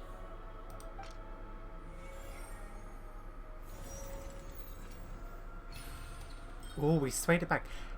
Now, I didn't like the way they worded that, because I thought you were supposed to find loopholes, but we weren't. We were just supposed to put Linny's version of events. Okay. Very weird. I was thinking we'd have to be like, oh. Paimon did it! Paimon actually managed to say all that! Oh, wasn't it awesome? It was. Yes. In other words, you believe that he knew nothing of the incident? Yes. That's right! Moreover, I believe my opposition's reasoning is flawed! That's perfect, because she's so up herself. My reasoning? The onstage equipment was clearly tampered with in the premeditated fashion. However, you said Cowell bumped into Linné by chance. I said that. If that's the case, then if Cowell hadn't entered the tunnel, who was the entire setup meant to kill? Exactly. Assuming that what you say is true, Linny only needed to kidnap the young girl to cause a new disappearance case. What would the point of killing someone on stage be? Oh, they have a point. That's right, you tell them! And that's why they're partners of mine. They've managed to turn things around. Oh, well, your denial is very strident. I'll give you that. But what proof do you have to back your claims? Do you happen to remember how you refuted Linny's alibi initially? Of course I do. If he had been in the magic box the whole time, how could he have not heard that sound? Why do you ask? You're saying that he wasn't?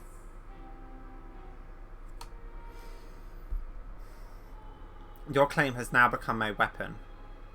Your claim has also become a critical clue. Oh!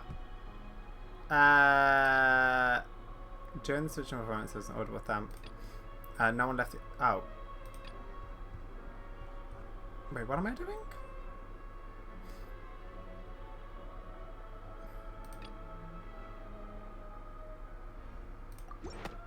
That's right!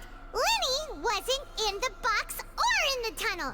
That's why he didn't hear anything strange during the performance. This means that when the crime crime happened, Linny had already entered the basement via the vent. The same clue you used to disprove his alibi has now become the best proof! How do you like that? I love this. Well played. To think you'd use such logic. Well then, if it wasn't Linny who committed the crimes, then who was it? The murderer was...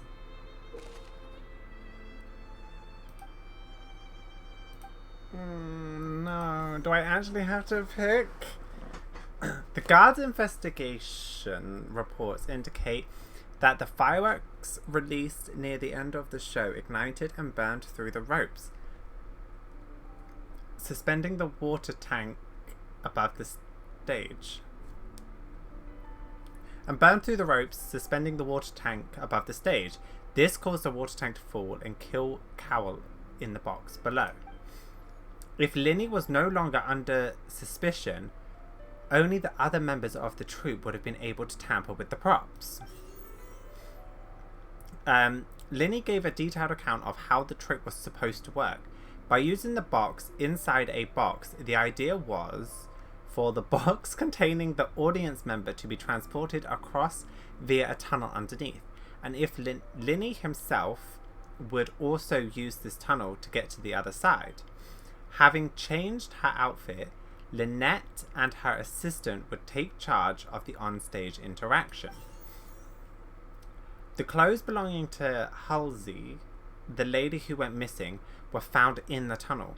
The reason for this remains unknown.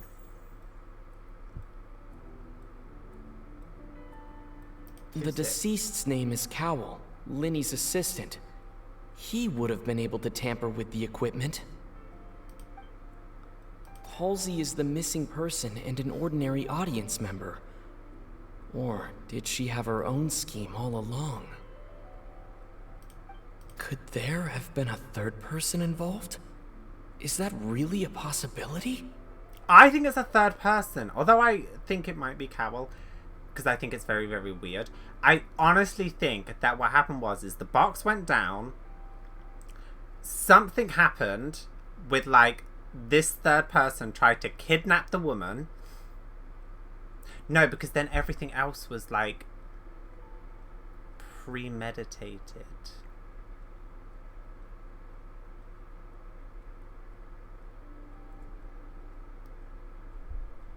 I don't know, my suspicions lead to Cowell.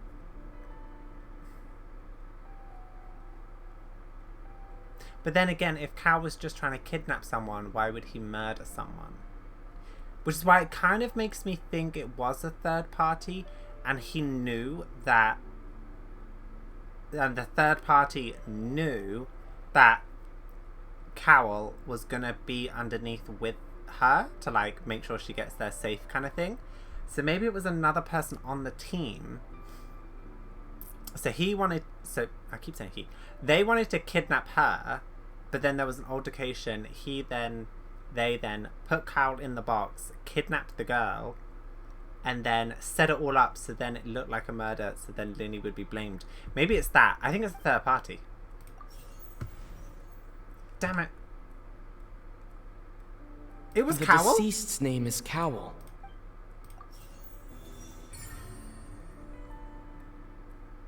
Wait, is this actually... Oh no, this is a hypothesis. Not me getting, like, crazy. That can't be right. Are you serious? I don't think so. I don't know. The killer was, in fact, Cowell, the deceased! Oh, is that so? How interesting. Let's hear your reasoning then.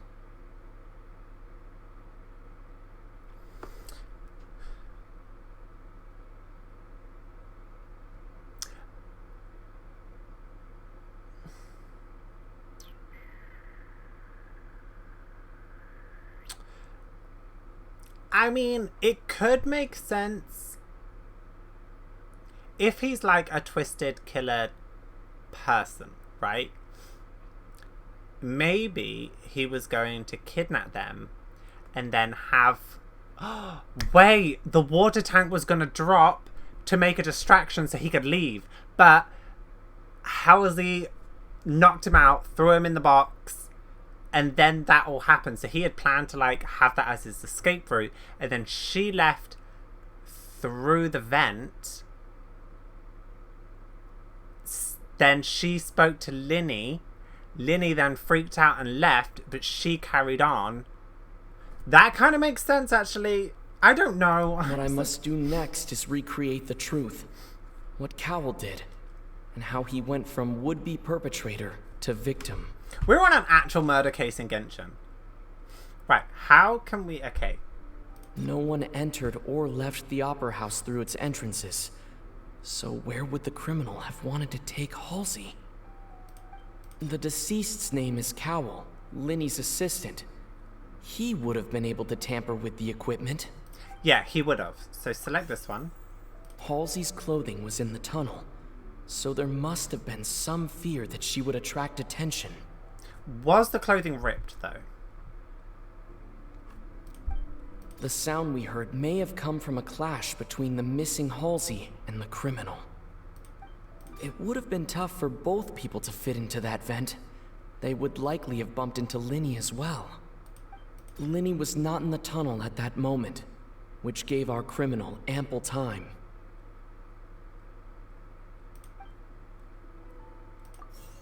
I think it's this one. Halsey's clothing was in the tunnel. Then this one. No one entered or left the Opera House through its entrances. So where would the criminal have wanted to take Halsey? No. The sound we heard may have come from a clash between the missing Halsey and the criminal. This one. Damn it! I don't get it. Oh. No one entered or left... No one entered or left... Wait, what?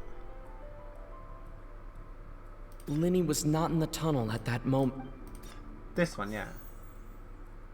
Oh, there's Linny things at the top I was supposed to read. Moment, oh my god. Which gave our criminal ample time.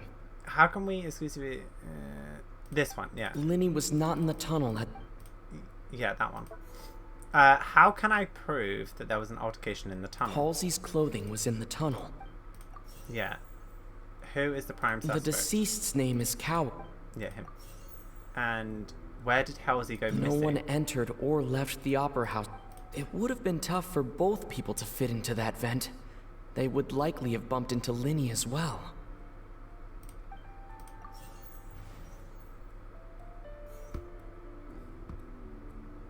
No one entered or left the Opera House through its entrance.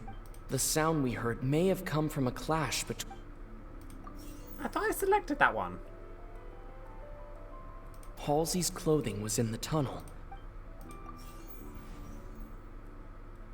Oh my god, there is a giant spider in my room. 1 second. I'm going to be back. No one entered or left the Opera House through its entrances. So where would the criminal have wanted to take Halsey? I guess this one. That was the only option! Oh. Okay. Leaving aside how he died, Cowell... The strange noise could have likely been the sound of Cowell's and the Hazley's struggle. Linny was not in the tunnel for 1 minute, would have given him enough time for Cowell to miracle, but according to the guy's testimony, no one entered and had taken her. She's still in the basement! What's wrong, Traveler? Are you still having trouble figuring things out? Where in the world did he go? She's still in the basement! I see how it is. So this was all just a bluff. And here I thought you had something to show for it. But it seems you're still far from the truth. Look, since we're at a dead end, why not consider a different track? Just like the trick as it transpired, the end result must have been utterly different from the magician's initial design. If only we knew how Halsey disappeared. Well, that would be nice, but the tunnel only has 3 candidates, and none of them seem very likely. She's still in the basement. And it's Is not she like still in the this is a basement? magic trick where you can just make a real live person disappear. You know, like you did from that water tank, Lynette. Magic. Escaping from the water tank. Wait, could it have been the water? Excuse my interruption, dear opponents, but do you not see that the crowd is growing impatient? There is no greater sin in this opera house than an awkward delay in the performance.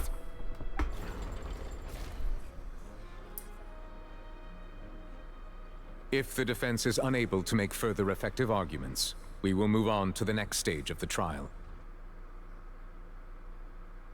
Hold on a second. Linny was not in the tunnel at that moment, which gave our criminal ample time. The sound we heard may have come from a clash between the missing Halsey and the criminal. The deceased's name is Cowell, Linny's assistant. He would have been able to tamper with the equipment. No one entered or left the opera house through its entrances. So where would the criminal have wanted to take Halsey? Halsey's clothing was in the tunnel, so there must have been some fear that she would attract attention. It would have been tough for both people to fit into that vent. They would likely have bumped into Linny as well. The vase was not broken by chance. It was used to cover important evidence. The water.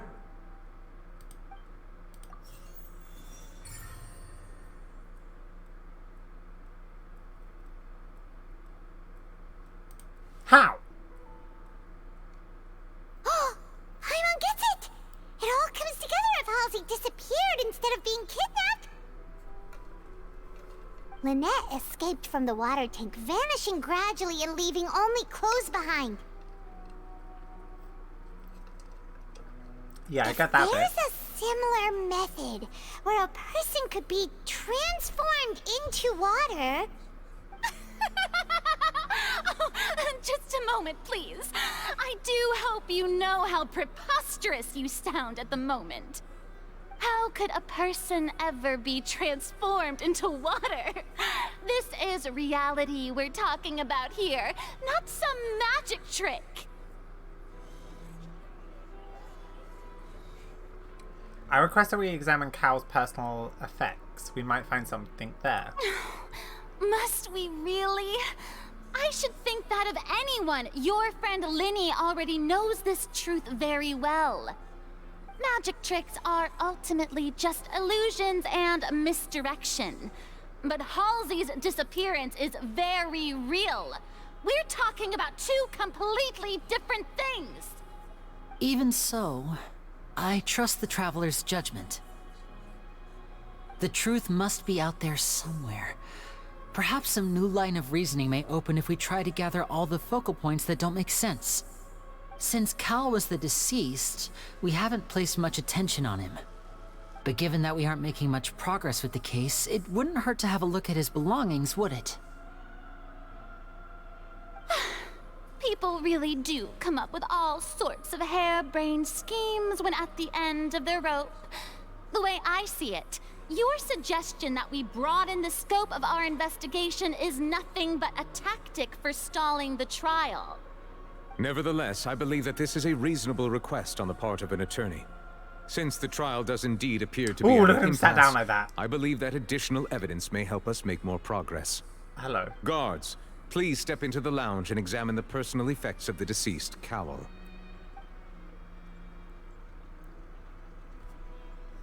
We are still examining the items, but we have already made critical progress that we feel must be shared with everyone post-haste. We discovered several test tubes of fluid within Cowell's baggage, each labeled separately. The notebook in his backpack claims that these fluids are water from the primordial sea. The primordial sea? The note's contents also indicate that Cowell belonged to an organization that sells illegal drugs and that he had an accomplice. This game went from like PG to like PG-13 real quick. We're on a murder trial. Someone actually died. Talking about drugs now. God. The notebook has many entries concerning safe usage of these fluids, in which the keyword dissolve appears many times. One of these tubes was labeled Opera Epiclese, along with yesterday's date. It is empty. The notes also state that these dissolution properties work exclusively on people from Fontaine. It's likely that Halsey was chosen as some sort of test subject. As such, we believe that the defense's hypothesis is, in fact, supported by sufficient evidence. Wait, that guy who was like, people from Fontaine came from the ocean, so we'll just go back. Is that what they're talking about? You gotta be kidding! People dissolving into water? Could something so ridiculous actually be true? Wait a moment. This reminds me of a certain prophecy, but it's just a coincidence, isn't it? Huh. If people can become water, does that mean that the water tank's real use was as a means to hide water stains? And if Cowell was targeting that girl... Wait just a minute. Could that mean... You two, with me, quick! Demoiselle, wait! What about your partners? Let's go. Just trust me. Order! Order! Oh, he has a cane! It is undeniable that further examination of the deceased's personal effects has yielded some surprising results, but we cannot yet verify the veracity of these clues. Still, let us assume that these clues are indeed authentic, albeit with the understanding that Ms. Halsey has yet to be found. Wait a second. I love Welt because of his cane, and now he has a cane. Do I ever think for canes? I don't... Guards, please continue examining the items along these lines. Mr. Linney, it appears your hypothesis is supported by the evidence, so please continue speaking. Of course. Thank you, Your Honor. If we uphold this hypothesis, I believe that many of this case's seemingly unrelated clues can be connected together. Right! Like the metal hook! That one didn't make sense at all. She's still wearing the things. Let's think about this. Cowell's methods must have something to do with that water from the primordial sea. I knew it was Cowell from the beginning. I just didn't expect to have water from the primordial sea. I think with the guys found the cows, like I seem to have the ability to dissolve Fontainians into water. Who is the prime suspect? The deceased's name is Cow. Yeah, I don't need to listen to this again. What items did the culprit use to control the timing of the... Lynette was in the magic box on stage the entire time. Did she... I remember there was something else within the inner layer of that box. Oh, this? The water from the primordial... Oh, no, wait. The water from the primordial sea should culprit already have been prepped before Halsey entered the magic box. Control the timing? I remember there was something else within the inner layer of that box. The rope that held the water tank up was lit by the fireworks and snapped. As such, the focus here is on the water and not the tank. The water from the primordial... Yeah. What item did the culprit use to hide the mechanism behind the crime? Oh no, this one's the rope that held the water tank up was...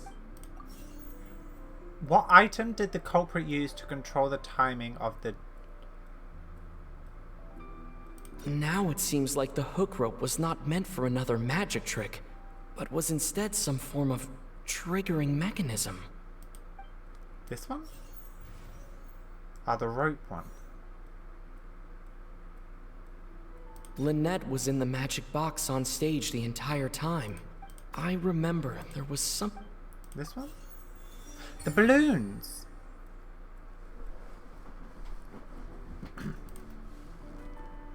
I don't know the way they're wording these things. It's confusing.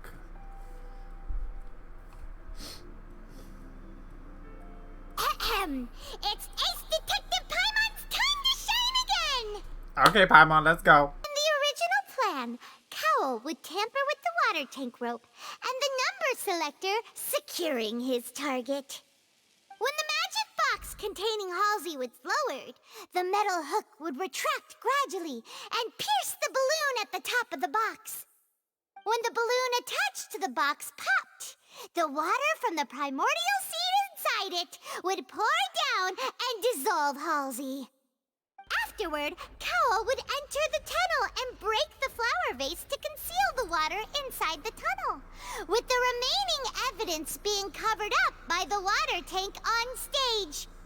But he encountered something unexpected in the tunnel, and wound up being fatally hit by the same water tank he meant to use to cover his tracks. Why was he in the box? That does make sense. That actually links together a lot of the more confusing pieces of evidence.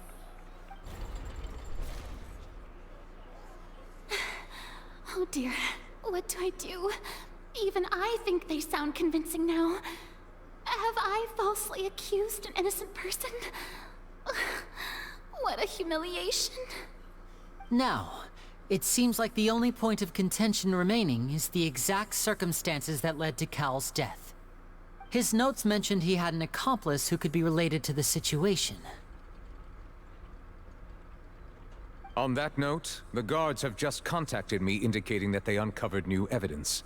Oh? I shall now invite him on stage to share it with us. Thank you, Your Honor. We were just inspecting the luggage of the other people involved in this case. And we found an identical sample of the water from the primordial sea among Linny's personal effects. What? That can't be. It's planted. Oh, I see. Well, how wonderfully comedic to have your own counterattack only to come back and wound you. Does this not clear all doubt? My dear citizens, my loyal audience, allow me to present my reasoning and bring this performance to a swift close. No, not this again. Linny did not need to take part in the dissolution of the young woman at all. Indeed, he did leave the scene via the vent. Having made modifications to the props beforehand, his accomplice Cowl then caused Halsey to vanish using the water from the primordial sea. But upon his return, in cruel avarice, Linny desired sole credit and prepared to do away with his partner in crime. Ultimately, he knocked Cowl out, and the tool meant to cover the crime up also became a murder weapon. Now, as much as I regret having come to such a viciously straightforward conclusion, it does seem that the famed Fatui is quite the cold-blooded and ruthless organization. Am I right, Mr. Linny? We've used up all the evidence we collected. There's no way for us to make a rebuttal here. Is this the end of the road? No, what's her face is gonna come back?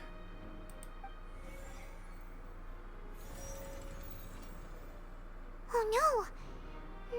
What's her name? I can't think of anything either. It doesn't look like there's any way around this. No, Nave's gonna come. Seems using the water as new evidence was too good a move. Oh, why did this have to happen now? No, Nave's coming, Nave's coming, Nave's coming. Is that her name? I think we've all seen enough now. And we have ample witnesses to my flawless reasoning. I believe this is indeed the finale. Now then, my good, noble Chief Justice, should we not, in your view, Excuse me, everyone, but I must interject. Miss, I must ask you not to shout and to respect the ongoing legal proceedings. Oh, come on. Don't be hasty. I have a good reason for interrupting, you know. Now, would anyone here like to take a little break from all this debate and see a little magic? I'll show you an amazing trick, One that can bring a young woman who has disappeared back in the flesh, right before your very eyes. Please, do the honors, Mr. Linny, if you would be so kind. What in the world is she saying? I'm No confused offense, too, girl. miss, but miracles like that are beyond my scope as a magician.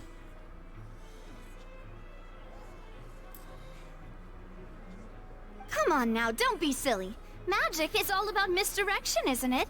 It often conceals the truth while presenting a fascinating illusion. But once everyone believes the illusion, can't magic reveal the truth to them once again? And wouldn't such a trick be the most marvelous finale to today's performance? Come God, what are on, you Lenny and talking Lynette. about? Give it another go. Don't worry. Spina di Rosula has made the necessary arrangements on your behalf. But, as the magic makers and stars of the show, I think I should leave the final performance to you. I understand. I don't. Is she in the box? Is the girl in the box?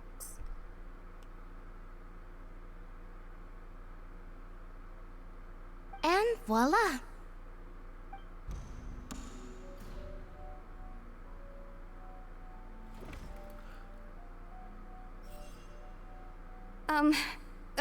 Sorry for the interruption. Wait, isn't that Halsey? So the whole thing about people dissolving wasn't true after all? To be clear, I'm only here because this person told me that if I testified, the merit of doing so would lessen my sentence. I was hiding outside this room listening to the proceedings because I was afraid that I would be the one put on trial. I was just feeling happy that no one had noticed me, and then before I knew it, she caught me. That'll teach you to underestimate us three. Where should I begin? I'm sorry. I knew it! One I who knew killed Cowell. I admit Well, I it. knew she did something, but... What? Why? Firstly, my name isn't Halsey. It's Lillian, and I'm originally from Mondstadt. I heard that Linny's show was gonna be a real thriller, but I missed the chance to buy a ticket, so I stole one. That's how I make a living. I steal stuff here and there. And I'd never been caught before. She was the girl at the start. That's why she was so nervous to get into the box. And then if that guy tried to use the water on her and nothing happened, then it was...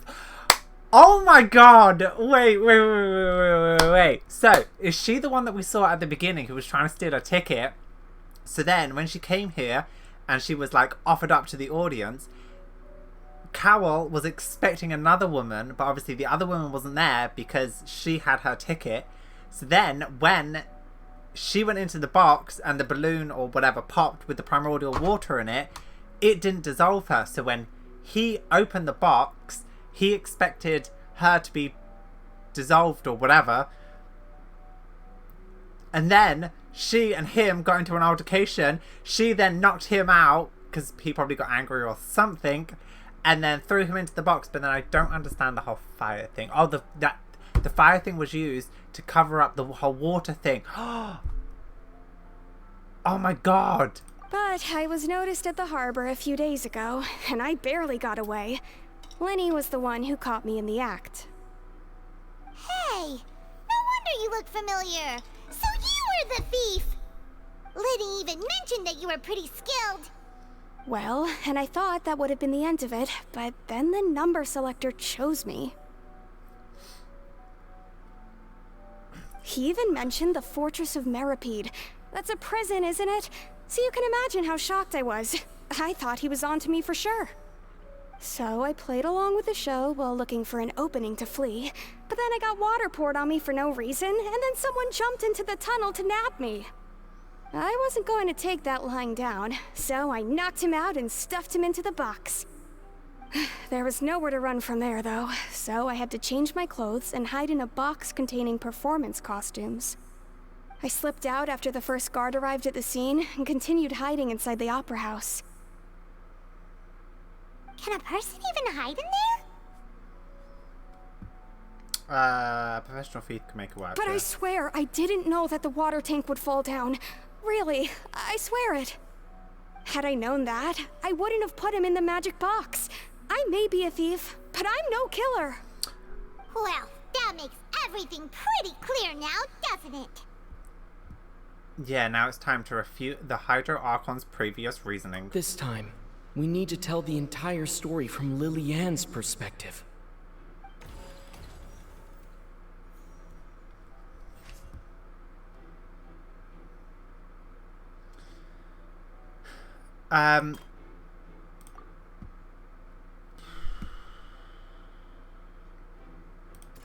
Well,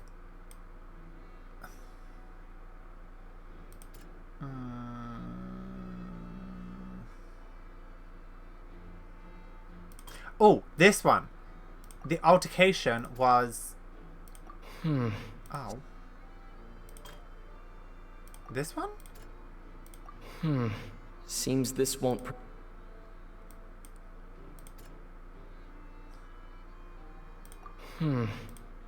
Oh my god, I don't...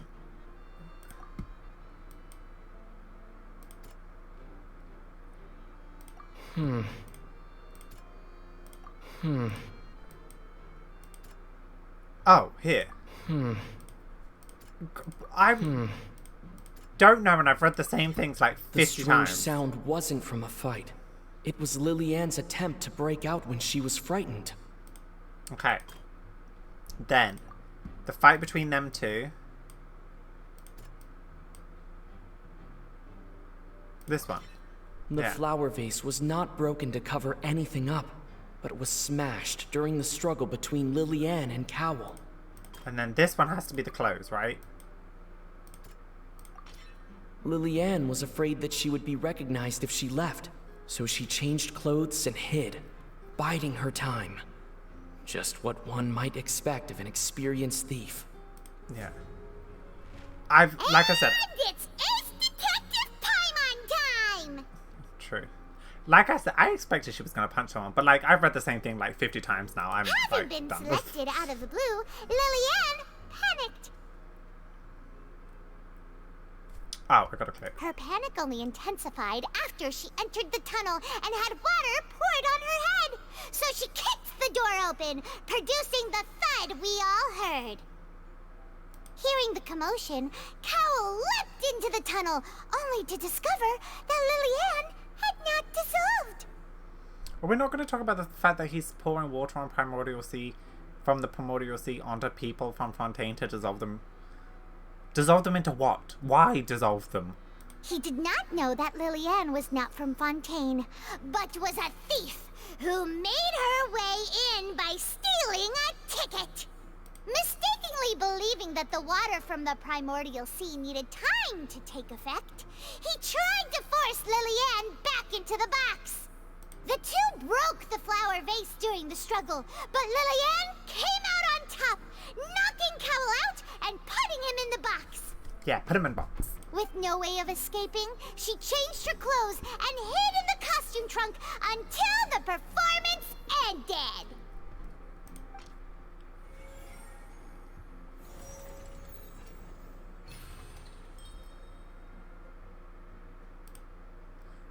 Yeah.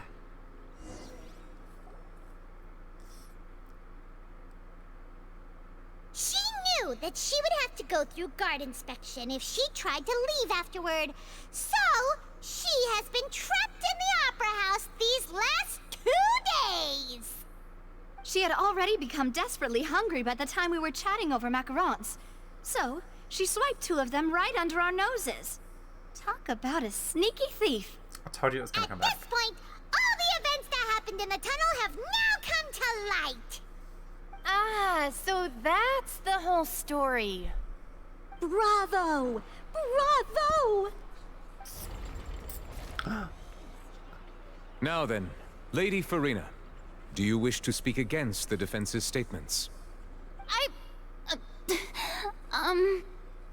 Please answer the question, Lady Farina. Also, if I may add, the trial has not yet ended. As such, I request that the prosecution not leave the room before the proceedings have concluded. She wanted to leave. She didn't want to admit What? Are you defeat. reading my mind now? No, I have no further arguments. I admit defeat. But really, could you at least have left me with some dignity? Wow. So... Look at that! She's like a deflated balloon now. If there are no objections, then as the Chief Justice of Fontaine, I shall once again repeat the full sequence of events. The actual perpetrator of the serial disappearances, Cowell, selected his next victim from the audience reservation list. With some modifications to the selector, he could ensure that the pre-selected young woman would be chosen. To cover up any evidence while committing the deed, Cowell thought of allowing the water tank to fall, which would conceal the water left behind after the young woman was dissolved. He also tampered with the rope suspending the water tank, using the fireworks at the end of the performance to cause the tank to drop and hide the watermarks.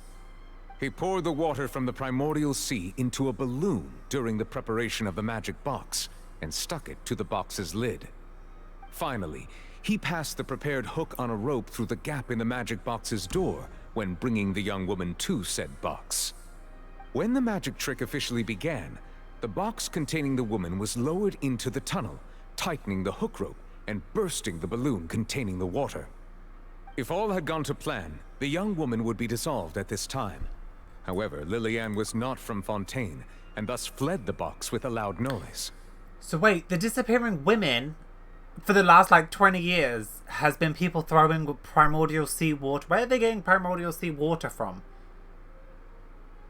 It's a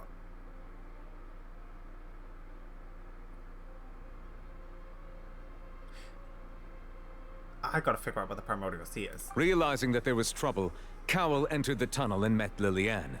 Thinking that the waters had not yet taken effect, he decided to proceed. However, his opponent was more capable than he thought, and he was overcome, knocked unconscious, and placed into the magic box, and thus became his own final victim. Lillian, according to her own statements, then changed clothes and hid until the performance ended, before hiding in other parts of the opera house. As for Linny, he was in the underground structures within the opera house, and was thus ignorant of these happenings. From this reconstruction of events, we can conclude that Linny, the accused, is in fact innocent. While there is much in Linny and Lillian's conduct that should still be investigated separately, this case, at least, can be handed over to the Oratrice to make the final decision.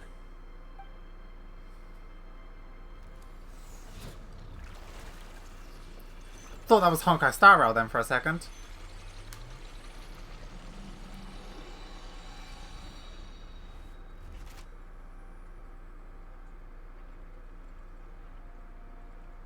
As such, Linny and Lynette are officially declared not guilty.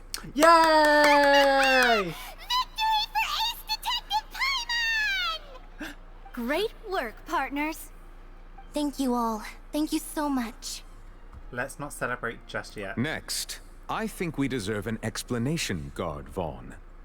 How did you find the water from the primordial sea in Linny's baggage? Right! Your discovery caused me to make a serious mistake, you know. Or was that not a discovery, but false evidence that you dared to bring before this court? I suspect that the accomplice mentioned in Cowell's notes was not Linny, but you, yes?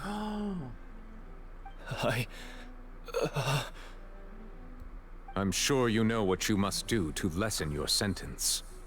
Speak quickly! Unless you want to earn yourself a one-way ticket to Coupon Town. I was just following orders. We were supposed to place blame for the serial disappearances onto Linny, and thus cause suspicion to fall on the Fatui. The higher-ups said this was the best opportunity to do so. Higher-ups? Excuse me? That's our next mission then. And now that your plan has fallen through, and the secrets of the water have been revealed, you have become a liability to said higher-ups, yes? Therefore, you would be wise to tell everything you know, and seek the protection of the guards. Yes, I'll tell you everything I know. Our boss discovered that the water can cause people to dissolve. It can also be made into a potion, which when extremely diluted, can cause people to experience unforgettable exhilaration. We've been in this business for a while now, and have made decent mora off it. The disappearances were also the boss's idea. I mean, this is the boss we're talking about. The...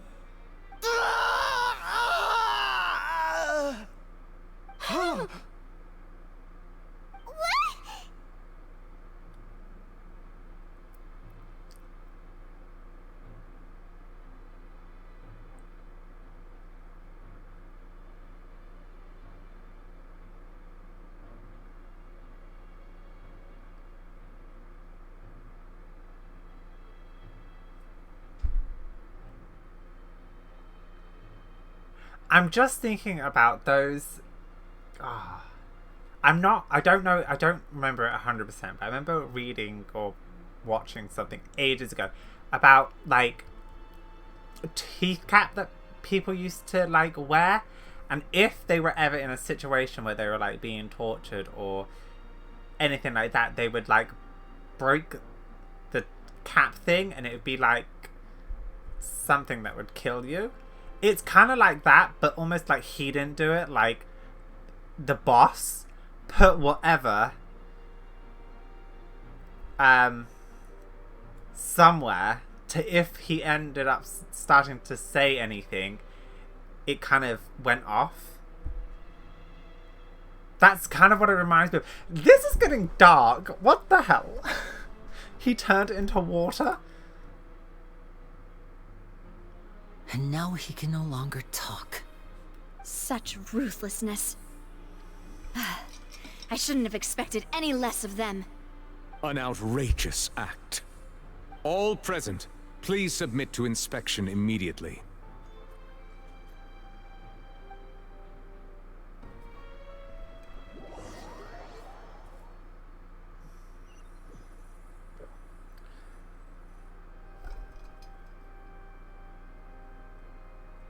So, we're just going back now?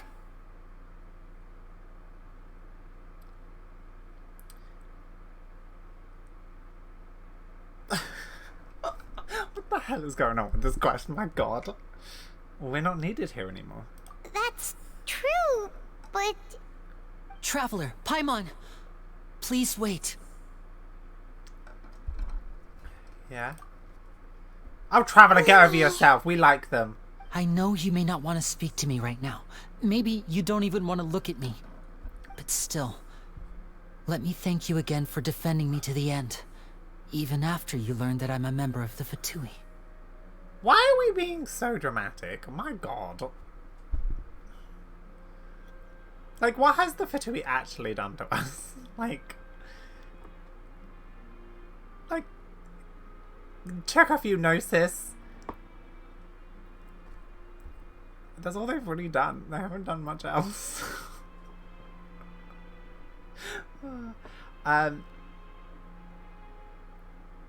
just wanted to be sure that was square. I guess. But regardless, I'd like the opportunity to set things straight. I didn't approach you with any ulterior motives or ill intent. I've spoken to you as myself, just plain Linny this entire time. As for why I'm a Fatus, it's because the goals of the House of the Hearth align with those of an orphan like me. That's all. That was how Father, who you might know as the Knave, approached recruiting us back then too. That is her!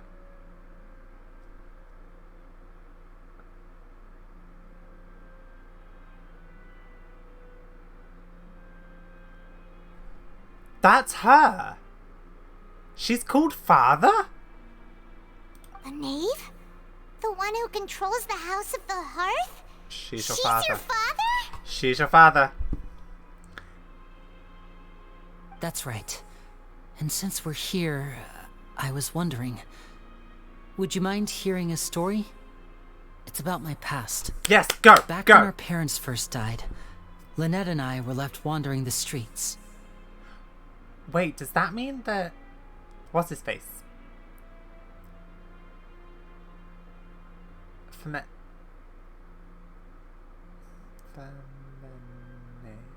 Femine is they're like adopted, quote unquote, sibling. Is my camera in focus? Why is it not? Yeah, are they like adopted, like orphan siblings type of thing? To survive, I took to surreptitiously observing an older street performer who did magic. It took me several days to figure out how he pulled off his amazing tricks. I took my sister through several streets until we found a crowded corner, and we began to perform magic tricks there. To my surprise, we proved to be pretty popular, and we could at least stop worrying about where our next meal would come from for a time. But I didn't want my sister to remain a street rat together with me forever. Ironic. Before long, an aristocrat came to me and claimed that he wished to take us in after watching my performances. So you went from orphans to nobility just like that? That was how we felt at first, too. As if fate was on our side and we could say goodbye to those painful days. But I gradually discovered that while we were called foster children, he was really after my talent for magic tricks. He would constantly take me to all sorts of banquets to garner attention, which he would then use to expand his social circles. That doesn't seem too bad either. Better than roaming the streets at any rate. Are they talking about her, or are they talking about some guy? I'm confused. Let me carry on. It took a while for me to realize just how dark his heart really was. After one particular performance at a banquet, I discovered that Lynette was not on the same return vehicle as me. I waited a long time after we returned home, but she did not come back. I went to that noble's bedroom and asked him about her whereabouts. The answer he gave me was, she caught the eye of the most eminent person at the banquet, so I sent her over as a gift. I mean, you'll be able to perform your magic regardless of who your assistant is, yes? Oh no. So he was gonna... But wouldn't Fontaine's laws deal with such people? Did they seriously just hint at what I expect them to be hinting at?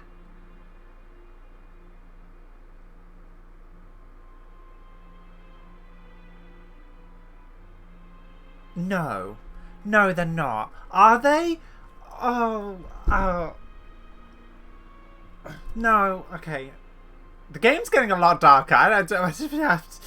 As far as outsiders are concerned, this is a relationship akin to adoption or foster care, and they have their ways of escaping the eye of the law. Oh. So what happened after that? I managed to ferret out the location of the mansion of that so-called eminent person and hurried through the night. But by the time I leaped over the walls, avoided the guards, and made my way in, all I saw was the moonlit ground covered in blood, and the knave standing there in the darkness. Oh, thank God. So, she'd already taken care of that guy. I can't. I'm so hot and sweaty. It makes me so uncomfortable when, Okay, sorry. I know I'm overreacting, but like, I didn't expect this from Genshin, and it's just, I just get uncomfortable, and I know it's kind of that kind of makes her seem like a nicer person. I'm not gonna lie. That's right. She had rescued my sister before she could come to any harm, and had even discovered several girls hidden in a basement, all of them orphans. Father, the knave, might have seen something in me, and so she made me an offer. The House of the Hearth welcomes you, for your interests align with ours. Here, none will ever betray you.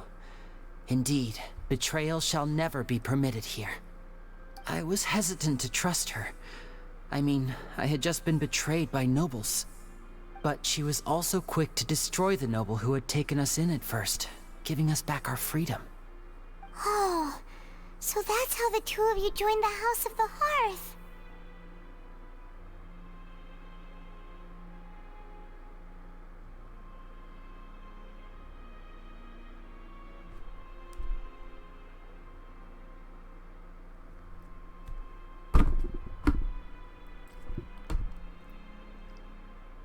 I don't know what to say. She's after the noses, isn't she? She has her own plans. She has gained permission from the Sarita to first use the Gnosis' power when she obtains it. She plans to use it to find a way to break the prophecy and save Fontaine. So, she believes in that prophecy too? She's not That's that bad. right. The whole House of the Hearth is currently working to combat that crisis. Today's case has also proven that people from Fontaine can indeed dissolve into some sort of water, thus further supporting the prophecy. All of us house members here, Lady Arlecchino herself included, are from Fontaine. We won't give up on defending our homeland. Arlecchino. To us orphans, the only connection we have left to this world, apart from our family, is our homeland. Look at her.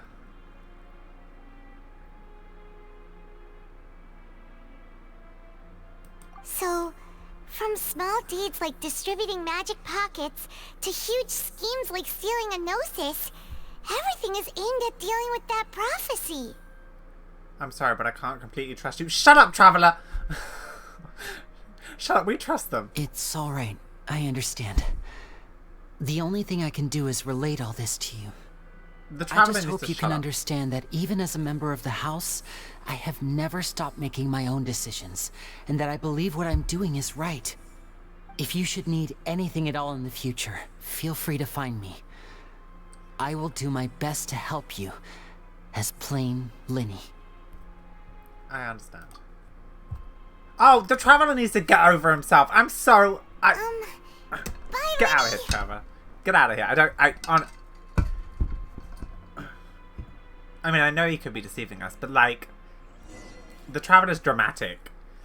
He's still going after his sister after, you know, she's doing whatever with the Abyss.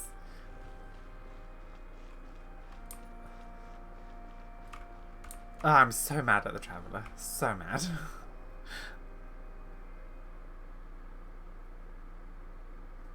Hey there. What was with the disappearing act you pulled right as the trial ended? Were you looking for us, Navia? Navia. Well, this whole thing isn't exactly over, is it? I do feel that we're getting closer to solving the serial disappearances case, though. Don't you think so, too? Well, Huh? What's wrong, my dear partner?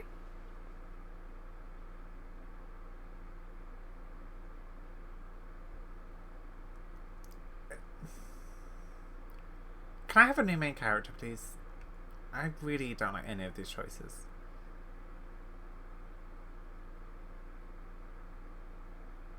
I guess this one? Besides, are you sure we're the ones who can crack a case that's been cold for decades now?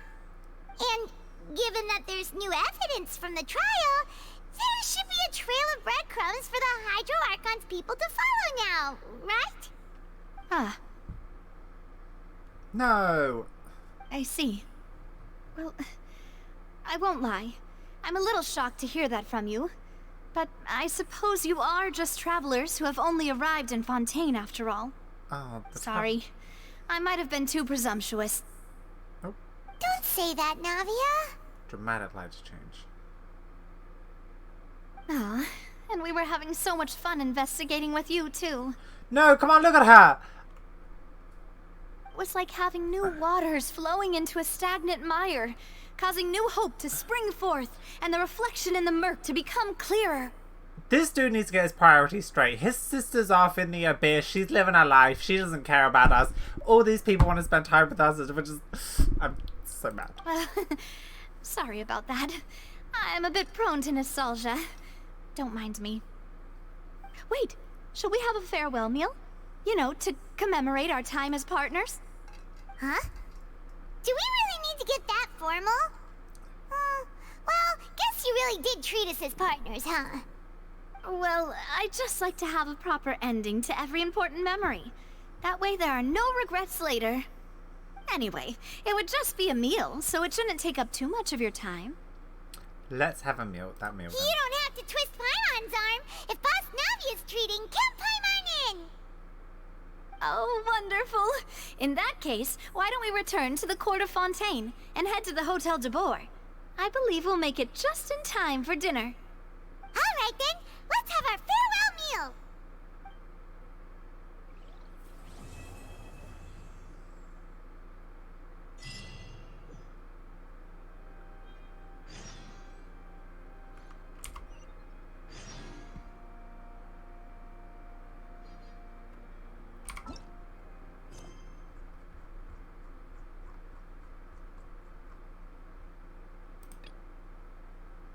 Part 2.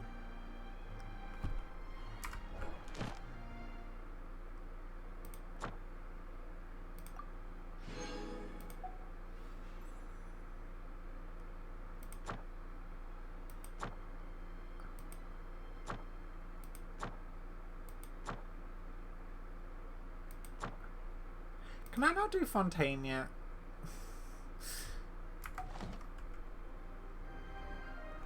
You go away, traveler. Okay. Okay. Right. So. Oh. I have to say, that's one of my favorite Archon quests. It was so good. I had so much fun. I think it's something that really piques my interest in things that I like. I like true crime and like investigation and like detective-y types of things and law stuff. So I think it just worked so well for me. I'm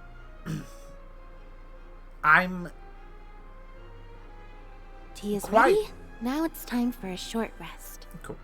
I'm quite surprised by the traveler in this. And it might just be a me thing, but like I feel like the more we progress, the more annoyed I get with him and them and their reactions to things, and how it's always kind of like, oh, you know, he is very much like, oh, I want to find my sister and find out what happened. But the amount of times we've like seen the sister, like I've kind of gotten to the point that I've stopped caring about the sister. Standby mode. I think that I hope nobody the land disturbs has me. so much more interesting stories,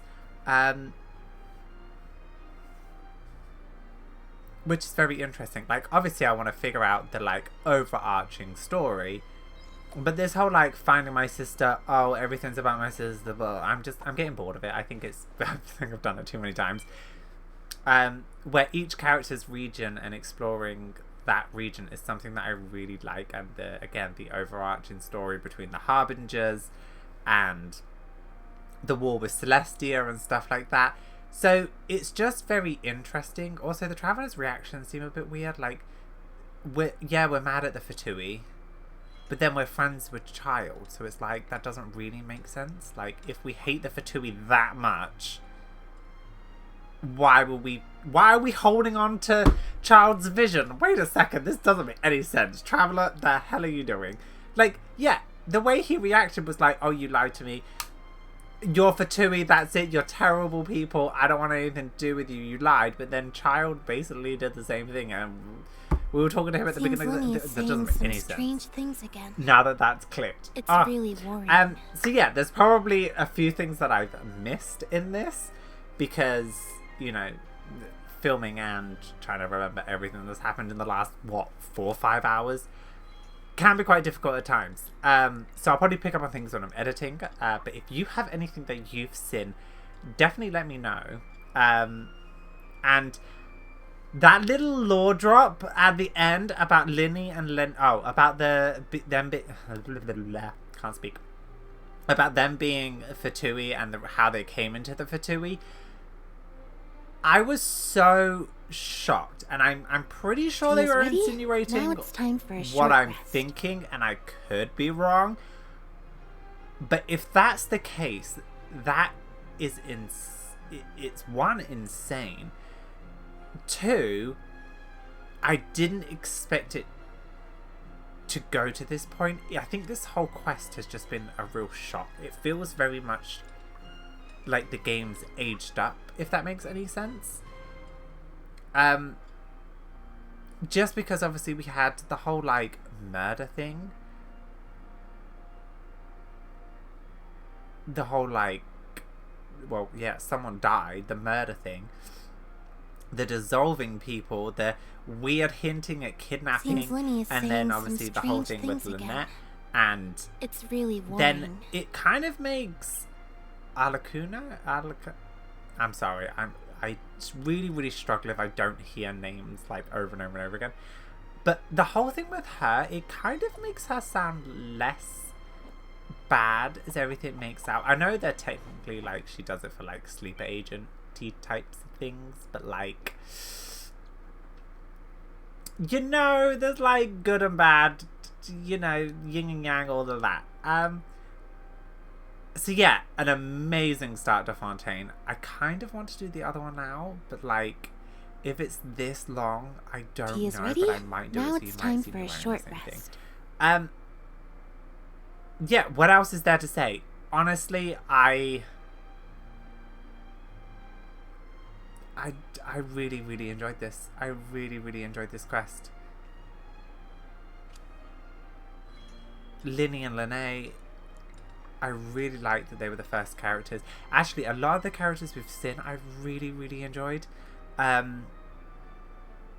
lot of different personalities.